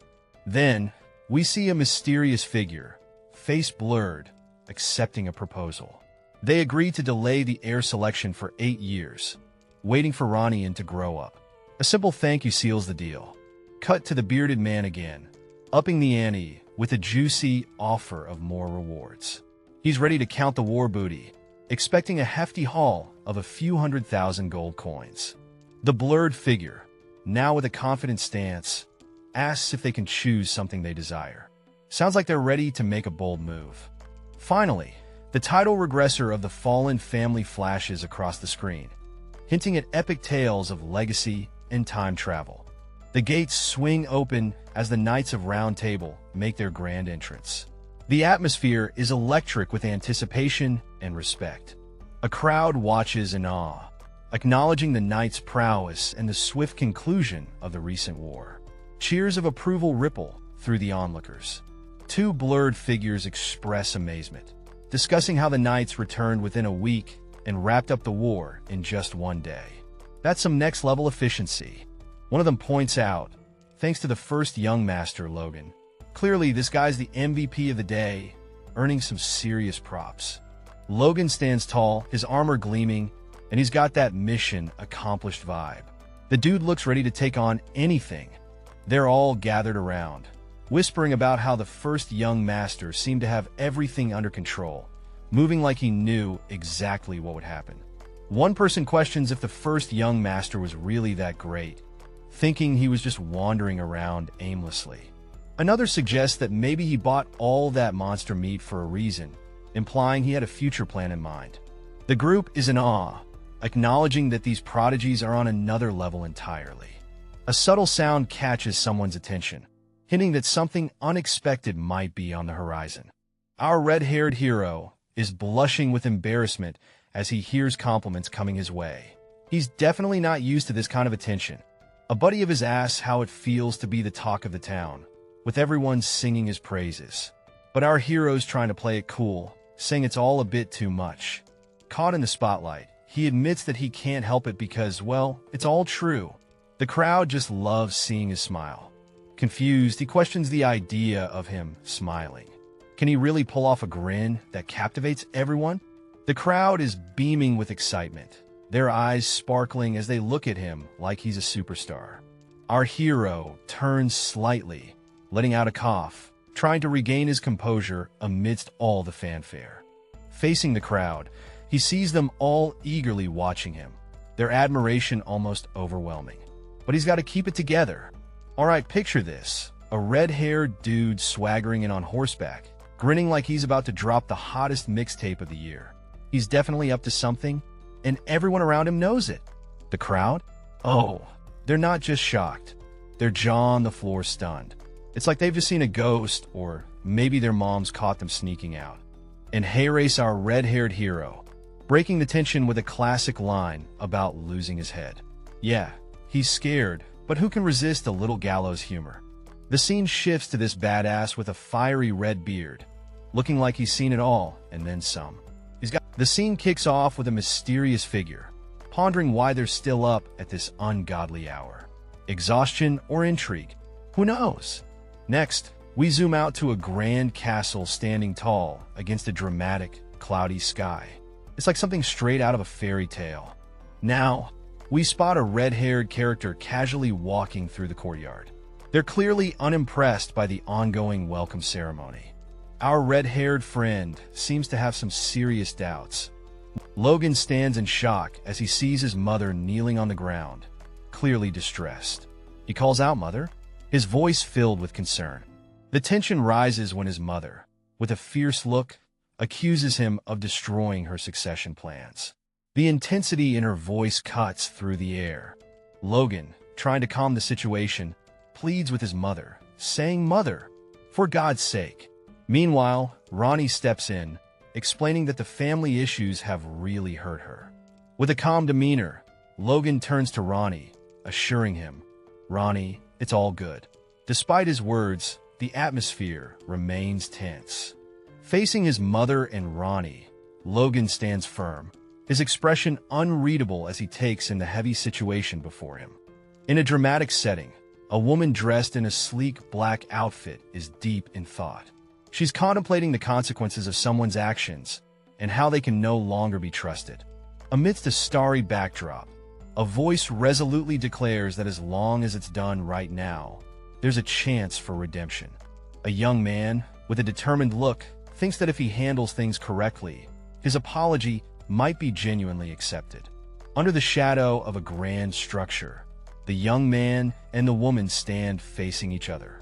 The tension is palpable as they prepare to confront their past issues. The young man, with a sense of urgency, tries to explain himself. A friend jumps in, pointing out that the young man has already admitted his mistakes, pleading for understanding. Alright, so we've got this intense face-off happening. Our main guy, with striking red hair, is facing another character who's telling him he deserves the glory. But you can feel the weight of the world on his shoulders. Zoom in on our red-haired dude, and he's deep in thought. He's grappling with regrets and a cowardly nature that's been built up over the years. It's hitting him hard, and he's struggling to overcome it. Now he's standing alone, surrounded by darkness. You can feel the determination as he gears up for the next phase, ready to step up and face whatever comes his way. A woman stands in a dimly lit room, confessing that she used hatred to hide her own shortcomings. It's a raw and honest moment, revealing deep-seated insecurities. Outside, beneath a dramatic sky, a man with a red ponytail confronts another, admitting regret over the past 3 years. He's got that look of someone trying to make things right. Back in the shadows, the man continues, asking to officially apologize, his words hanging in the air like a peace offering. With sincerity, he declares, "I truly am sorry," hoping to mend the rift between them. The other person stands silent, the weight of the apology hitting hard. There's tension in the air, and it's clear this isn't an easy fix. Then a guy with purple hair steps in, pointing out that no amount of good deeds can cover up past misdeeds. It's a harsh truth, but it needed saying. Under the moonlit sky, two figures stand on what looks like castle grounds. The tension is palpable as they face each other, the air thick with unspoken words. One of them, with reddish-brown hair and wearing a sweater vest, clutches his chest, declaring that despite the cold distance, he always believed the brother he knew would return. The atmosphere softens for a moment, as the reddish-brown-haired character smiles warmly, a glint of hope lighting up his eyes. Meanwhile, The other character is caught in a whirlwind of emotions, questioning whether all their efforts were truly worth it. The weight of their decisions hangs heavy in the night air. In a quiet moment, a young man addresses his mother, the word mother carrying a weight of emotion. Her face is blurred, but her elegant attire and poised demeanor suggest a figure of authority and care. Meanwhile, a scene of camaraderie unfolds. A young man shares a heartfelt moment with a companion, expressing his genuine care for Ronan. It's clear he values this bond deeply. The heartfelt wishes continue as he hopes Ronan will become the successor. The camaraderie is highlighted by a gentle, affectionate gesture, underscoring the depth of his feelings. Under the moonlit sky, the young man, feeling vulnerable yet sincere, admits the difficulty of asking for trust. He requests patience, urging to just keep watching. His earnestness shines through. Back to the mother, her face turned away, contemplating the exchange. Her silence speaks volumes, perhaps pondering the sincerity and weight of her son's words. The scene opens with a mysterious person with vibrant red hair, standing under the night sky, their face obscured, creating an air of intrigue. Cut to a full moon, casting its glow over the scene. A voice echoes, "For now, this shall suffice," suggesting a decision or plan is in place. The red-haired figure looks up into the night, the sky filled with clouds, adding a sense of foreboding to the atmosphere. As dawn breaks, the sky shifts to a bright blue, hinting at a new beginning or the calm before a storm. The scene transitions to a lush forest, the sunlight filtering through the leaves, creating a serene yet mysterious setting. We see two figures, the red-haired individual and a companion, walking through the forest, their expressions hidden, but their pace suggests urgency. The red-haired person questions their master about their destination, hinting at a journey or mission. The master, with a wise demeanor, insists it's time to get back to work. The master, now revealed with a stern expression and a long braided beard, admits to feeling anxious, adding tension to the narrative. All right, here we go. Our red-haired smooth talker is laying on the charm, telling someone not to worry because they're definitely going to like this task. Intriguing, right? Our old-timer with the impressive beard isn't buying it. He's all like, as if he knows what I like. Clearly, he's not sold on this mysterious task. Focus zooms in on a pair of boots stepping onto the grass. Someone's about to make a move. And there they are, our duo standing in a lush forest. The red-haired guy is looking up, talking about as of this moment, leaving us all in suspense. Both of them gaze into the forest depths. What could possibly be awaiting them in those woods? As the sun sets with dramatic flair, our red-haired negotiator throws a curveball. You want a mountain as a reward to develop it? Sounds like someone's got big plans. The conversation heats up as they clarify which mountain we're talking about. Turns out, it's the one chilling near the border with Telson. Confirmed. Now hey race the kicker. Despite its grand title, this so-called mountain is nothing more than a barren wasteland. Talk about a fixer-upper. A knight in shining armor, looking all serious, wonders out loud, why that place of all places? Clearly, something's bugging him about this mysterious spot. Then, another character with fiery red hair jumps in with a hint of mischief. Who knows if there might be gold buried in that wasteland? Oh, the allure of treasure. The scene shifts to a breathtaking view of a rugged landscape under a dramatic sky. The text hints, the reason the team finally found sparked a territorial dispute. Ooh, things are heating up?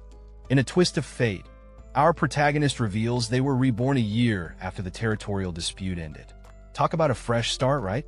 Tezlon, not one to miss an opportunity, starts hauling gold from the conquered Molan territory. Cha-ching. With all that shiny gold, Tezlon becomes more powerful than your average Count's family. Not too shabby. The scene opens with a grim image of the McLean family, their expressions frozen in terror as chaos unfolds around them. They were burning with revenge, but fate had other plans. As the dust settles, a lone figure stands amidst the carnage, sword gleaming ominously. His eyes reflect a storm of emotions, possibly the last of the McLean lineage or their avenger. The scene opens with two pairs of feet striding purposefully down a shadowy path. The atmosphere is tense, and you can almost hear the echo of their footsteps. Who are these mysterious figures, and where are they headed? As the camera pans up, we find ourselves beneath Teslo Castle. The air is thick with mystery as one character explains that this is a place where unusual people gather. Folks you might not want to cross paths with. Intrigued yet? Amidst the eerie glow of the prison, two figures huddle together behind bars. One of them, an older man, is desperately trying to get someone's attention. Gripping the cold metal, he shouts, "We are innocent," his eyes wide with desperation, hoping to be heard. The man continues, "We only extracted the ore because Mr. Tesla asked us to. But that brutal man locked us up here."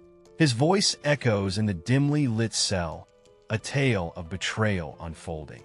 In a dimly lit room, our red-haired hero clutches his face in frustration, mumbling sob, "Heyman Teslan," as if the name itself is a curse. Peering through prison bars, he's confronted with the injustice of 5 mine engineers being locked up. A bystander asks if he's angry for them, hinting at a deeper connection. Amidst the chaos, a glimmer of opportunity lights up in his eyes. This is an unexpected gain, he thinks, plotting his next move.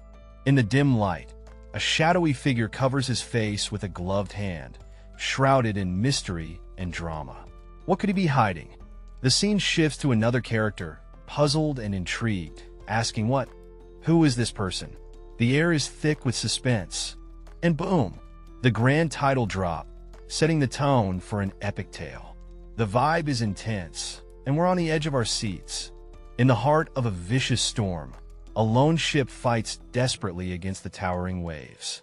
It's a small vessel, almost swallowed by the monstrous sea, but it's holding on tight. The ship sails amidst the storm, looking like a tiny speck against the vast, raging ocean. The rain pours down relentlessly, but the ship continues its brave journey. A dark and stormy vibe sets the stage as a mysterious force threatens to bring an empire to its knees.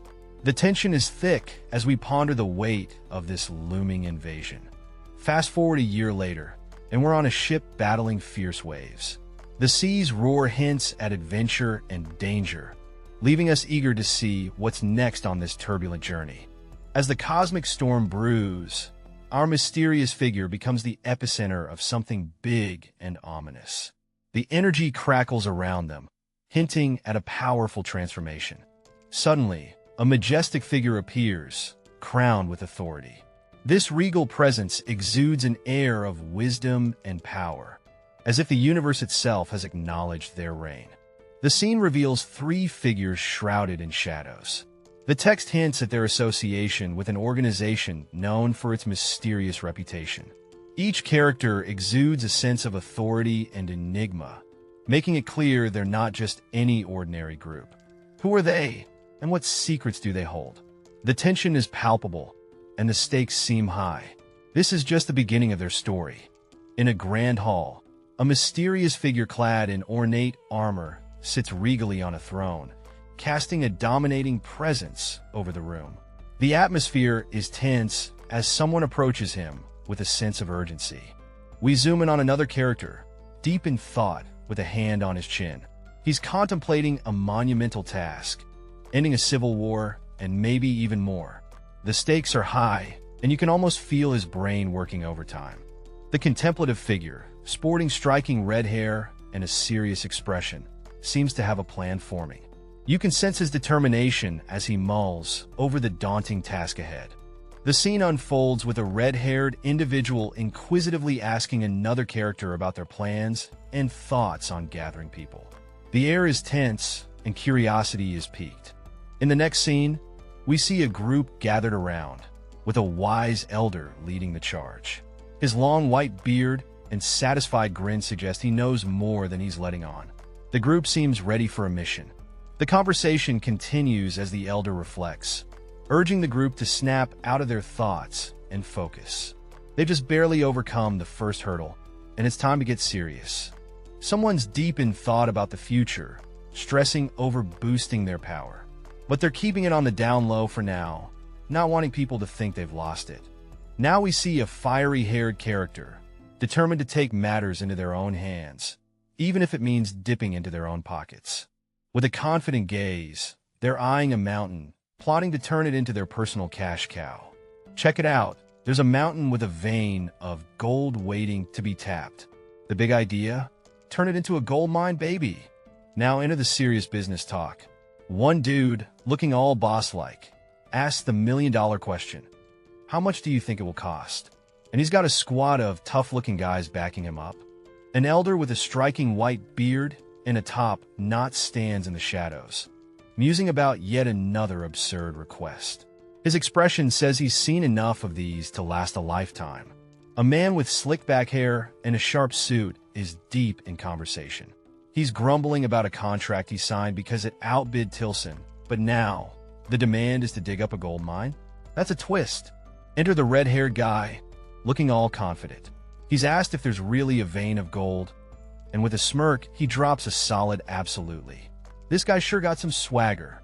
The red-haired character stands firm, asserting, I saw it myself. Whatever they've witnessed seems to hold some weight, and the tension is palpable. The scene shifts as an older character, looking utterly shocked, demands to know how the red-haired character saw it. Clearly, this revelation has thrown a wrench in their plans.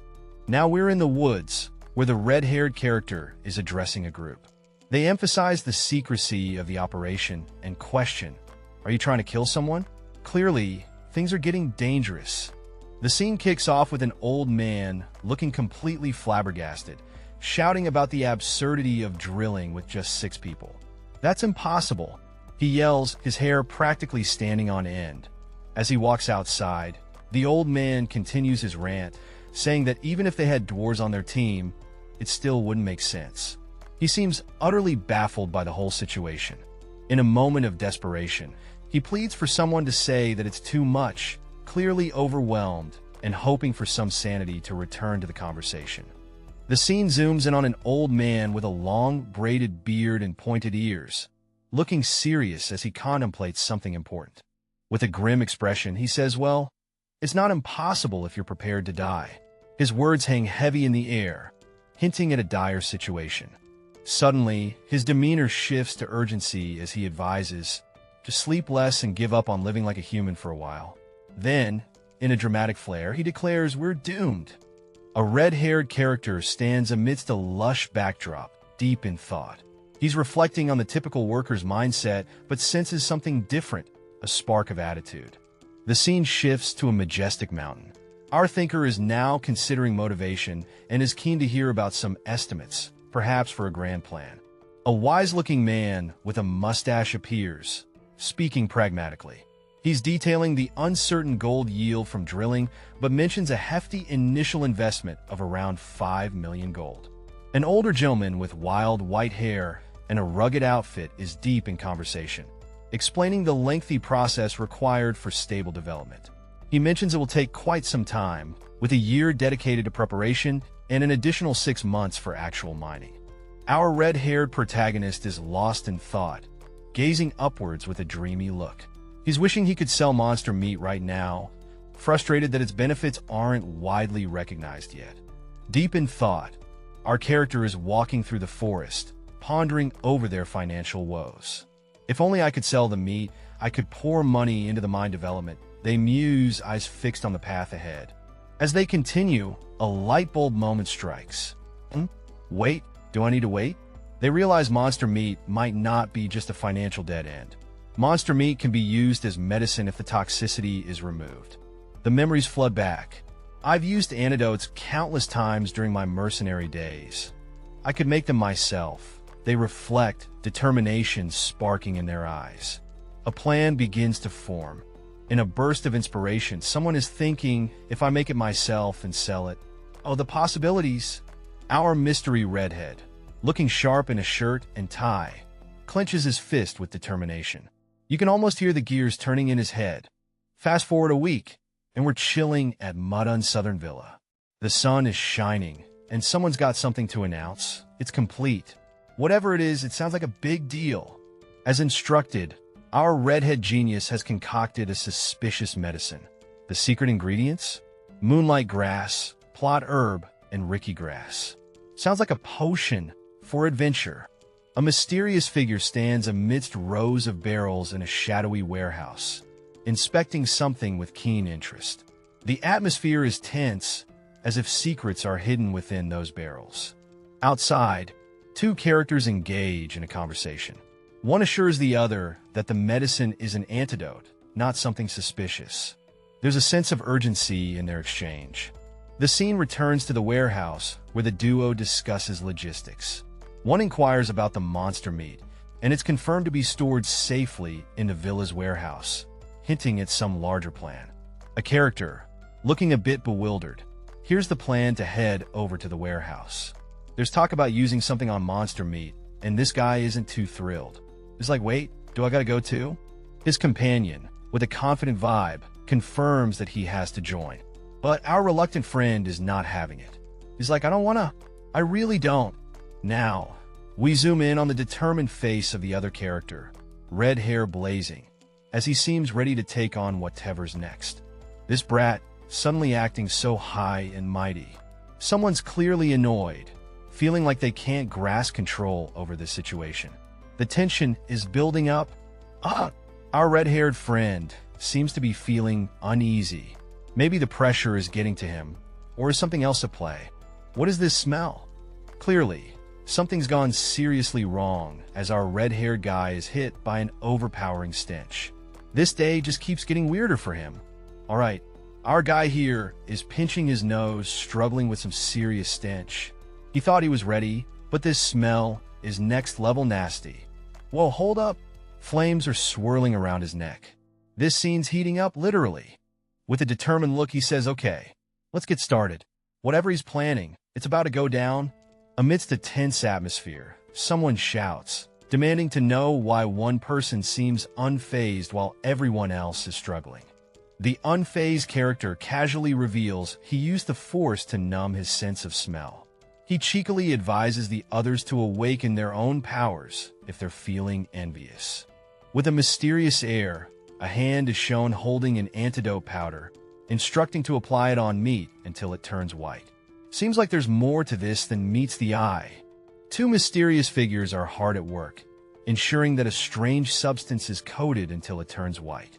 The red-haired one warns about the black parts being toxic, so they've got to be cautious.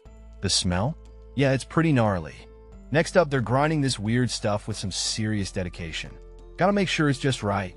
One of them cheekily asks if it looks like medicine. Yeah, that's one way to put it. An intense moment unfolds as a hand is extended, offering something small and mysterious. The recipient, looking quite serious, simply responds with a hesitant yes. Good. Well, sell it as medicine.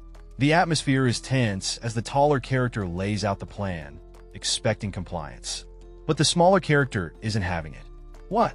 No, I absolutely refuse. He protests, clearly not on the same page. The taller character seems to be mulling over the situation, crossing his arms with a sly smile. Then while he trails off plotting his next move, a humorous twist emerges as the smaller character's inner monologue reveals his disbelief. I thought you could be made to work for free. His expression a mix of annoyance and determination. All right, folks, we're diving into a mysterious convo between two dudes. One of them's holding up a vial, saying they gotta test this medicine. But hold up, what's this medicine really for?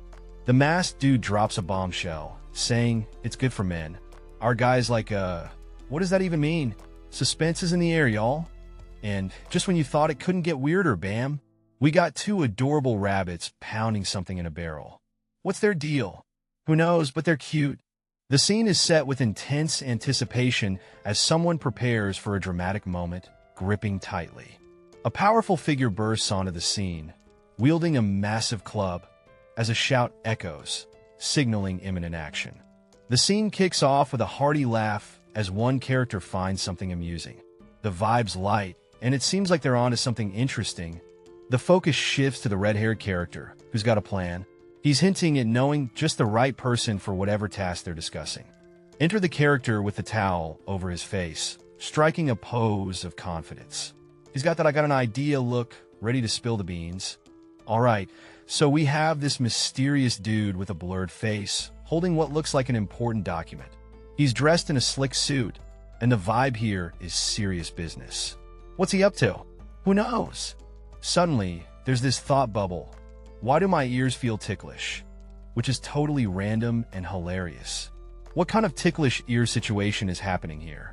In a sunlit corridor, we see Dwayne, a loyal servant on a mission, knocking on a door. He's here to meet the first young master. What's cooking behind those doors, you ask? Dwayne steps inside, announcing his presence. He's got this air of calm, but you know something's about to go down. The room's ambience is all mysterious as Dwayne wanders, calling for the first young master. Are those footsteps I hear? Bam! A shadowy figure reveals itself. The first young master was waiting all along, and Dwayne didn't even see it coming. "Allowed you up," shatters the silence. Talk about a jump scare. Even Dwayne's cool demeanor can't hide his surprise. The first young master, with an eyebrow raised, questions Dwayne's sneaky entrance. That's one way to make an entrance, huh? In a twist, Dwayne offers to massage the young master's shoulders, showing he's got a softer side. This bromance is getting real. Our red-haired friend is trying to lift his buddy's spirits. "Come on, I know you've been having a hard time," he says, giving a reassuring pat on the back. It's like he's saying, "Chin up, mate." With a mischievous grin, he talks about past escapades. Remember that wild last time at the war? He seems to hint at some epic adventure, and oh, the drama about the administrators being after him again. The bearded guy, looking all emotional and sparkly-eyed, responds with a heartfelt, "Young master." Clearly, he's touched by the gesture. Is that a blush I see? Things get personal when the redhead casually mentions, "Is that why you're having trouble in bed?" Oh boy, that escalated quickly. But our bearded friend is not fazed, striking a confident pose, looking like he just came up with the greatest idea ever. What's cooking in that brain of his? The redhead, looking a bit flustered now, tries to leave but not before throwing a classic, "Excuse me." His buddy protests, "Wait, at least listen to all of it. Drama alert." As a parting gesture, the redhead offers something mysterious. "I'd like to give this to you," he says, handing over what looks like a small, mysterious object. The bearded guy is left wondering, What is this?" It's a perfect product from the pill refinery. A confident red-haired man is showing off some mysterious pill. He assures us of guaranteed results from just one pill. But hey, race the kicker. He's never actually tried it himself. Talk about a leap of faith. Though I've never tried it, our red-haired dude is really selling this pill hard. But he's dropping the truth bomb. He's never popped one himself. Classic. Now we've got a new player in the game. A burly, well-dressed man with a beard holding a similar pill. What's his game plan with this mysterious concoction? Regressor of the Fallen Family. Sounds like we're diving into some epic drama with this title. Families, pasts, and probably a whole lot of action. Someone's in a hurry. We see a figure dashing through a grand corridor, clearly causing a bit of a scene. Who's this speedster, and what's the rush? Young master. A man dressed like a butler urgently calls out to our red-haired protagonist. He's got some news. Someone important has arrived. "Mr. Dwayne, how can an administrator run in the corridor?" Our burly friend is confronting Mr. Dwayne about his sprint down the hall. Looks like there's some tension in the air, and possibly a brewing conflict. A hand tightly grips a wooden box, setting the stage for some serious business. In a sunlit hall, after a successful trial, there's a moment of victory and more experiments to come. Heinkel is in the hot seat, facing rumors about his nightly squabbles. Who's spreading this gossip? Things get spicy as Heinkel is told to try something new. His face says it all. With determination burning bright, Heinkel's not backing down from this challenge. Someone stepping up, addressing the young master with a sense of urgency. The big advice lands. Heinkel, "All right, we've got this red-haired dude rocking a confident smirk and dropping a thank you, like he's just sealed the deal of the century." Zoom in on that smile. This guy knows he's got something to be thankful for. Enter the scene, a strong figure with a cape, standing firm. It's Patrick, the third experiment, looking like he's just conquered a kingdom. Patrick's back is to us, soaking in the light. He's got this reflective vibe going on, acknowledging that it was good. Then we get a breather, just a shot of a building, almost like the calm before the storm. Back to our red-haired friend, walking away. He drops a bombshell. I'm sorry, Ronnie, and leaving us hanging with a mix of The air is filled with surprise as someone drops the bombshell, but we might be getting another little brother. Whoa! Talk about family expansion. A guy with fiery red hair looks taken aback, while someone else is like, W8. Clearly, this news has hit them like a ton of bricks. The younger guy, not one to stay silent, demands, why haven't you asked me to try it? He's got that dramatic flare down pat. The older guy, cool as a cucumber, just stands there not giving much away. It's like he's mastered the art of the poker face. The room is silent, and you can almost hear the tension crackle in the air. What's going through their minds? Red-haired dude is puzzled, thinking, what is that gaze supposed to mean? Clearly, he's not getting the answers he wants. The younger guy watches the older one walk away, a mix of confusion and frustration on his face. What's the deal with this family drama? In a dim-lit room, the redhead mumbles to himself. It's not like you have anywhere to use it. Talk about a mystery. Under the golden glow of a grand window, someone's getting a real blunt treatment. Don't follow me. You smell. Ouch, that's got a sting. A mysterious medicine glows with promise. Someone's eyeing it, thinking if this stuff really works, it's going to fly off the shelves. Our red-haired friend, ever the salesman, casually drops 100 gold for one pill, 1,000 for 10. Talk about premium pricing. A shadowy figure questions the merchant's nerve, wondering if he's underestimating the nobles. Sounds like a risky game. The merchant, with a confident smirk, assures, nah, I'm just sure of my product. Apparently, he sold it before at a much higher price. Enter a mysterious hat-wearing figure, suggesting, keep it scarce, jack up the price. And just like that, the buyer's nodding along. But which noble would advertise that his impotency got better after taking it? There's so many ears listening in on the nobles. Even if a secret rumor spreads, they'd still come flocking like bees to flowers. In that case, how about going to the party in the capital? Are you seriously telling me to go to a party? The only party I've been to is the mercenaries party when we won. Do I even have the money to hold a party? Parties are best for making connections, though it's not like you can sell it by yourself. Alright, so we've got this dude sitting in a dimly lit room, all mysterious-like. He's got red hair and is chilling in a chair, looking at something with a serious vibe. Next thing we know, there's a magical orb floating in front of him. It's like his own personal FaceTime call, but way cooler. The orb spills some tea about an informant in the capital Grand. Our guy's like, what? An informant? Clearly, this isn't what he signed up for today. Now, he's all determined, saying he'll head to Grand soon. It looks like he's got some serious business to handle there. He's ready, but you can tell he's not thrilled about it. Then, we see this other character rocking some glasses and a vest. He's not feeling too great about this whole situation either. Bad vibes all around. Fast forward to the capital of Grand. It's popping with activity.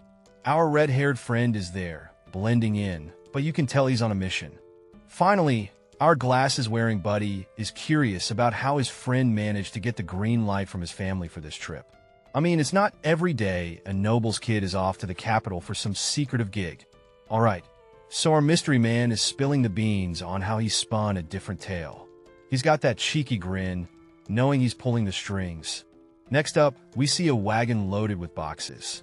Yeah, about 3,000 of them. And he's doing it all solo. No big deal, right? Our red-haired dude is pondering why his dad let him go so easily. Maybe all those heroic deeds during the war paid off. A buddy pops up, pointing out the lack of servants. Like, seriously, a noble son with no entourage? Scandalous. Turns out having a servant could be a drag, and our guy's got bigger fish to fry. He's tasked Rick with a heavy-duty job. Just when things are cruising along, someone shouts young master, and we're left hanging with a surprise. Alright, so our story kicks off with a young lad, probably a servant, who's just trying to clock out for the day. But oh no, his master's got other plans. He's like, you want me on my day off too? Classic boss move, right? Now, our guy's got another problem, apparently. He's been told he's not smelling like roses these days. He's worried the maids are keeping their distance. Oof, tough crowd. He's genuinely concerned now, asking himself if he'll ever be able to get hitched. Poor dude just wants some reassurance about his future prospects. But wait, there's more. He's questioning if maybe his master's nose is on the fritz.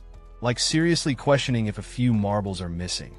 Meanwhile, the master seems to be in a celebratory mood, planning a big feast for the people. But our guy here is just like, I saw something just now, probably hinting at something hilarious. And boom, out of nowhere, another character jumps into the scene with an epic yell of Impo Rick. Like it's the most exciting thing ever. Our servant boy is left stunned, his mind probably doing somersaults trying to process the chaos. His expression says it all. After a long journey, our mysterious traveler is told to unwind at a bar because, hey, nothing beats fatigue like a drink, right? Two figures are perched on a balcony, contemplating the wisdom of discussing sensitive matters where eavesdroppers might lurk. A room would be better for this chat, don't you think? Our blurred-out friend mentions visiting an informant to gather some intel. Secrets, everywhere. Red-haired character raises an eyebrow at the cost of 900 gold per document. That's some pricey paperwork. He acknowledges the informant's hefty fee, but praises his skill. You get what you pay for, I guess. The other character assures that he followed the instructions to the letter, word by word. Perfect info incoming. All right, picture this. 2 names, 2 choices, and the stakes are high. Our red-haired strategist is deep in thought, pondering which names will bring victory or chaos. Now, the brainstorming session gets a little intense. Our bespectacled friend is throwing out ideas, hoping to land on the perfect noble ally. Red hair is all ears, ready to pounce on the right opportunity. But just when you think it's all fun and games, a twist. The crisis hits like a plot twist in a soap opera, and our guy is feeling the heat. He's reminiscing about the fateful news that changed everything. As if things couldn't get more stressful, the thought of dealing with a mountain of monster meat is making our hero lose his appetite. Who on earth would buy monster meat? He wonders, clearly baffled. A classic slapstick moment unfolds as our bespectacled buddy gets a faceful of paper. Ouch! Why does paper hurt so much? He groans, adding a dash of comedy to their tense discussion. And finally, the million-dollar question. Who's the lucky noble to be their first customer? Our red-haired strategist is on a mission, and this decision could make or break their plan. The scene kicks off with a close-up of a character lost in thought, their expression a mix of contemplation and concern. We then meet a red-haired character, sitting with a bit of hesitation, breaking the silence with an awkward A finger points to a mysterious document, posing the question, how about him? Intrigue levels rising.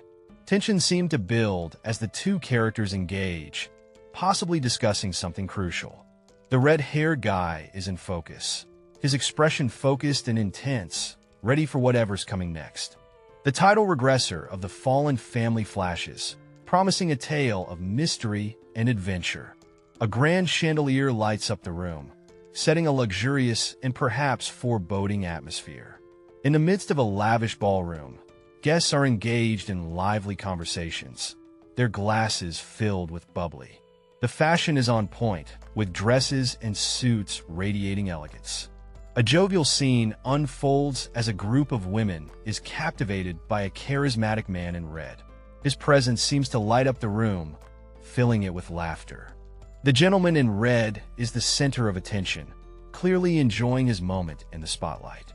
But then, a keen-eyed man senses a shift, a bead of sweat trickling down his face as he mutters, "HM?" Enter the messenger, bursting in with urgency.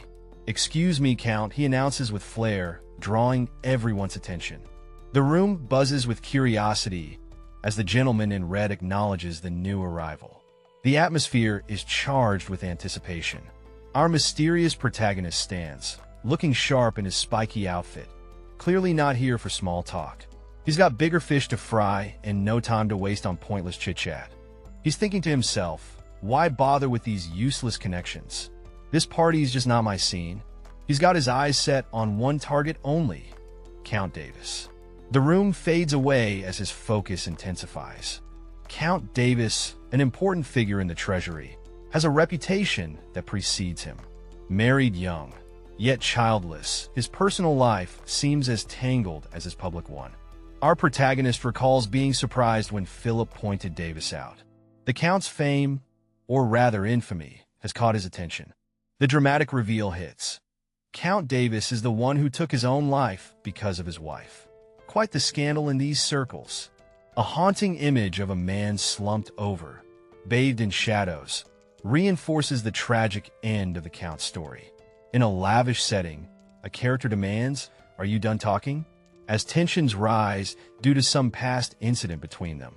The atmosphere heats up as another character is called an impotent bastard at a party, hinting at a scandalous event. The situation escalates as the insulted character is pushed to the brink, his life hanging by a thread due to actions taken by his own hands. Meanwhile, another character ponders the importance of his reputation and how others perceive him, reflecting on its significance. In a desert-like landscape, a red-haired character discusses business, emphasizing his role as a supplier and addressing concerns directly. Facing the red-haired character, another figure, dressed in an extravagant outfit, questions the necessity of business in Grand Albedo, a city that seemingly has it all. But I guess since you're from the outskirts, there must be fascinating goods there that are not available in the capital. They'll hear you. Of course, I'm sure that good isn't available here, which is why I'm selling it. A medicine specialized for men, a sexual enhancer. The son of Amidst a lively gathering, two finely dressed individuals are left reeling from an awkward remark, their expressions a mix of confusion and embarrassment. A nearby character, exuding smugness, seems to be thoroughly enjoying their discomfort, his face screaming, "I told you so." Enter the scene, a flamboyant figure with fiery orange hair, observing the situation with a smirk, thinking how obvious the whole scenario is. With a flourish, the orange-haired character approaches, offering a present to the influential people of the capital, leaving everyone intrigued. Revealing the mysterious imporic, he announces its price, 100 gold each, stirring curiosity and surprise among the crowd. The recipient hesitantly accepts the gift, intrigued by its claimed benefits, yet wary of its mysterious allure. Zooming in on the recipient, a bead of sweat trickles down as they ponder the true nature of this unexpected gift. Days pass, and we're at a mysterious door. Someone's knocking. What's behind it? A sharp-looking dude inside is all about buying some crucial medicine. His lord's orders, you know. Meanwhile, we got another guy going bullseye. Clearly, things are going their way. As the customer exits, a polite thank you. Visit again seals the deal. Hospitality level 100. Inside, they're counting gold. 10,000 from just 10 boxes. Not too shabby for their first sale. Yet reality bites. Rent for their tiny shop is 15,000 gold. Hustle mode activated. The scene opens with two characters deep in conversation. They're talking about the need for a strategic shop, knowing that gatherings have a far more significant impact. One character mentions that another, named Asura, goes to a party almost every day since coming of age, sometimes even twice daily. This character definitely knows how to live it up. Our red-haired friend isn't satisfied with just having Count Davis as their first customer. They need more traction. He resolves to promote their offering to as many people as possible at the next party. Gotta hustle. Fast forward a week later, and we're outside on a cobblestone path. A man is on the move. He muses about how the Count asked for that medicine again. Apparently, in the past, no healthy foods worked on him. As he's strolling, something makes him pause. What could it be? Our story throws us into a bustling town where a mysterious man in a dapper suit suddenly finds himself pausing. His eyes lock onto two shadowy figures, and his mind races. Turns out, the figures are none other than the Chancellor of Browntown and Count Hare's butler. The plot thickens as our sharp-dressed man pieces together their identities. Feeling the weight of potential rumors, our protagonist decides it's time to make a swift exit. He plans to grab his medicine and bounce before things get messy. Unfortunately, The medicine man is after is out of stock. With a shocked expression, he realizes today's supply has been completely wiped out.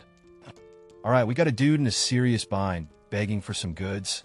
He's sweating bullets, worried that if he goes back without the goods, his lord's gonna give him a one-way ticket to the afterlife.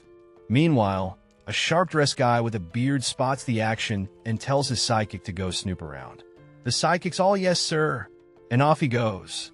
Now we see a sly character peeking out, clearly loving the chaos. He's like, yep, everything's going just as I planned. This guy is definitely up to something sneaky. And then boom, the seller breaks the news that today's stock is all sold out. But hey, there's always tomorrow, right? Come back then, folks.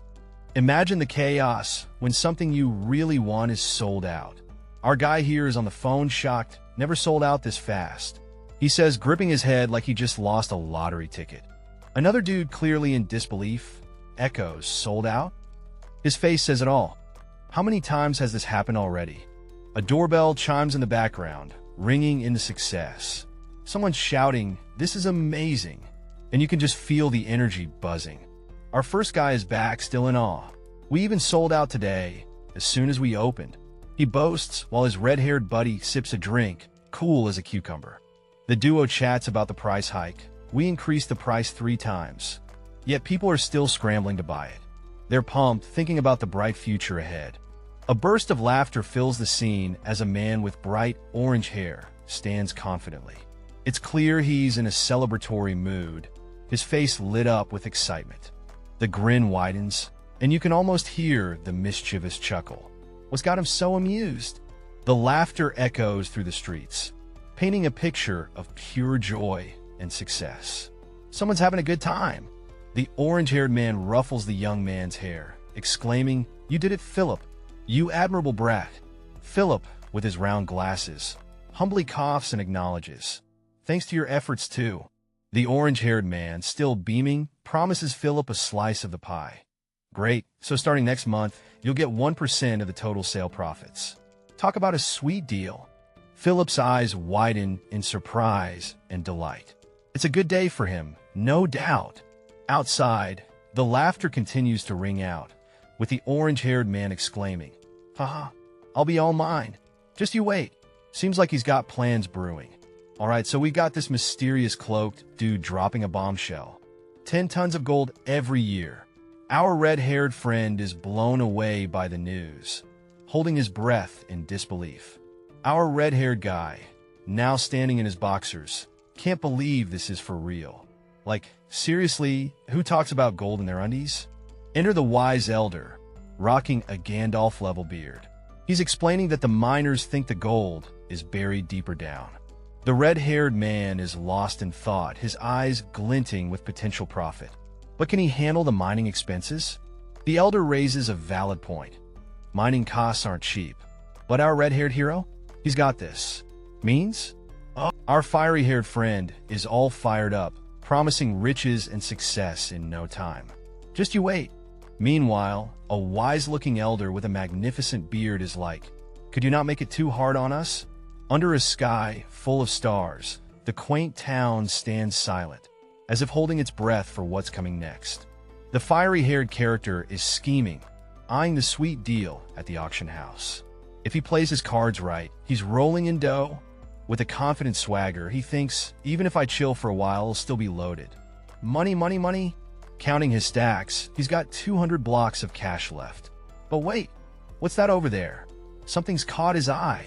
Under the eerie glow of the night, our protagonist senses something off about a building nearby. The place seems empty, yet he feels a presence lurking inside. Why can't I sense someone's in there? He wonders, his instincts tingling. A close-up shot reveals his intense gaze. Don't tell me, he thinks, piecing together a troubling realization. His suspicions confirmed, he bolts into action, thinking, thieves? His body moves with urgency, ready to confront the unseen threat. With determination, he bursts through the entrance, his coat billowing behind him. He's braced for action, eyes scanning for any sign of the intruders. The atmosphere shifts as he steps into a dimly lit room. The air is thick with anticipation as he surveys the scene. prepared for whatever might come his way. All right, our red-haired protagonist is on high alert. He's got this intense vibe going on, sensing danger in the air. You know something's about to go down when someone says he's still inside. Zoom in on those sharp eyes. He's scanning the surroundings, ready to catch a glimpse of whatever or whoever's lurking. The suspense is real. Suddenly, he bursts into action with a dramatic pose, demanding, "Who are you?" But wait, there's no one in sight. Talk about a mystery. He swings his sword with precision, aiming at, well, nothing. It's like he's fighting shadows here. What's going on? Finally, he stands there puzzled, sword in hand, in front of an empty street. He's sure he felt someone's presence. Is this a ghost or just mind games?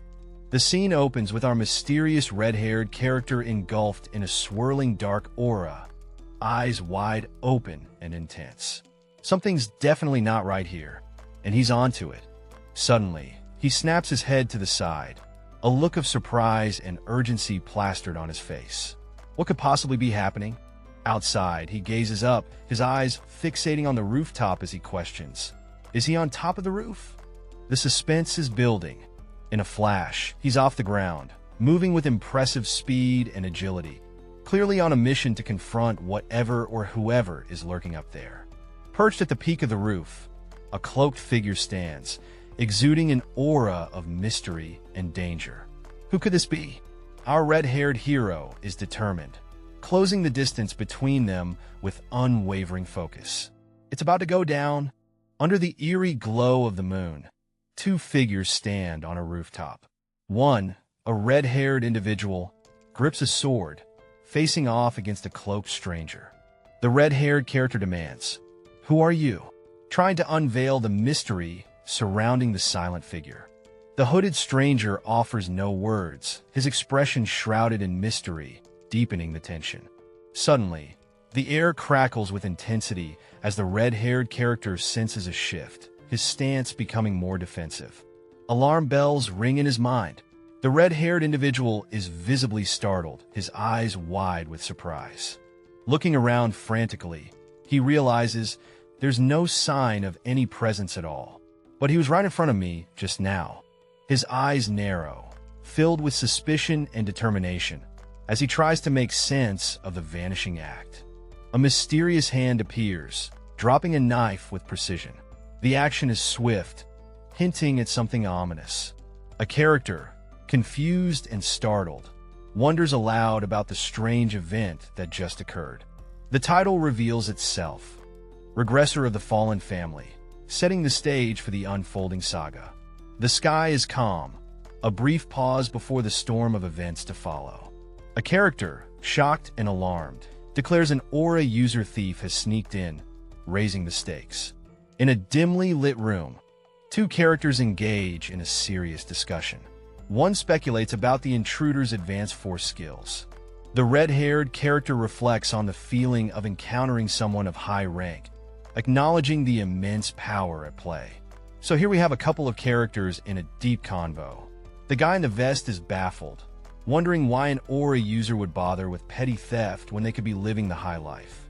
I mean, aura users turning into nobles? That's the real glow-up.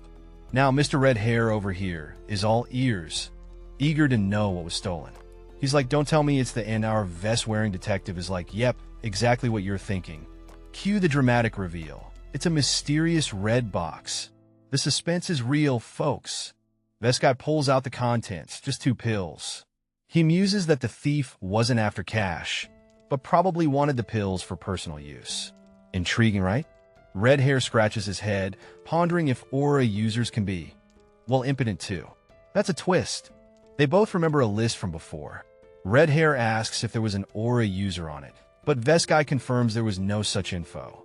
Mystery deepens. Meet our thoughtful young man, deep in contemplation. He's just remembered someone crucial, exclaiming, ah, come to think of it, there is one person. Our young thinker spills the beans.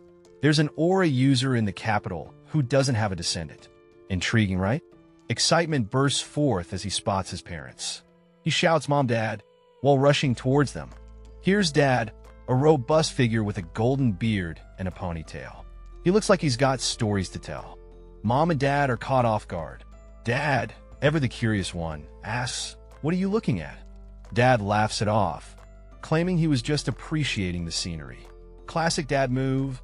Mom and Dad stand together, a picture of elegance and strength. They've got that aura of mystery, don't they? Under the soft glow of light, a family strolls together, exuding an air of love and unity. The scene feels like a cherished memory captured in time. A shift in scenery brings us to a hallway, where someone insists they were just enjoying the scenery. It's a classic move to dodge deeper thoughts. A figure with a determined ponytail turns and says, "Come on now, let's go back. It's time to head home, folks." Heartwarming alert. Someone's feeling the love, declaring, "Honey, I'm really happy I met you." Ah, relationship goals right there. Enter Felix Esperanza, the kingdom's best swordsman. He's got that legendary vibe going on, but wait, there's more to his story. Plot twist. While fighting for his country, Felix suffered an injury in the most unexpected place. Ouch! Talk about a tough break. What's the point of having the title of a duke and being known as the strongest in the whole nation? Without a child to take over after me, it's all in vain. In the warm glow of the library, someone responds with understanding, "I see." A gentle touch is shared, a comforting gesture in a moment of vulnerability. The blurred figure acknowledges the other's pain with empathy. "You must have been in such agony." With sincerity, the character beside him offers, "If it's okay with you, please let me serve you by your side." A close-up reveals the determined expression of the woman offering her support. The scene opens with two mysterious figures walking side by side, heading to a family meeting. One of them is clearly not thrilled about the pressure of having an heir and seems in no rush to get there. The conversation continues with the other character, who remains silent, possibly pondering the weight of responsibility. Now, the focus shifts to their feet as they tread carefully, discussing something rather intriguing. A new medicine is making waves in the capital, and our cautious friend is being very discreet about it. A close-up reveals a look of concern, or perhaps interest, as the information about the mysterious medicine sinks in. Turning the page, one of them confirms the intriguing details with a simple, "Is that so?" The conversation wraps up as they reveal the medicine can even heal physical wounds. With a heavy sigh, our blonde character expresses doubt about a mysterious medicine, noting that despite the buzz, its effects are questionable. The scene is set with them looking out over a cityscape. Next, we see a close-up of the character's face, blurred but clearly irked, as they reveal the medicine was acquired through some less-than-honest means. As they stroll through the city, the character reflects on the numerous claims surrounding the medicine, confessing that their attempts to use it have been fruitless. Frustration mounts as the character clenches their fist, lamenting that even after taking the medicine, nothing changed. Changing gears, the other character advises, "Luis, you should take rumors with a grain of salt," prompting an apology from Luis. Finally, as they walk away, the resolve to let go of the rumors is clear, with a shadowed figure contemplating giving up the chase. The scene unfolds at an imposing gate, with someone firmly stating, "I've already told you." Clearly, there's a bit of a standoff happening. Facing off against the gatekeeper, the character is told, "You can't just see him without prior appointment." Seems like bureaucracy strikes again. With a sly grin, our character calmly explains, "That's why I told you to just tell His Grace my name. Confidence is key, folks." Assuredly, the character declares he'll definitely meet me once he hears it. Looks like they got some clout. Glasses Boy is losing it. "You're planning to confront the Sword Master directly?" He blurts out, clearly thinking this is a one-way ticket to Disaster Town. Then Mr. Confident, lounging with that cool vibe, just drops a casual yes. He's all about taking the direct route, even if it means facing one of the kingdom's big shots. "Glasses Dude can't handle it? Are you crazy?" he yells, probably wishing for a saner strategy. The scene opens with a fiery confrontation. Our bespectacled friend, looking sharp with his glasses and vest, is fuming. "Are you trying to get yourself killed?" he yells, clearly not impressed by the red-haired guy's antics. The response? pure sass. Is that supposed to be an imitation of me? Oh boy, it's on. Our bespectacled hero isn't backing down. He warns, that's just asking for trouble. Just pretend you don't know. It's advice wrapped in a bow tie and a whole lot of worry. Things are getting tense, and the stakes are high. If things go south, we'll be screwed, echoes the ominous warning. Looks like this isn't just idle chatter. Chilling in a dimly lit hallway, our red-haired guy is deep in thought. He's pondering over Philip's words, realizing that missing out on meeting a sword master yesterday might be a big oopsie. As he stews over the mischance, a door creaks open. A mysterious man with slick white hair steps out, giving off serious boss vibes. The white-haired gentleman gestures invitingly, saying, "Please come in," and you know things are about to get interesting. Our scene opens in a lavish room, where a young man with fiery red hair confidently walks up a flight of steps, his eyes set on a mysterious figure ahead. The mysterious figure stands with his back turned, hands clasped behind him, his long hair tied neatly. The atmosphere is tense and expectant. Logan McLean, the fiery-haired young man, declares his purpose: to meet the sword master. He introduces himself as the eldest son of the McLean family, clearly someone important and determined. Check out those fierce red eyes. Someone's clearly not here to play games. The intensity is real. In a sunlit room, a discussion unfolds. The buzz is about the sword master, rumored to be as old as a century, but looking surprisingly youthful. How's he pulling off that trick? Curiosity peaks as one character mentions McLean. Yup, that's the Southern Territory. And guess who's in town? The eldest son of the McLean family.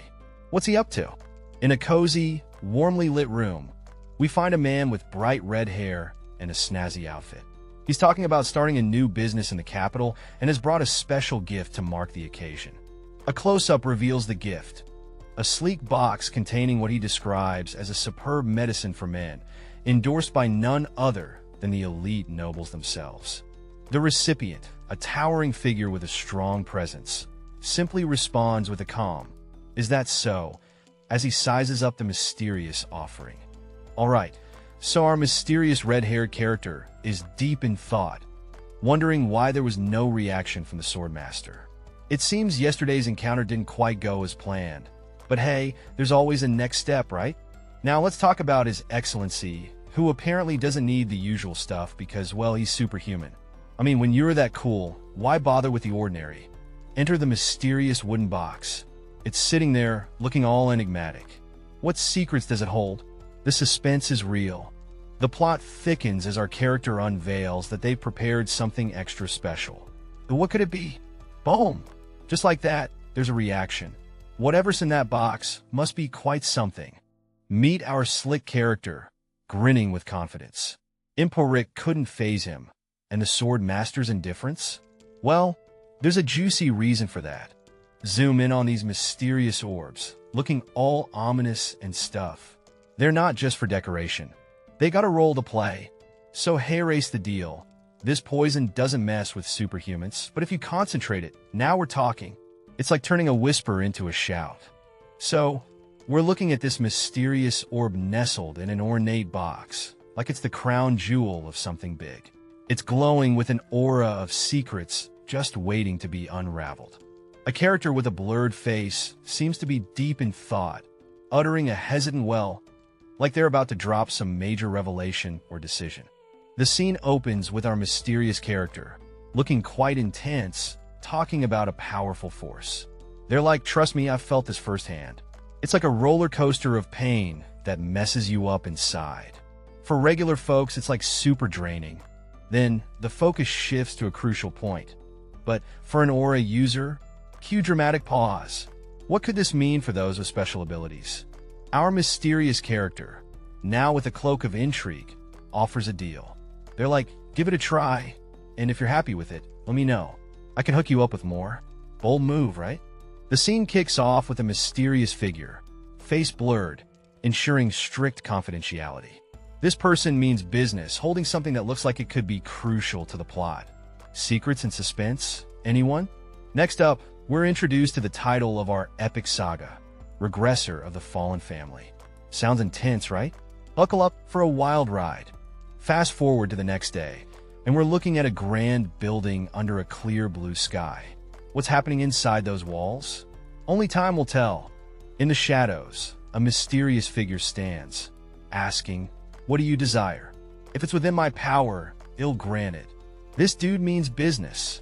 Meanwhile, a red-haired character exclaims, "Success," but quickly turns puzzled, wondering, what do you mean by that?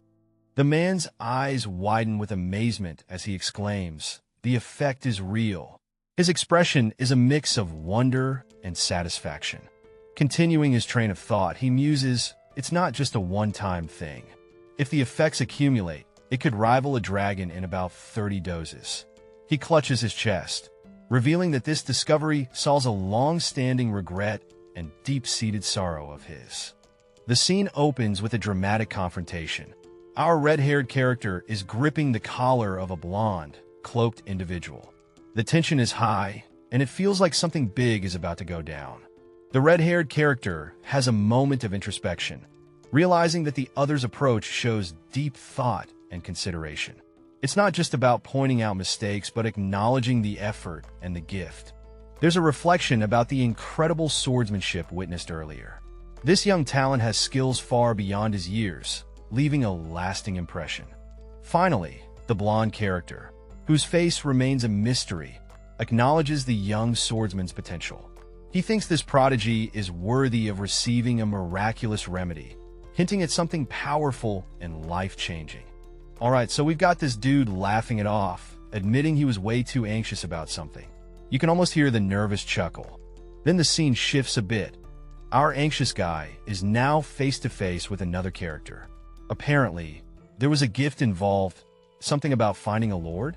Anyway, he's super grateful and wants to repay the favor. Talk about a turn of events. As the anticipation builds, we get a close-up of our main guy's face. He's about to say something important, and you can feel the tension rising. What's the big ask gonna be? Alright, picture this. Our red-haired hero, all dressed up and looking sharp, wants a worthless swordsmanship book. What's that about, right? Now, the scene changes, and we find ourselves in this epic library. Our guy is chatting with a librarian, probably trying to uncover some hidden secrets. A hand reaches out, pulling a mysterious book from the dusty shelf. What secrets could it hold? A red-haired character, looking all suave, hands over the book with a simple "take it." What's the catch? He warns, training with this again will only harm your body. But hey, it's got some unique points for reference. The recipients all smile, saying thank you. Ever the opportunist, the recipient asks, "Could you also write a certificate saying you personally gave this to me?" Always good to have proof, right? The scene unfolds with a suave, confident character assuring his companion, "Of course. That's easy enough." There's an air of certainty and a hint of mischief in his words. The other character, whose face remains blurred, seems satisfied, responding with a pleased "good. That's what I want." Clearly, a plan is in motion. Now, we dive into the reflective thoughts of the second character as he ponders over the ethics of their mission. He thinks it feels a bit disappointing to reach one's destination like this. But my real goal lies elsewhere anyway. This just doesn't seem right, no matter how I think about it. The scene opens with a character in a snazzy coat, looking all serious and saying, I will personally. What's this about? Intrigue is in the air. Then, the spotlight shifts to someone with fiery red hair, promising, "Teach you a swordsmanship technique." Looks like things are heating up. Someone's clearly surprised, exclaiming, "You're going to teach me swordsmanship?" Yeah, it's a big deal. The scene escalates with a jaw-dropper. The kingdom's strongest swordsman? Whoa, things just got real. This dude's getting an offer that's blowing his mind, first time ever, past or present. What could it be? Even if it's wrapped in the mystery of the divine sword. Who says no when the kingdom's strongest is offering? No brainer. He's all like, "Thank you," and thinking he just hit the jackpot. Luck's on his side today. Check out this epic grand setting. Something big is definitely going down here. In a stately hall, two warriors face off. The older one muses about the joys of assessing young talent, a smirk hinting at the duel's intensity. With a stern gaze, the mentor commands focus, cautioning that mercy isn't part of his teaching style. This is going to be one intense session. The young swordsman stands firm, his eyes full of resolve. Sword at the ready. He's all set to prove his worth in this epic showdown. In this heated moment, a mysterious figure with a piercing gaze commands, "Now, draw your sword." The challenge is clear, and the tension in the air is palpable. The opponent feels the weight of an intimidating aura, pushing down on his very being. It's a battle of wills, and the pressure is on. The scene opens with our hero in a bind, their hand trembling as they reach for a sword. They're frustrated, unable to hold it properly. The tension is palpable, and you can almost hear their thoughts racing. A towering figure stands before them, casting a shadow of dread. The hero questions the overwhelming power they're facing, wondering if it's the sheer force of aura that's intimidating them. The red-haired character is deep in thought, bubbles floating around as he questions the nature of aura users. Is their ability to bind the whole body with sheer presence akin to magic? His mind races as he imagines a world where aura users dominate the battlefield, pondering how wars would solely consist of their mighty clashes. Finally, he muses that maybe it's not just about presence, hinting at a deeper mystery. The scene opens with an intense aura as our protagonist channels a fiery energy, declaring, "This in itself is a special technique." The power is practically bursting from his hands. A mysterious figure stands in the background, partially obscured, yet clearly captivated by the unfolding spectacle. Who could this be? Their poised stance suggests they're no stranger to battle. A close-up reveals our protagonist's steely determination. Sweat drips down his face, the fiery glow reflecting in his eyes. The tension is palpable. Every time our hero tries to make a move, the sword master's aura resets him back to the starting point, keeping him stuck like a scratched record. This mysterious aura disperses all the force he was about to unleash, leaving him frustrated and perplexed. But hold up, despite the confusion, our hero sees a glimmer of hope, a way to counter this seemingly invincible aura. The gears in his mind start turning. In the heat of an intense training session, our determined hero is pushing themselves to move half a beat faster. The urgency in their grip shows they're not messing around. With fierce concentration, they leap into action, determined to shave off precious seconds. Meanwhile, a mysterious observer with slick blonde hair watches with a knowing smile, clearly impressed by the effort. In the shadows, a mysterious figure with a sinister smile acknowledges, "You do have talent."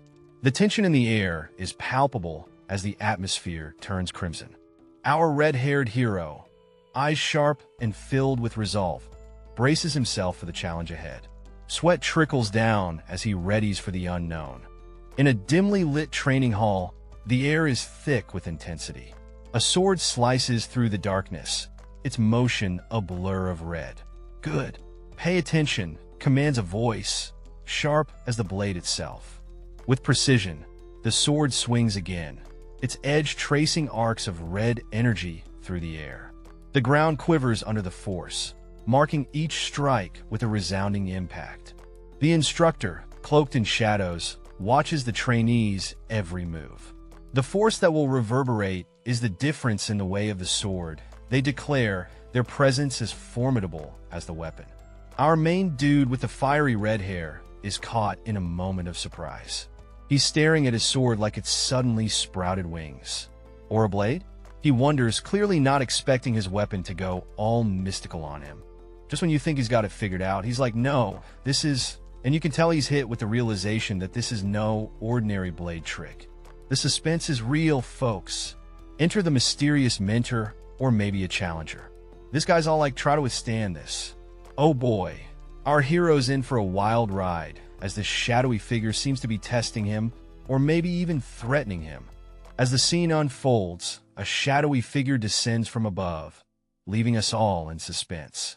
The air is thick with tension as we catch a glimpse of what's to come. Boom! The reveal hits like a ton of bricks. In the figure's grasp is the heavy pressure sword, radiating a fierce, red energy. Things are about to get intense. Our red-haired protagonist is in the thick of it, his intense gaze locked on an impending challenge. You can almost hear his mind racing as he gears up for whatever's coming. He's piecing it all together, the moment of realization hitting hard. His expression says it all. This isn't just any fight. Something's brewing, and he's got to be ready. The stakes are high as he senses the force. It's a battle of wits and power, and he's calculating his next move, aware of the gravity of the situation. The scene shifts to a dramatic face-off. He knows the attack is unavoidable, but there's a glimmer of confidence. Can he turn this around? With sweat trickling down, he stands firm as a fiery aura surrounds him. This is a showdown of epic proportions. Enter the adversary, a blonde figure with a beard, calmly acknowledging the challenge. He's impressed by our hero's ability to withstand the gravity sword's force. This battle's just getting started. A hand grips a blazing sword, ready for action. The air is thick with tension, and you can almost feel the power emanating from that grip. The mysterious warrior charges forward, sword glowing ominously. He's not here to play games. This is serious business. With a swift motion, he closes in, his face a mask of fierce determination. This guy means business. Meanwhile, our red-haired hero stands firm, surrounded by a fiery aura. It's like he's about to unleash something epic. Close up on our fiery friend, his expression is intense, brows furrowed. Whatever's coming, he's ready for it. The mysterious figure leaps into the air, sword poised to strike. The clash of titans is about to begin. A character is sent flying, gasping in shock as the action ramps up.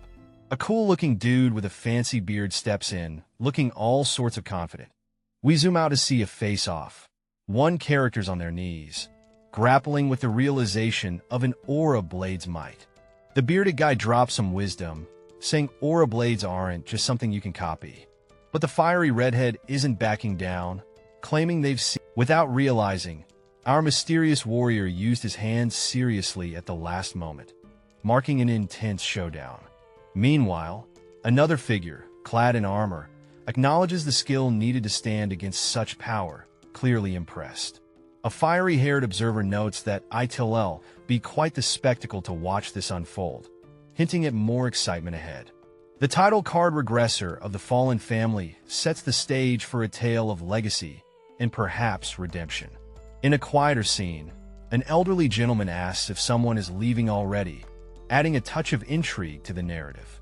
The scene opens with a red-haired gentleman and an older man in conversation. The older man mentions the Duke's protective charm, reassuring the young man that he'll be fine. The red-haired gentleman acknowledges this and says he understands. The older man offers to escort him to the main gate. The gates open to reveal a beautiful sunset, adding a serene touch to the scene. As they reach the gate, the older man wishes the red-haired gentleman well on his journey back. The young man expresses his gratitude for being seen off. Suddenly, the red-haired gentleman speeds off dramatically, leaving the older man in the dust. The older man looks on in surprise, clearly not expecting the young man's swift departure. In a dimly lit alley, our red-haired hero is clutching his side, muttering, "Ugh, I'm going to die." Clearly, things aren't looking great for him right now. But wait, he's got a potion in hand, yet he hesitates, thinking, can't use such an expensive potion for this level of injury. Top-grade stuff isn't for just anyone, you know. Thanks to his evolving force, he can heal himself, at least a little. But those sword strikes? Yeah, they're a bit tougher to fix up. Despite all this, he seems pretty optimistic, pondering that what he's gained is much greater than his injuries. Then, he pulls out a note with coordinates. Here's the coordinates to my mansion's communication officer. If you're stuck with mastering the gravity sword, feel free to contact me. With a confident grin, he clutches the note and potion, ready for whatever comes next. I didn't expect you to treat me this well. This is practically like being treated as a true disciple. This connection will surely be a great help in the future. Out of nowhere, we see a red-haired guy sprinting like he's late for the last bus, and someone shouts, "Lord Logan." Philip, the concerned friend, catches up, asking why Logan looks so pale. Philip admits he waited for Logan to come out, hinting at some serious business. Logan, looking like he's seen a ghost, brushes off Philip's concerns. But Philip isn't buying it, mentioning something about the schoolmaster and a flea plan. Logan freaks out, yelling about preparing the flea plan and getting the fastest horses. It's shouting out to the heavens. Lord Logan echoes with urgency and drama, setting the stage for something big. A week zooms by, and a notice tells us that all the IMPORICKS are gone. Better luck next time, folks. The sales figures are in, and they're no joke. 4.1 million gold in the bag. With this trend rolling, a cool 4.5 million a month could be their new normal. Our sharp-dressed duo shares a confident moment, buzzing with excitement over their success. Outside, someone is blown away by the sight of the bustling building, adding to the hype. In a dimly lit room, a red-haired guy is teasing his buddy about being happy even without a performance bonus this month. The buddy playfully retorts, asking not to disrupt his imagination. The scene zooms in on the buddy, who proudly mentions setting up monster meat purchases in Kyle to run smoothly. The red-haired guy acknowledges the good job. They switch gears to discuss buying a house in the capital, considering it might be a smart move due to accommodation expenses. The red-haired guy suggests focusing on selling rocks for now, hinting that they might have to move eventually whether they like it or not. Alright, so we've got Lord Loger being reminded to chill out a bit more after a freaky episode where he was coughing up blood. Yeah, not a fun time. His buddy's like, dude, you were holed up for a week.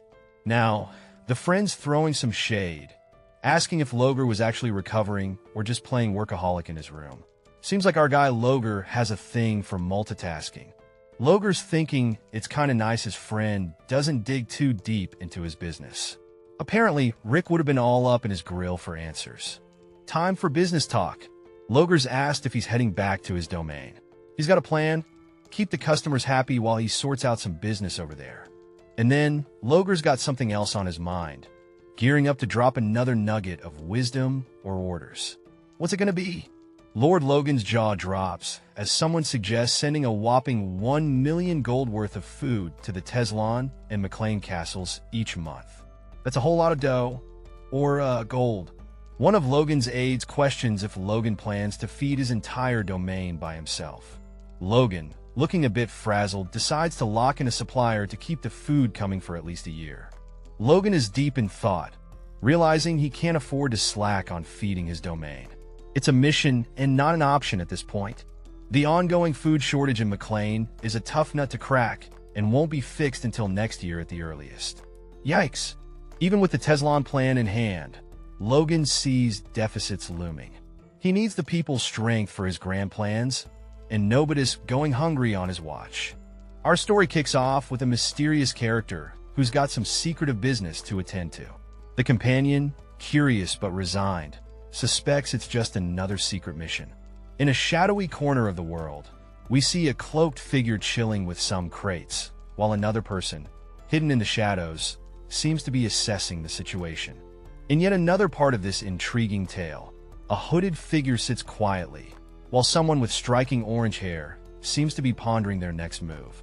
Back to the man on a mission, he's been handed a task to find some people. The catch? He's got nothing but a name and a couple of physical traits to work with. Our hooded mystery man has a challenge ahead. With barely any info and an entire continent to search, it's like finding a needle in a haystack. The red-haired guy, looking all determined, asks, can you do it or not? He's ready to pay up if money's the issue. Talk about business vibes. The hooded figure stays silent, just listening. Mysterious much? Footsteps echo as the red-haired guy takes a step, deep in thought. He muses, realizing it's going to be tough to track them down. Even the name he knows might be a fake. Oh boy, this is getting tricky. With resolve, he declares they must recruit these independent superhumans. No matter where they are, he's on a mission. Under the eerie glow of the moon, a hooded figure stands amidst a foreboding scene, contemplating the power each ally will bring to the looming war against the Empire. The tension is palpable as they single out a notable mercenary, hinting at their importance in the unfolding conflict. Thoughts drift to a mercenary who's got a reputation for working with the Empire. This character seems to be a pivotal piece in the upcoming chaos, suggesting a twist in allegiances or a significant role in the strategy. A footstep echoes on the cobblestone street, cutting through the night. The tension rises as someone makes a sudden stop, caught in their own whirlwind of thoughts. A character with red hair pauses in a dimly lit alley, questioning their own urgency. Despite the calm in the capital, there's an underlying anxiety gnawing at them. With a moment of reflection, they remind themselves to take it easy. The sky above is clear, and they decide there's no need to rush. The future is uncertain, but there's no point in burning out. A hand slaps against the wall with determination. There's still time. They reassure themselves, grounding their racing thoughts. The resolve is clear. They won't be rushed by the impending storm. Things are getting heated as someone scoffs about having 3 useless disciples. They're not impressed and are clearly out for some better talent. One of the characters tries to cool things down, saying they're just the messenger. It's all very cloak and dagger. A mysterious figure pops up, curious about why their disciple was called. There's definitely some intrigue brewing here. The plot thickens as the mission is revealed. A journey to the remote countryside. And it's not just any countryside. It's the McLean territory. Sounds like it's going to be quite the adventure. The cherry on top? This mission is going to last a whole 6 months. Buckle up, it's going to be a long ride. This Tower Master, though, it's not going to work, says one character, frustration bubbling as they clench their collar. In the dim light, another figure stands tall, determined to settle the matter once and for all. A close-up captures the grit and resolve etched on their face, as they prepare for whatever comes next. The scene opens with a majestic tower reaching towards the sky, its stone walls bathed in the morning light. Inside, we hear the unmistakable sound of footsteps as someone walks towards a dimly lit room. A young man lies slumped on the table, barely conscious, as a hand gently reaches out to him with a soft hello. As he starts to wake, confusion fills his eyes, and he lets out a surprised gasp, trying to make sense of his surroundings. A cloaked figure enthusiastically welcomes him to the Gradkia Kingdom's Earth Tower, leaving the young man bewildered. The young man, still trying to gather his thoughts, silently wonders, what's with this person? He enters the scene like he owns the place, but wait, our guy's attire screams, I'm on a budget. He's here for magic scrolls, not for mingling with mages. Exactly what you'd expect. He's not here for magical tete-a-tete, just some scroll shopping. And what's on his list? Just a casual 150 collapsed magic scrolls. Our seller's eyebrows are practically in the stratosphere. What? Says the seller as he sighs, clearly questioning life choices. A hand slams down on the paper. This deal is about to get real. Our skeptical seller starts counting. 1, 2, 3, is this guy for real or bluffing? The scene kicks off with a guy shouting, 7 million gold. His face is a mix of shock and excitement, like he's just hit the jackpot or lost it all in a bet. What's the deal with the gold, though? Next, we see a pair of characters in a serious exchange. One character, with his face blurred, coolly says, up, leaving us in suspense. What's cooking here? The focus now shifts to a mysterious character with striking red hair and a fancy outfit. He's got that I've got a secret vibe, and we're itching to know more. Boom! The title Regressor of the Fallen Family appears, setting the stage for some epic drama and family intrigues. Are we ready for this wild ride? Now things get intense with a fourth circle Earth elemental spell in action. It's like watching a natural disaster unfold, crumbling cliffs like it's nothing. Who's behind this powerful magic? And what's the endgame? And it doesn't affect materials other than earth and dirt. Is that trembling? Must be collapse magic. Let's go around. It was also a spell seldom used in wars, but it's the best for construction. With this, you can accelerate the development of mines and take care of other problems seamlessly. So, you're going to buy 150 scrolls of collapse? Yes, that's right. It's been a while since we've had such a generous client. I'm a bit nervous. Radio's crate, Earth Tower Master. I never thought the Tower Master himself would come running. You usually have an agent. Being the master of one of the 5 great towers, and just for 150 million coins. Is there a serious situation at hand? Alright, so in this dimly lit room, we've got 2 guys talking strategy. The one with the white hair, is all about exploiting opponents' weaknesses, saying their little domain in the southwest is kind of a secret weapon. Then, we switch to the red-haired dude, who's all smiles and apologies over some apprentice's blunder. But he's like no biggie, really. Meanwhile, another dude with fierce eyes is fuming over almost losing to that apprentice's mistake. Not a happy camper. Back to our red-haired fellow. He's pondering the boring uses of earth magic nowadays. Like, come on, who's wasting scrolls on farming? And finally, the white-haired guy's having a little internal drama, worried about how the tower's been going downhill on his watch. And oh, he's been splurging a bit too much lately. Alright, this old dude is scheming big time. He's got a sucker lined up, and he's ready to rake in some cash. But hold up, there's a hitch in his plan. Enter Mr. Fancy Red Hair. The old man's spilling the tea about needing a 5th circle mage for those fancy 4th circle scrolls. And guess what? They ain't got any in their crib. The old guy's brooding over their lack of high-level personnel. Talk about a major roadblock. Red Hair isn't impressed. He's like, so? With a side of sass. This guy's not easily shaken. Our old schemer's caught off guard. He didn't see this reaction coming and is now pondering his next move. Gotta test those waters, buddy. Back in the book-filled room, Red Hair reminds us that scrolls are pricey and can't just be whipped up. Looks like money's gonna be tight. The scene opens with a confident individual, sharply dressed, planning to send 900 scrolls in 6 months. He's laying down the terms, but there's tension in the air. Another character with striking white hair seems overwhelmed by the demand, calculating the logistics and feeling the pressure. The negotiator is unfazed, pushing for commitment. Whitehair's anxiety hits a peak, fearing the delay of even the first 150 scrolls. It's a lot to handle, and the stress is real, despite the panic. As the negotiator strides away with determination, the overwhelmed character concedes, agreeing to the daunting task. The scene opens with an old man, his eyes wide with excitement, as he clutches a piece of paper. He's asking if it's truly possible. Of course it's possible. The old man starts calculating, mentioning that 4th circle scrolls cost a whopping 10,000 gold each. His eyes glimmer with anticipation. Now he's doing the math, realizing that 150 scrolls would set someone back a hefty 1.5 million gold. His face lights up, imagining the gold pile. He's in shock, eyes bulging at the sheer amount. It's like he struck gold, literally. With a sly grin, he declares, "That's a very nice sum." Clearly, he's thrilled at the thought of all that cash.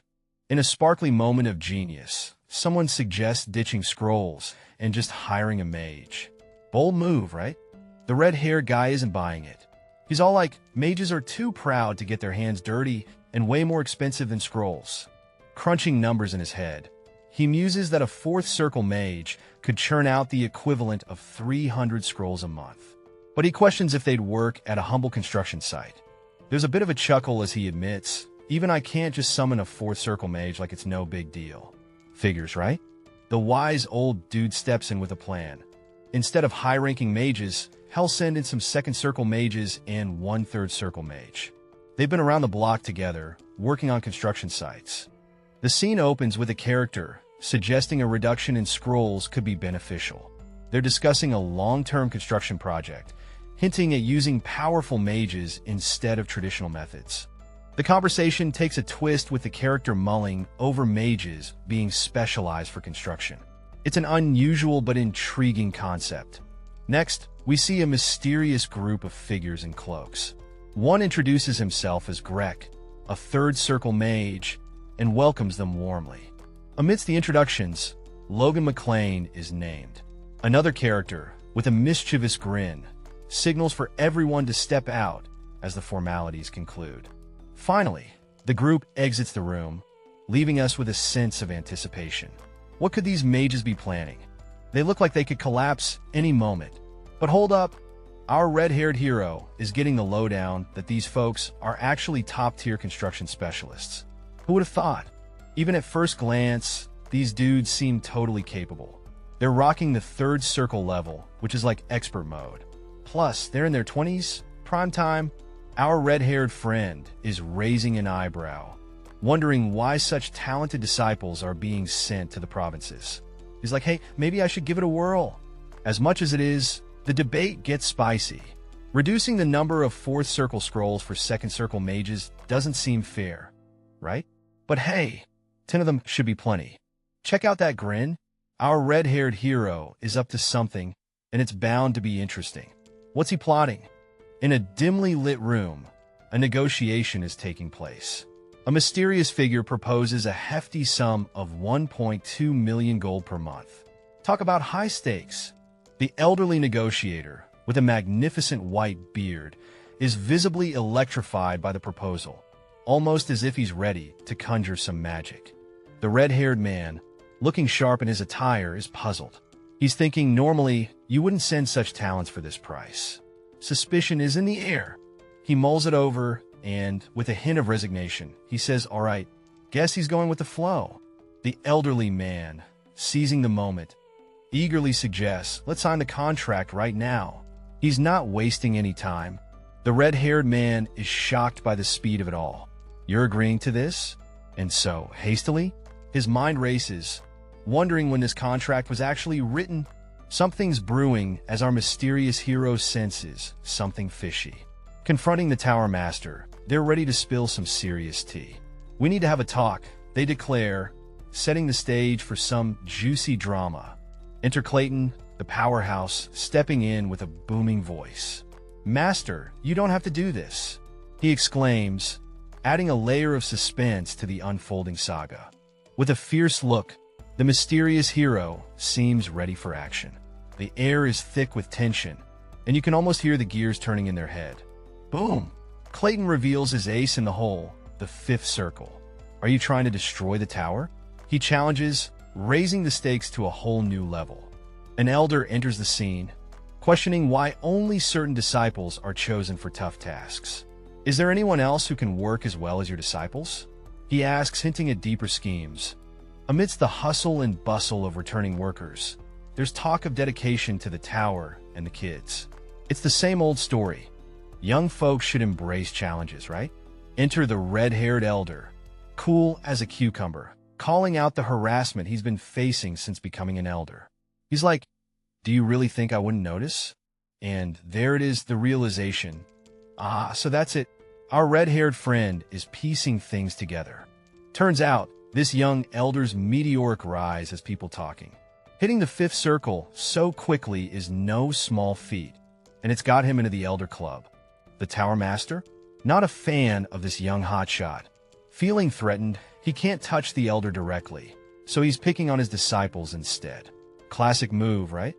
In a dimly lit room, a sharp-dressed man grins slyly, contemplating how the internal strife within the tower works to his advantage. He seems thrilled about a favorable contract he's just made. What could it be? Whatever it is, he's clearly feeling like a boss. Elsewhere, a tense conversation unfolds between a grizzled old man and a burly figure. The old man, with his wise eyes and flowing beard, lays down the law, telling the other that if he doesn't like following the tower's orders, he and his disciples can just bounce. The burly figure isn't having it. He grits his teeth, clearly irked by the old man's words. You can almost hear the gears grinding in his head as he prepares to respond. The tension escalates as the burly figure clenches his fist, ready to throw down. The air is thick with suspense. What's his next move? The scene erupts into chaos as the burly figure bursts forward with fury. Flames seem to ignite around him as he charges, a whirlwind of power and defiance. As the dust settles, the question hangs in the air. Is that a challenge, Clayton? The old man's challenge is met with intensity, setting the stage for an epic showdown. Things are about to get real. In the dimly lit room, a shadowy figure swiftly moves across the floor, setting the scene for something intense. The atmosphere is thick with suspense as the viewer is drawn into the mystery. We shift to a dramatic exterior, the building almost vibrating with tension. Something big is about to go down. Inside, the air is electric with urgency. One character, eyes wide with realization, knows they have to act fast. Things are about to get serious. And then bam, two powerful figures face off, their expressions fierce. One lets out a growl, The other just glares back, ready for whatever comes next. A close-up shows a fist clenched with determination. Someone's about to make a move, and it's going to be epic. Finally, the camera pulls back to reveal a grand room filled with anticipation. Characters stand poised, ready for the showdown. You can almost hear the crackle of energy in the air. The scene opens with two mysterious figures in robes, engaged in what looks like a secretive ritual. The room is dimly lit, adding to the eerie atmosphere as they chant in unison. A young man, standing nearby, looks on with a mix of shock and curiosity. His eyes are wide open, clearly taken aback by what he's witnessing. A charismatic figure with fiery red hair appears, holding a parchment and grinning widely. He declares with a flourish, the contract is established, sealing a deal shrouded in mystery and intrigue. All right, folks, the atmosphere is thick with tension as a formal contract gets sealed. Our main guy, looking sharp, announces, now with this, the contract is established. Dramatic much? Next up, he's got a list and some orders. The 10 of you follow me. But wait, there's a twist. He spots two other characters and seems to have something special for them. Now we cut to these two old-timers. One says, well, do as you please. But there's a catch. The other one is all like, even if the tower master changes, the contract remains valid, right? Gotta keep it solid. Things are heating up. The discussion continues. Embarrassing ourselves in front of the guests, one remarks, trying to keep it classy. But hey, one guy's not done talking yet. I haven't finished speaking, Tower Master, he insists. Finally, the tension is palpable. One of the elders snaps, what? Are you trying to force your way into an officially recognized contract of the Earth Tower? Be aware of your status. Oh snap, this is getting spicy. Clad in a mysterious aura, a character clenches their fist, conceding to the Tower Master's will. Very well, they say, accepting the command with a hint of reluctance. With a booming voice and a determined heart, an elder proclaims his decision to stand by his disciples. I too will follow my disciples. He declares his loyalty unwavering. Inside a library, an older man and a red-haired individual stand in deep conversation. The older man exudes wisdom, while the red-haired person listens intently, a wooden tool in hand. The red-haired individual is flustered, exclaiming about the exorbitant cost of a fifth circle mage. The older man seems equally exasperated, challenging the notion with fiery determination. Resolute in his intentions, the elder states he seeks no payment and only wishes to aid his disciples swiftly. The red-haired person, now more at ease, promises to host him with utmost respect. In a bustling scene, someone calls out to a master, suggesting a meeting at the Grand Western Gate tomorrow at noon. It's all about plotting and planning, and you can feel the anticipation in the air. The title drops like a bomb, Regressor of the Fallen Family. You just know some epic drama is about to unfold. The next day, a wagon rolls out through a massive gate, setting the stage for whatever grand adventure or scheme is about to kick off. In a shadowy corner, whispers about a contract that hit the jackpot float around. Hiring a fifth circle? That's a big deal, and everyone knows it would usually cost a fortune. Someone is daydreaming about their estate, eager to return. They've got plans lined up already. First order of business is sending someone to the store. Priorities, right? A sudden recognition hits. Oh, isn't that Lord Logan? It's like spotting a celebrity in the crowd. Things are about to get interesting. Through a mirror, a mysterious woman with white hair and a fan greets a man, saying, "Long time no see." Their history seems complicated. The man, with a smirk, questions their familiarity, calling her Lady Wolves. There's a playful tension as he notes her rudeness. The woman accuses him of embarrassing trades, suggesting financial woes. Her eyes peek over the fan, sharp and probing. With a confident grin, the man admits to greed but dismisses her concerns. He tells her to mind her business and move on. She counters, mentioning the hefty sum she paid him. Her gaze remains steady, acknowledging the harshness of their world. Alright, so our red-headed protagonist is clearly avoiding something dirty. Could be gossip, could be something else. But hey, Rumors are flying around, and they're not staying silent. Now, someone's throwing out compliments like confetti about a past battle with a unique weapon. Sounds like our hero made quite the splash. The mystery character with the icy hair is curious and drops the question. Got any thoughts on selling that weapon? Our red-haired hero? Not impressed. They're all like, nah, it's not that grand and would rather skip the embarrassment.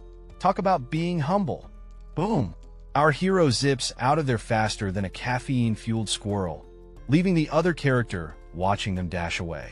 With a classic TSK, the blue-haired character is left less than thrilled. Guess they didn't get what they wanted this time. Even though our mysterious hero got famous for selling mop brick in the capital, they're bummed that no nobles are interested in the frontier's turf wars. Bummer, right? But wait, there's more. Rem is mentioned, and there's a warning about wolves sniffing around. Not looking good, even with connections. The protagonist is worried about a crossbow design getting leaked. It's simple, but can it be reused? Enter Lord Logan, interrupting the deep thoughts. Lord Logan, with a fierce presence, questions why the meeting isn't where it's supposed to be. Oh, someone's not where they should be. Our hero plays it cool, saying they just ran into someone convenient. No biggie though. Everyone's here, so it's time to roll out. Rolling through a dense, green forest, we spot a convoy of 3 spacious carriages, cruising smoothly on a winding path. These rides are fancy enough to fit a whole squad. Inside one of the carriages, we find a cozy setup with 3 folks chilling. The vibe is quiet, but there's a sense of anticipation in the air. Zooming in on the bearded guy, he's giving off vibes of a seasoned traveler. He's checking out the ride, noting the spaciousness and the skill of the coachman. This dude knows his stuff. A younger fellow pipes up, addressing the older man as master. He seems a bit stressed about the money spent on this lavish setup. Is it really necessary? The red-haired guy, sitting silently, has this intense look on his face. He's soaking it all in, probably thinking about something deep or just pretending to be mysterious. Our bearded master strokes his chin, musing about the pride of mages. Seems like he's seen it all before and isn't too surprised by the extravagance. All right, here we have our red-haired friend diving deep into the art of persuasion. He's all about recruiting this 5th circle mage for free. And hey, why worry about a little thing like formalities, right? After all, hosting esteemed mages is just the bare minimum. Our old mage buddy is just chilling, wrapped in his thoughts, or maybe his robe, soaking up the ambience. He's got that wise, old sage vibe, complete with silence and possibly some secret plans brewing. The moon is shining bright, and it's time for a pit stop. The crew decides to camp out in the forest because, hey, who doesn't love a good outdoor slumber party under the stars? There's a campfire crackling away, adding a cozy glow to the night scene. But wait, what's this? Our mysterious figure is busy sharpening a blade. And let's be honest, that can only mean one thing. Something's about to go down. Alright, so there's this mysterious figure in some serious armor, just chilling by the campfire with that deep-in-thought vibe. But hold up, something catches their attention. They spring into action with a sharp "Who's there?" Out of the shadows, footsteps approach, and a voice compliments the armored figure's dodging skills. Whoever's out there knows a thing or two about them, calling them a young lord. Intrigue much? Now the plot thickens. Someone's heard all about our armored friend in the capital. They're dropping hints about some shady business, strange potions, and, oh boy, making a fortune. Tension in the air reaches a peak. A thief, perhaps? The voice suggests. The scene zooms out, revealing a circle of cloaked figures surrounding our hero. Drama alert! Our mysterious hero, chilling in a shadowy forest, just wants to relax and mull over his past lessons. Seems like a pretty chill day, right? Well, not so fast. He's interrupted and decides to switch gears. Sort out, things are about to heat up. Our guy is ready to rumble. He declares the intruders will now serve as his practice targets. Talk about a plot twist. Chaos erupts as he moves with lightning speed, leaving one of the attackers utterly shocked, wondering what's happening. The confusion deepens as another foe questions how he got there so fast. The air is filled with gasps and a desperate shout of "You bastard," echoes through the trees. In the dimly lit forest, a hooded figure launches a vicious attack, screaming die, with a dagger in hand, aiming straight for the opponent. The opponent, with pink hair, skillfully dodges and counters with a swift sword move, showcasing some serious combat skills. The hooded attacker seems taken aback, eyes wide with rage and shock, as the tables turn unexpectedly. With a swift and powerful strike, the pink-haired warrior sends the hooded figure flying through the air. The force of the blow is immense, and the hooded figure crashes down into the forest floor with a resounding impact. A new group of shadowy figures appears on the scene, watching the aftermath with keen interest, their intentions unclear.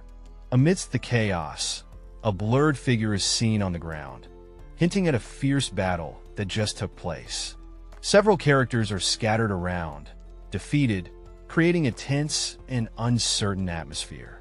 A masked man with brown hair shouts in panic, realizing the madness of the situation and calls for a retreat. Panic escalates as the masked man finds himself unable to move, his body betraying him in the moment of crisis. A mysterious figure with a sword approaches, their presence ominous and charged with power. A golden aura surrounds the mysterious figure as they loom over the masked man, hinting at their immense power. A blazing trail cuts through the sky as our mysterious warrior dives like a meteor, leaving flames in his wake. With a fierce impact, he collides with his target, sending shockwaves and sparks flying everywhere. The burly opponent staggers back, an agonized yell escaping his lips as the force of the blow lands. Enter our red-haired hero, looking sharp and focused. He turns with a questioning "huh?" as he assesses the situation.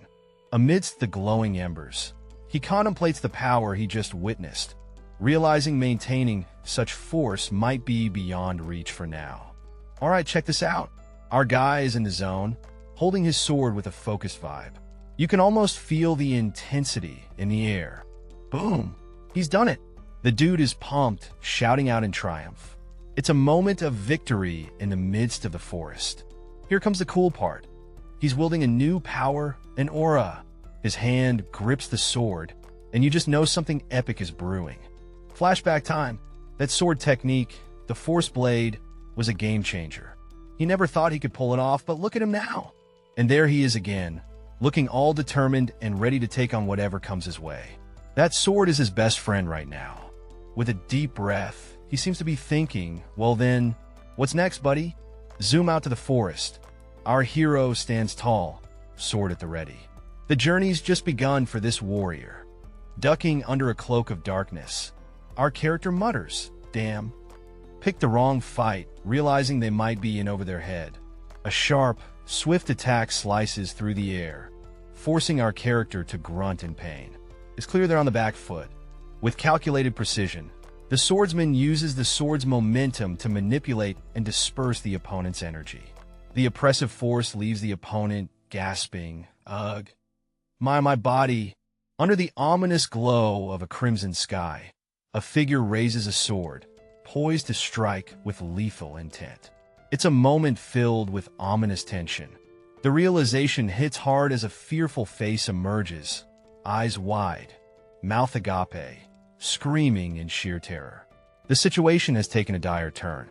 The spotlight's on a pair of stylish boots with a sword poised for action. Someone means business here, folks. Our mysterious figure surveys the aftermath, casualties scattered around. Reflecting on their handiwork, they murmur, maybe that was too much. Just a bit of overkill, perhaps? A red-haired character, clearly a loyal observer, exclaims, I saw everything. Young master. Seems like someone's got an audience. As the tension builds, a hulking figure strides into view, the atmosphere thick with impending drama. With a close-up of this new arrival, the intensity ramps up. Who could this be, and what do they want? In the eerie forest, our young protagonist spots a mysterious figure and calls out, Mr. Clayton? The atmosphere is tense, like a showdown in a spaghetti western. Mr. Clayton, with his intense gaze and fierce red hair, internally debates the young man's capabilities. He's thinking, should I push this kid further? Mr. Clayton breaks the silence, complimenting the young man's skills, calling him a young master. It's a rare nod of approval from the grizzled veteran. The young man, slightly taken aback, reacts with a simple "Hmm?" his curiosity piqued by Mr. Clayton's unexpected praise. Mr. Clayton admits he doesn't know much about Force users, but recognizes talent when he sees it.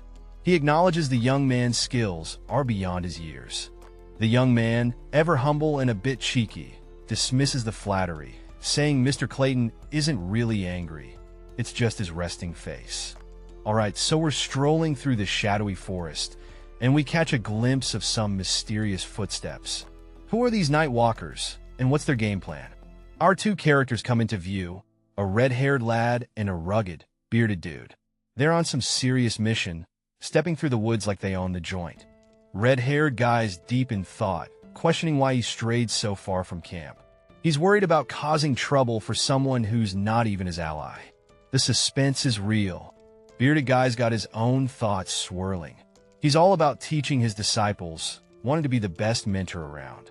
The forest is his dojo, folks. Bearded guy's laying down the wisdom, telling Red that he's already doing a good job. But why spill the beans then? What's the catch? Suddenly, there's a shift. Someone's stepping up with purpose. What's about to go down? Bearded dude's laying out a plan, wanting to split duties and give training a real shot. It's all about teamwork, even in the deep woods. Red-haired guy is nodding along, ready to put in the extra hours. He's all in, understanding the mission. No issues here, just dedication. The scene opens with a sharp-eyed character noticing something unusual. Echoes his curiosity peaks. A mystical flow of energy is spotted emerging from the ground, sparking questions about its destination. Where is it going? The focus shifts to a solitary tent amidst the trees, hinting at something significant inside. Inside the tent, mages are resting, adding weight to the mysterious energy outside. A bearded mentor, exuding wisdom, questions the extent of someone's actions. Young master? He inquires. The blurred face of a character comments on the mentor's deep care for his disciples. With a modest chuckle, the mentor acknowledges his duty. I'm a so-called teacher. I gotta at least do the minimum. Our story kicks off with a striking emblem on a flag, fluttering against a bright blue sky. It's giving off major powerful family vibes. And boom! There's a majestic castle, all regal and grand. Definitely a place where some epic tales are about to unfold. Inside the castle, a conversation is brewing. A knightly figure stands by a desk, being questioned about his time in the capital. Our knight confirms the capital was a treasure trove of experience. But wait, there's a hint of something more, a secret yet to be revealed.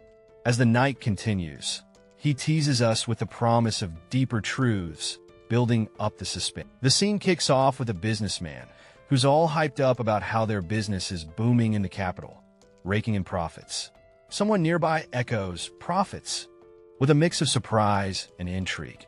Now, the curious cat asks what kind of business this is. Our businessman proudly reveals it's about selling a special medicine he created. Who knew selling small remedies could be this exciting? With a raised eyebrow, the questioner asks, "Wait, you went all the way to the capital to sell small medicines?" This businessman is full of surprises. Switching gears, another character named Logan enters the chat. He's reminding the businessman that though he promised not to meddle, some boundaries might need a little respect.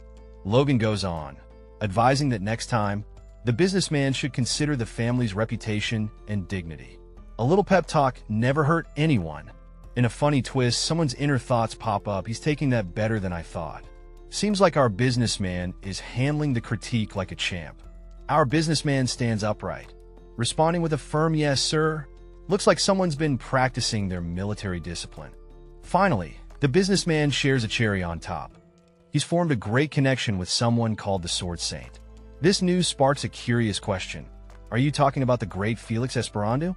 Connections and profits. This guy's on a roll. The scene kicks off with a rugged, bearded man in full-on panic mode, questioning someone about selling some mysterious medicine to a particular person. Ooh, secrets. The tension cranks up as a red-haired character confidently confirms. That's right. Oh boy, things are heating up? Now, The bearded man, clearly worried, warns about the family's reputation taking a nosedive if things go south. He's not playing around. Enter the Iron Blood Sword Book, an intermediate sword skill endorsed by none other than the Sword Duke. Fancy stuff, right? But wait, the red-haired character drops a bombshell, calling it all a lie. Turns out, he penned that book during his time at the Sword Duke's mansion. Plot twist. Flashback time. A merchant from the Empire unearths the Iron Blood Sword Book from some ancient ruins. It's like finding buried treasure. Initially, the merchant copies the book and sells it to a pawn. But soon, the book becomes a hot commodity, spreading across the continent like wildfire. Now, even the average Joe can swing a sword like a pro. Alright, so we've got this red-haired dude talking about some epic skill that's going to matter in like 10 years. He's planning to beef up his knights with it. Patience, right? Now, there's a flashback scene with some intense sword action. Our guy is thinking about how this technique could totally wreck your insides during training. Not cool, man. Zoom in on those fierce red eyes. No way his father would let him mess with something so risky. Gotta keep those internal organs intact. Enter stage left, the bearded elder, flipping through a book. This sword dance ain't your average two-step. It's a game changer. He's thinking, whoa, this is way beyond our family scribbles. This is top-tier stuff. Clutching the book like it's a treasure chest, he muses about its worth, having held on to it for over 10 years. Talk about a long-term investment.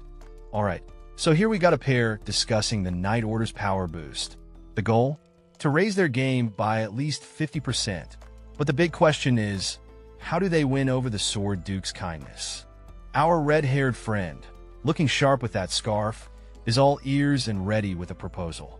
What's cooking in his mind? Now he's deep in thought, determined to master something crucial to repay a debt. What's this skill he's got to nail? Whoa, hold on. There's no time for distractions. Our hero seems a bit caught off guard by the urgency of the situation. Priorities, man. Mastering this skill takes the top spot.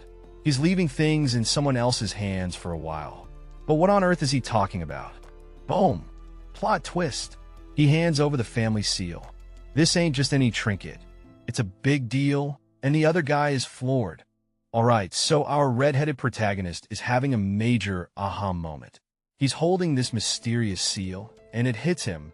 If he's got it, he might not need his father's permission to do something big. He's pumped and ready to make some moves before the old man finishes training. But hold up. Just as he's about to make his grand plans, someone barges in with news of his epic deeds in the capital. Our guy's got some reputation. Huh? Enter Mr. Bearded Guy, looking all desperate. He's practically begging, please help out the fam with some cash. But wait, didn't they get funds from a battle or something? Turns out, that cash was just peanuts compared to what they need to maintain a fortress. Plus, some guy named Brian Bird cut off all aid. Ouch! So, Beardy is back, hands clasped, eyes wide. And he's like, I heard you made a fortune. So how about sharing the love? And our red-haired dude? He just shrugs and drops the bomb. Sorry, I spent it all. A bearded man confronts our red-haired protagonist, asking where he blew a couple of $1,000,000 so quickly. The tension is real, folks. Our mysterious red-haired dude keeps his cool, staying silent and enigmatic. The bearded guy isn't buying it, insisting that the situation isn't a joke. He's almost pleading for answers. Still, our red-haired mystery man stands his ground, not giving in to the pressure. The bearded guy's expression turns from serious to downright bewildered as he waits for an explanation.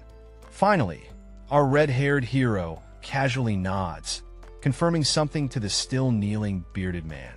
The bearded man, still upside down in confusion, asks where on earth all the money went. Our hero spills the beans. Magic scrolls, construction stuff, and food. Bearded dude's brain is doing somersaults, trying to wrap around the idea of spending so much on scrolls and materials, plus food on top of it. A red-haired figure steps into the light, announcing a jaw-dropping plan. Giving away 1,000,000 gold. What's the catch? Oh, just trying to feed the people. No biggie. The room is filled with disbelief. What? Echoes as our generous hero stands tall, ready to spread wealth and food worth 1,000,000 every month for a year. Can you believe it? Somebody's jaw hits the floor, figuratively, of course. Young master, did you say something huge? Yep, the big plan is real, and reactions are just as expected.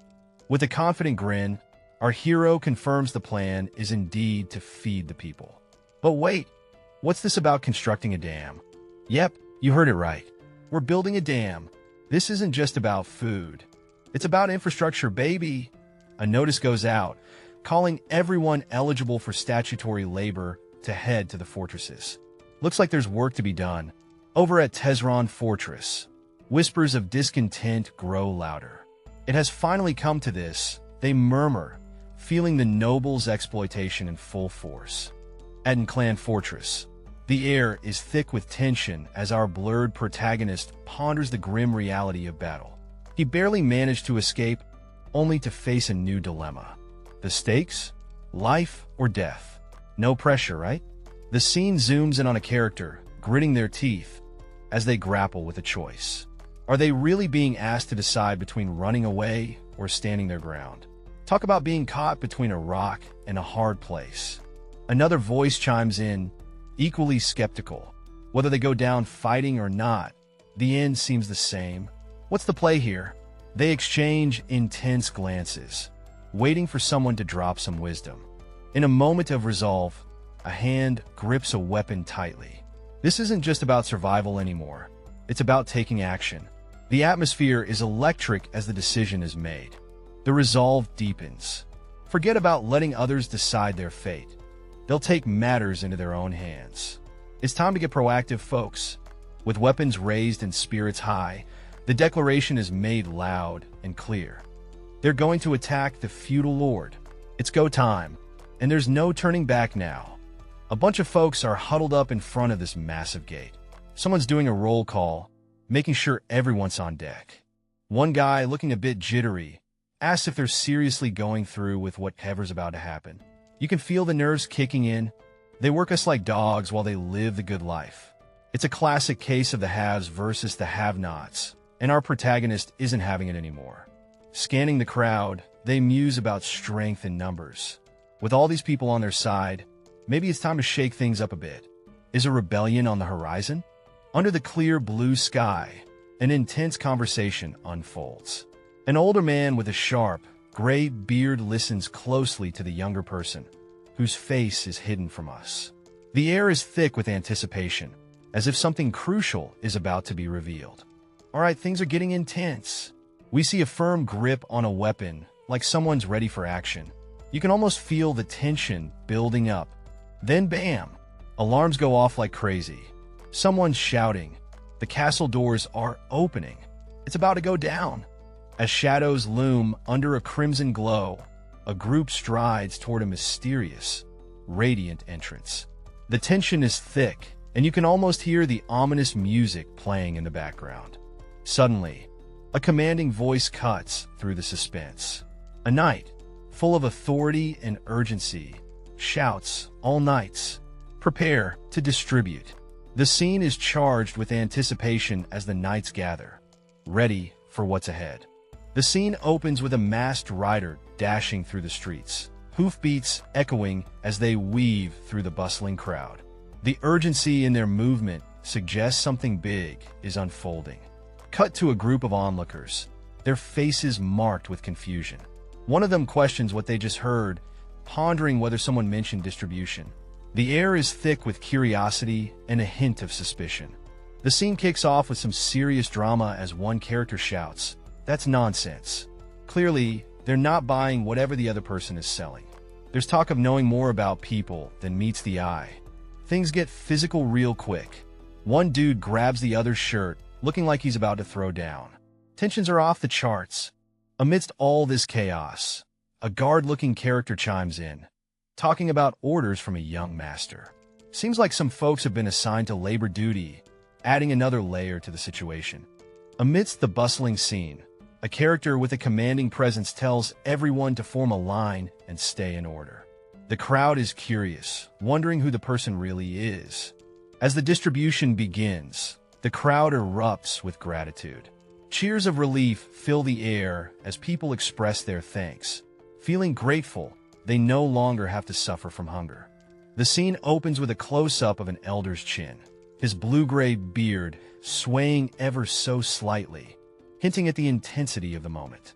With a commanding presence, the elder's voice booms, "All hail Logan McLean," signaling a moment of allegiance and reverence. In a grand courtyard, the crowd erupts with a unified cheer. All hail the first young master. The excitement is palpable as everyone's attention is fixated on a lone figure standing confidently. Two figures in the foreground exchange knowing glances, their faces blurred, yet their postures suggest a deep respect or anticipation of something significant. From a bird's-eye view, the scene unfolds. A multitude of supporters chant, "Long live Logan McCain." Their voices echo, filling the space with a fervor that speaks volumes of the young master's influence. In a dimly lit room, one character questions the need for a compulsory order to gather people. Why force them when you could just ask? He suggests, eyebrow raised. The reply comes swiftly, "If I hadn't, they wouldn't have come." "They don't trust the nobles," says another character, sporting a sharp red jacket. The scene shifts to a group of people, fists raised defiantly. The text looms over, "Nobles consider their people as their property," underscoring the tension in the air. In this intense scene, a hand clutches a mysterious, crumbling black object. The air is thick with tension as the text ominously reads, "Who takes away more from them?" What could this mean? Who's losing out here? The intrigue deepens, and the stakes are sky high. Up on the wall, two figures stand side by side, locked in a deep conversation. One of them voices a concern. Apparently, their father is more into knights than the regular folks. Why? Because he sees knights as the backbone of the nation. Two guys are chilling at a bar, and the one with the red hair is like, "Why are you staring at me like that?" Clearly, something's up. The bearded dude chuckles, saying he's just surprised. Apparently, Mr. Red Hair has been full of surprises lately. The scene opens with a red-haired character contemplating a construction project. He's feeling confident, thinking the other person is just being silly. With trust established, he's ready to move forward with the construction plans. Suddenly, the mood shifts as another character jumps in, clearly worried. Not that damn," he exclaims, questioning the logic behind spending 2 hours on such a construction. The tension between ambition and practicality is palpable. Two characters are looking quite surprised and a bit skeptical. One of them exclaims, "You're going to drill a hole in the mountain?"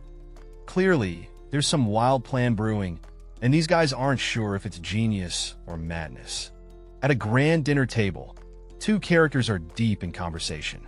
One of them proposes an ambitious plan to divert river water and even build a floodgate. This isn't your average dinner talk. The conversation shifts focus to McLean's territory, which is surrounded by dense mountains.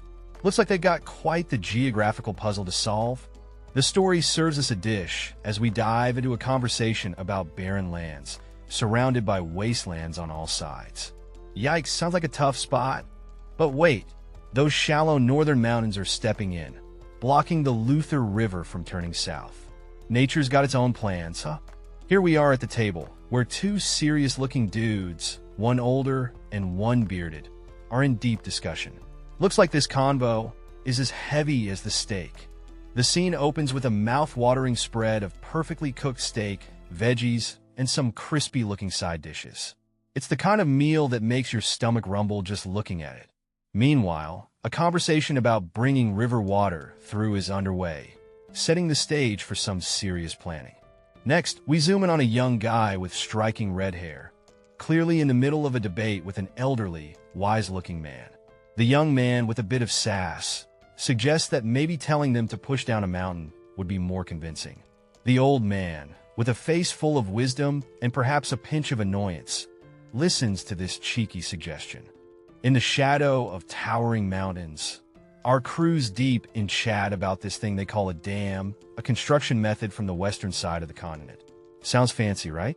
The red-haired dude jumps in, spilling the beans on how this flood control method will be all the rage 20 years from now. But hey, race the kicker. He doesn't actually know how it's built. Classic. Luckily, They've got a master-level dwarf in their corner to handle the nitty-gritty. Talk about having an ace up your sleeve. At a fancy dinner setting, we've got a rugged dude enjoying his wine next to a knightly companion. They're all about discussing the presence of a fifth circle wizard, adding a sprinkle of magic to their meal. The scene cuts to a flag fluttering proudly on a lush field. They're plotting to transform this mysterious place into the next big thing, with whispers of intrigue and plans of grandeur. Our rugged hero, deep in thought, is contemplating a serious situation. He's all about preventing a collapse and ensuring connections are strong. It's clear he's got a plan brewing, but it's not going to be easy. Suddenly, he's caught off guard, turning to a dwarf with a mix of surprise and skepticism. "Wait, dwarf, is it really possible?" he asks, as if the dwarf just dropped a major bombshell. "Oh," our mysterious character just blurted something out loud. "Oops, didn't mean for everyone to hear that." In the dimly lit room, another figure leans in with curiosity, asking if something is indeed possible. The suspense is real. An elf-like character with braided white hair mentions being swamped with other work, but offers some magical scrolls and mages to help out. Seems like they're ready for some epic magic action. All right, we got our red-haired guy here, looking all suspicious. He's like, Jeebs, I knew something was fishy when you suddenly decided to treat me to something delicious. What's the catch, huh? Now, we zoom in on Jeebs, the bearded dude. He's scratching his beard, deep in thought, thinking, is this really okay? Something's definitely up. And there it is, a close-up of that magnificent beard. Jeebs is still deep in contemplation. What are you hiding, Jeebs? A mysterious figure strides through the forest, cloak billowing like a scene straight out of a fantasy movie. Nature seems to be holding its breath. Two onlookers, caught in awe and a bit of fear, murmur to each other now. Is that magic? One of them wonders if they're about to get into some trouble. The tension eases a bit as they remember. The first young master is here too, so it should be fine. Looks like they got some backup. Standing in a lush forest, a stern figure with his arms crossed exudes authority. Beside him, an old elf with a long white beard looks ready for action. The atmosphere is tense yet calm, like the quiet before a storm. The elf, full of energy, calls out, "Hey mage, if you're ready, let's start right away." His words echo through the forest, setting the stage for an impending event. A mysterious figure with a mane of dark hair and a sly smile appears. There's a sense of familiarity and confidence in his expression, suggesting he's no stranger to what's coming next. The scene shifts to a cracked, barren landscape. A lone figure stands amidst the chaos, their back turned, while a spectator watches in awe. The anticipation for what's to come is palpable. The scene unfolds with a mysterious figure, cloaked in shadows, stepping forward with an air of confidence. Their hooded cloak flutters as they reach out, hand poised to touch the surface of a nearby tree. With a gentle touch, the hand makes contact with the rough bark, hinting at an otherworldly connection. The moment is charged with anticipation, as if the tree itself holds secrets waiting to be unleashed. Suddenly, the air crackles with energy. An explosive force bursts forth, ripping through the air and sending debris flying. The sheer power on display is both awe-inspiring and terrifying, leaving an indelible mark on the landscape. Suddenly, the peaceful forest scene is interrupted by shouts of "Watch out!" as rocks start plummeting from above. The urgency in their voices is palpable as they scramble for cover. The camera shifts, revealing a lone figure standing confidently amidst the chaos, seemingly unfazed by the falling debris. Who is this mysterious person, and why are they so calm? The scene opens with a young man sporting a confident stance and fiery red hair, getting an earful from a grumpy elder. "I told you to take it easy.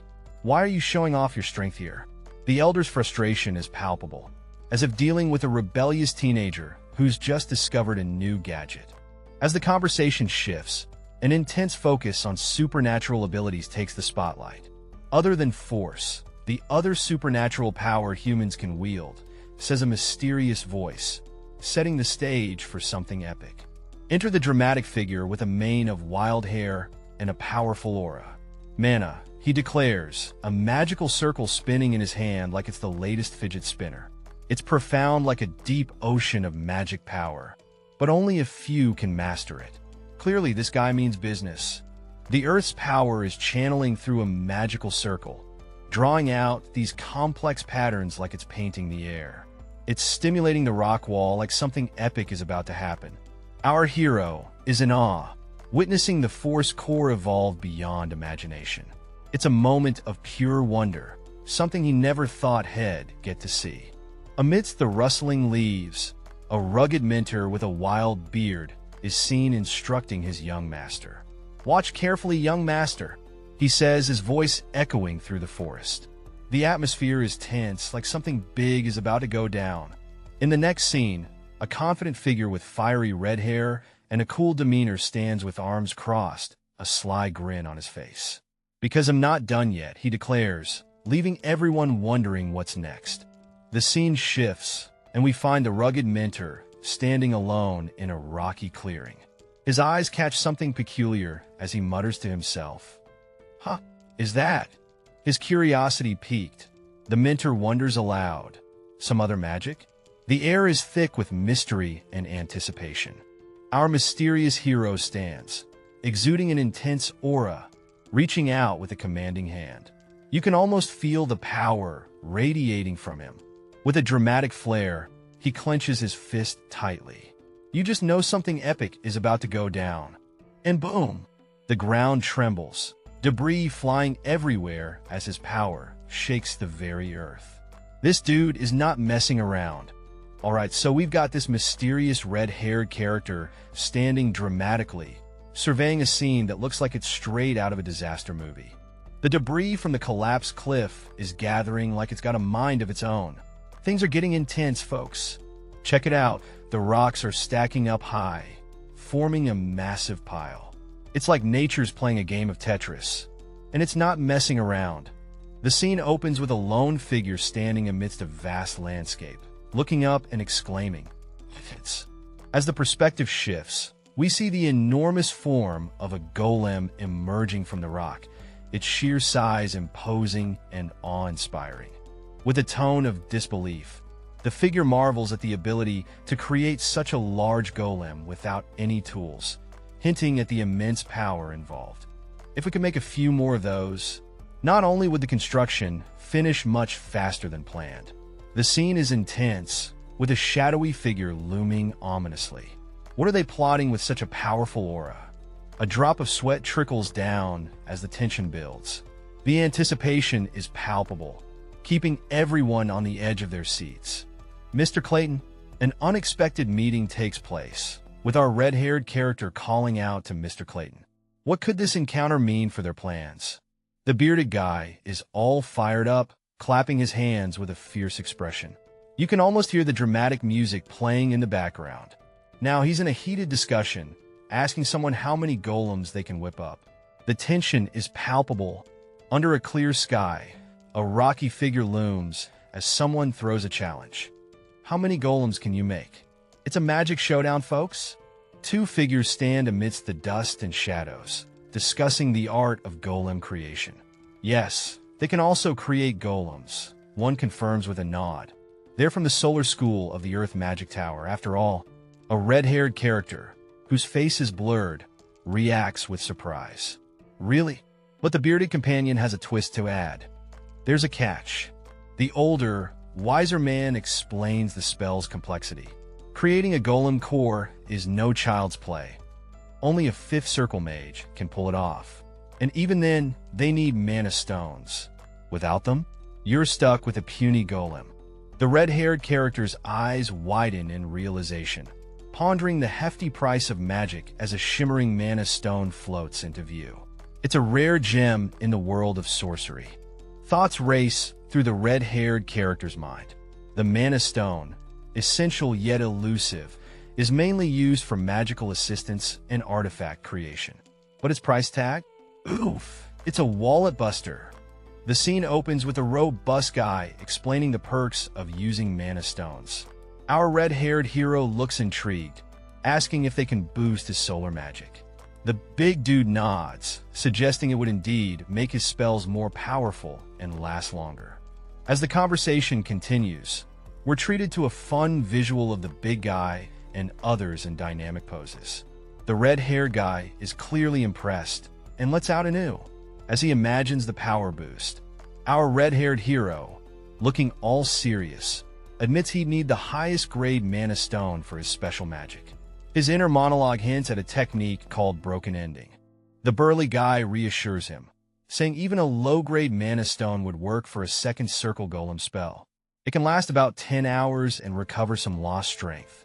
Our hero is skeptical, pointing out that a low-grade mana stone costs as much as gold. He seems to think the cost-to-benefit ratio isn't worth it. Then boom, the scene shifts to a dramatic display of the mana stone's power, showcasing its ability to cause a serious ruckus. The two characters stand facing each other in a picturesque setting. The red-haired hero shushes the big guy, a playful exchange that hints at their camaraderie.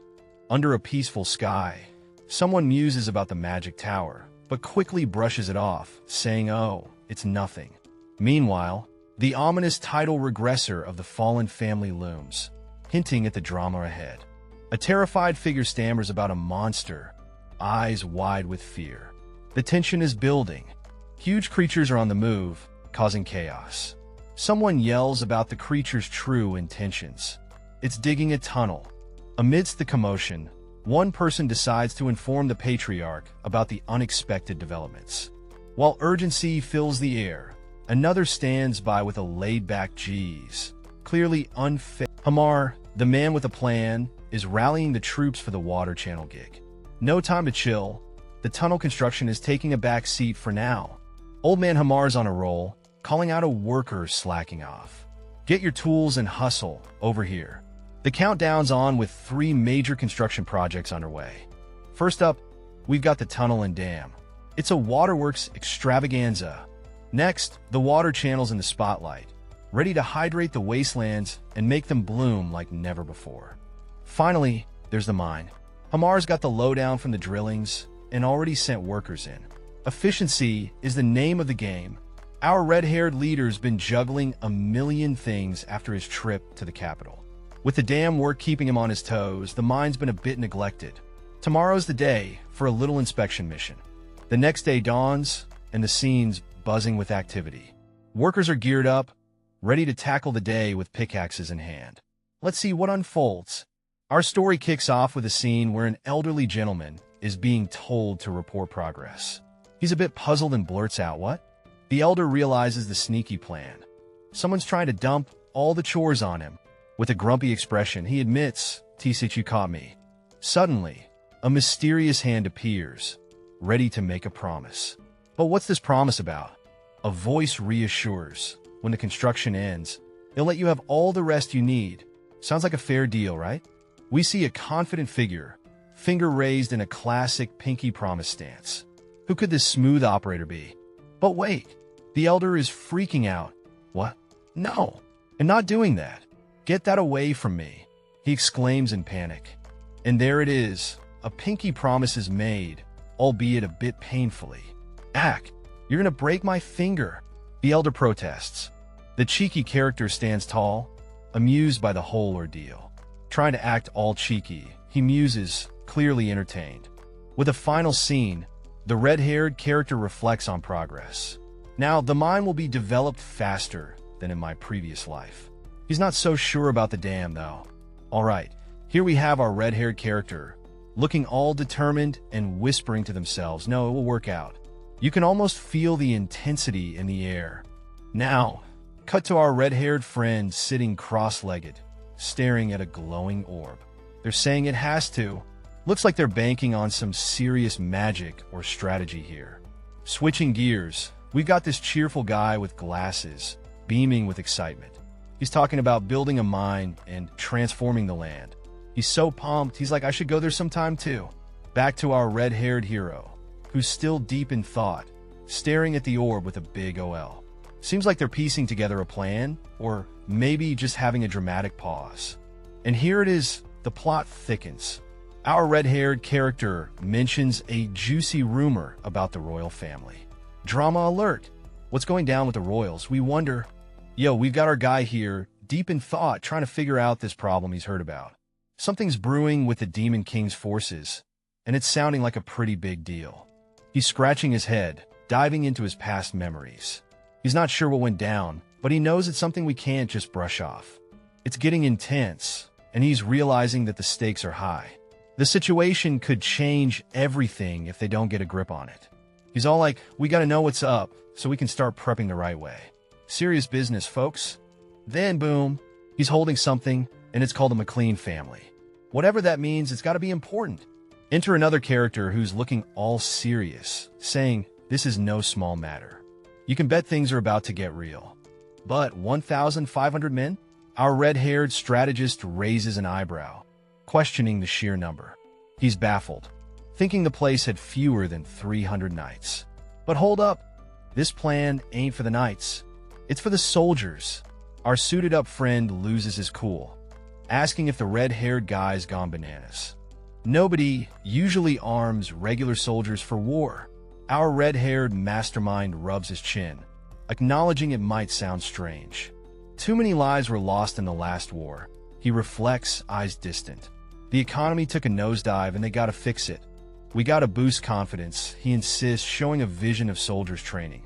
Arming the weakest to fight is just part of the master plan. Have I ever led us astray before? The question hangs, and the suited guy reluctantly admits, no, never. Then let's roll with it, right? Our red-haired guy grins, confident as ever, ready to shake things up. Our mysterious character, looking all sharp in a suit, promises to dig deeper into some juicy rumors. Got to keep things on the down low. Boom! The scene shifts to some intense plotting. Funds are being shuffled, and there's talk about weapons. Someone's got big plans. A stack of documents enters the scene, and it looks like the groundwork for something major. The wheels are definitely in motion. In a dimly lit room, an authoritative figure hands over some documents for signing. It's all business here, but the plot thickens. Oh, someone messed up. An annoyed superior scolds a young man for his carelessness. Looks like someone forgot to double-check the paperwork. The person in charge, looking thoughtful, mentions it's almost been a month. Time is ticking, and patience is running thin. Our red-haired hero is drowning in paperwork and not happy about it. He's grilling the bearded guy, asking if he thought being the Lord was just a 2-day job. With a smirk, the red-haired dude confidently declares that he handles most of it anyway. Frustrated, he slams the desk, questioning why all the burden falls on him, especially since he's not the successor. He insists he's not the successor, but the bearded man challenges if anyone would agree with that. Just when things heat up, a white-haired guy bursts in, announcing an urgent issue. The white-haired guy reveals that Hamar is in trouble. Dramatically, it's revealed that Hamar is trapped in a collapsed mine. The scene opens with tension as a character exclaims, Hamar is trapped in the tunnel. Another figure confirms that a tunnel has collapsed. Confusion reigns as one character questions the mine. When did our territory have a mine? They're eager to know if Hamar has been located. Another character echoes the confusion, pondering when a mine appeared. They're told that over 50 meters of the tunnel have collapsed, making it hard to pinpoint the exact location. Urgency spikes as someone shouts, we don't have any time to waste. We're heading to the mine right now. Amidst the chaos, a character is bewildered, exclaiming, where the hell did a mine come from? Title card. Regressor of the Fallen family marks the beginning of this intense tale. The scene kicks off with a muscular dude, sporting some serious arm bandages and messy black hair, striding purposefully toward what looks like a mysterious tunnel. He's got that I know where I'm going vibe as a couple of guys follow behind him. Suddenly, a horse rider appears out of nowhere, looking all urgent and stuff. The young master is here. The young master has arrived. The rider exclaims. Our bandaged friend nods, pointing the way and asking, where's the collapsed tunnel? With a quick exchange, the mysterious guy explains, when you go in, it's the middle one of the 3 paths. The deepest one. He gestures with confidence, like he's been down this road before. As the rider moves forward, a warning echoes behind him. But it's going to be pretty dark inside. The path ahead looks ominous, with shadows dancing off the walls. Inside, it's all about the eerie atmosphere. The echoes of footsteps bounce off the cavernous walls, and you just know something's up. Then, the red-haired rider steps cautiously, each footfall echoing like a heartbeat in the stillness. He's on high alert, eyes sharp, and senses tingling. Suddenly, the scene shifts to focus on the rider's face. His expression shifts, something's caught his attention, and it's not a friendly vibe. Close-up on the rider's face reveals a mix of surprise and determination. His eyes are sharp, and you can almost hear the internal monologue as he braces for whatever's lurking in the shadows. A colossal boulder stands in the way, and our crew is just staring at it like it's the boss level they weren't ready for. An elder figure, clearly concerned, calls out to the young master, hoping for a solution. The young master, with a cool demeanor, tells everyone to step back. It's about to get interesting. Approaching the boulder, the young master places his hand on it, ready to work some magic. With focused intensity, he channels energy, his expression showing he's in full control. His hand glows with power, and the boulder begins to tremble under his touch. Boom! The boulder is levitating, breaking apart like it's made of crackers. The young master is definitely packing some serious power. Alright, so we've got red-haired dude and the wise old guy in a bit of a pickle. They're talking about some workers trapped under a cave-in. Red-haired guy's like, "How do you know about this?" All suspicious and stuff. Old dude drops the bomb. Idle'll take 3 days to clear the rocks, and that's if they're lucky. Red-haired guy's thinking, even the toughest dwarf can't chill under rocks with injuries for too long. Time's ticking, and red-haired dude's stressing. The longer it takes, the slimmer their chances. They gotta hustle and save those guys. Footsteps echo dramatically. Old man seems like, well, guess we have no choice but him. Suddenly, we shift to a peaceful scene with rustling leaves. The calm before the storm, maybe? Red-haired dude pops up outside, curious and a bit skeptical, asking. The scene unfolds with a rugged-looking man, accompanied by a bunch of hooded figures, giving off some serious, mysterious vibes. Who are these folks, and what's their deal? Our red-haired hero isn't messing around. He's straight to business. No small talk, just let's save some lives. He pleads with the mysterious man to rescue Hamar and the workers stuck in the mine. The stakes are high, folks. Mystery man's like, wait, there's a mine? And people are trapped? He's intrigued and ready to roll, especially with the promise of some sweet compensation. Meanwhile, the scene shifts to the mine entrance. A little backstory unfolds about a busy dwarf hustling between the mine and a dam. No wonder things are going down. The red-haired hero makes his case, and the rugged man agrees to help because, saving people is kind of important. As the older man reflects, he's puzzled about why a destructive mage would keep a mine secret. What's the story here? Contemplating the secrecy and value, he wonders why this red-haired dude is spilling the beans now. The plot thickens. Amidst the chaos, a bold question echoes. To save a slave and some workers? It's a moment of intense decision-making. A red-haired guy, looking all determined, is in the spotlight. He's got this intense vibe like he's ready to take on the world. Boom! Things are getting real as the tunnel starts collapsing. It's an all-out struggle to keep things under control. A burly, bearded dude steps up, shouting orders to hold up the tunnel and use golems to clear the rocks. Talk about taking charge. In the dim light, a group of hooded figures catches the eye of our red-haired hero. There's something peculiar about them. Suddenly, a hand grips something glowing, a mana stone. This discovery could change everything. The hooded figures are talking among themselves, clutching the mana stones. What could they be planning with these powerful gems? In this chaotic scene, we see a bunch of glowing blue orbs bouncing around a rocky terrain. It's like a wild light show, but something's definitely brewing here. Standing firm, we spot a red-haired dude, looking all serious with his squad. They're witnessing the madness unfold. And boom! The rocks decide to get all magical on us and morph into golems. Our red-haired hero is like, what the heck? He's still processing the magic rock show, thinking how insane it is that mere rocks turned into these massive golem dudes. He's urging his crew to step on it. The golems are on the move, rolling out like they're on a mission. It's go time, folks. Our red-haired hero is on the run, making sure he stays ahead of the rock squad. It's all about keeping the pace. Enter the scene, a rugged-looking guy with a wild mane and fierce eyes. He's got the vibe of someone ready to throw down. A noble is casually carrying rocks like they're pebbles, making the onlookers think he's got superpowers. I mean, who wouldn't be impressed? One observer even wonders if this guy has the potential to do something big. The focus shifts to a stern-looking elder with an epic mustache, pondering if this noble could be the real deal. He's got that intense look, like he's about to make a big decision. Suddenly, a panicked guy bursts onto the scene, yelling that he's found something. He's got that wild-eyed, I just saw a ghost vibe.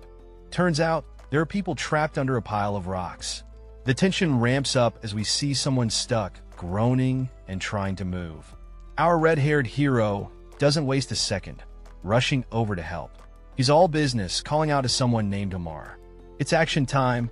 The elder examines the scene, relieved to find that the trapped folks only fainted from shock. Luckily, their injuries are just scratches. Crisis averted, for now. The scene opens with our red-haired hero looking relieved as he mutters thank goodness against a stunning sunset backdrop. What's got him so thankful? We're about to find out. Enter the wise old man with a beard and ears that could pick up satellite signals. He's calling out our hero for dozing off while using something called the Destruction Scroll. Seems like someone's been hitting the magical books a little too hard. Our red-haired friend looks a bit sheepish, but reassures the old man that the construction can resume soon. He's got that determined look in his eyes, ready to get back in action. The elder insists our hero should rest until he's fully recovered. But the hero, ever the workaholic, believes he can push through in a day. Someone give this guy a break already. Suddenly, the old man seems confused. It's almost like he can't believe the suggestion to rest. Did someone hit pause on his comprehension skills? Finally, the two are in a cozy room, and our hero questions if he should really rest. He's skeptical if the old man will be fine without him resting. It's a back and forth of stubbornness and concern. An old man, muscles bulging, is fired up, vowing to fight at all costs. This guy means business, and he's not backing down. Switching scenes, a young red-haired dude is walking down a hallway, marveling at how awesome magic is. He's blown away that it completed a difficult operation in just 2 hours. Our red-haired friend is about to express a thought when he's suddenly blocked by a mysterious guy in a cloak. Whoa, didn't see that coming. The cloaked guy leans in, complimenting the young man's mind. The red-haired guy is all, huh? What's happening here? We see the mysterious figure from behind, his identity still cloaked in mystery. What's his deal? The red-haired guy is in deep thought, wondering if his secret is as valuable as a gold mine. He's sweating over what could happen if this info leaks. The big question looms. Will Clayton keep the secret? The cloaked guy asks why he went so far to seek the woman's help. Oh man, the plot thickens. Our mysterious red-haired protagonist is puzzled, mulling over the significance of Hamar. Apparently, there's no one who can fill Hamar's shoes right now. In a close-up, he thinks about the risks involved in keeping Hamar around. Without him, their plans could be totally derailed. Flash to a scene of chaos, with armored figures clashing. This must be part of the risks he mentioned. Back to the red-haired guy. He's deep in thought, realizing that without Hamar, he'd be utterly alone. Enter the bearded man with a shock on his face, clearly up to something. He speaks to Lauren, offering a magic tower for his territory. That's a game changer. Lauren's mind is blown. What? A magic tower? That's a twist he didn't see coming. The scene opens with a bold declaration. It's time for someone to do their own thing. They're eyeing a territory ripe for a small magic tower. Big dreams, huh? Our red-haired friend turns to his companion and asks, "What do you think?" But the companion's face says it all. This dude is dead serious. Thought bubble time. Our territory with a magic tower? Now that's got some epic vibes. The excitement is contagious. The idea of a magic tower has got someone all fired up. That would be fantastic, they exclaim. Curiosity peaks as the question arises. Will disciples be joining this magic tower venture? And oh, what about the support needed? Our bearded friend smiles warmly, trusting the character and ability of someone named Logan. Just provide what's necessary, he says with a twinkle in his eye. Under the glow of a full moon, a mysterious character in a hooded cloak quizzes another. Did you hit your head too, mage? The air is tense, and the castle in the background seems to hold secrets of its own, standing tall and silent in the night. 1 week has flown by, and our old man with the grand mustache is back in action.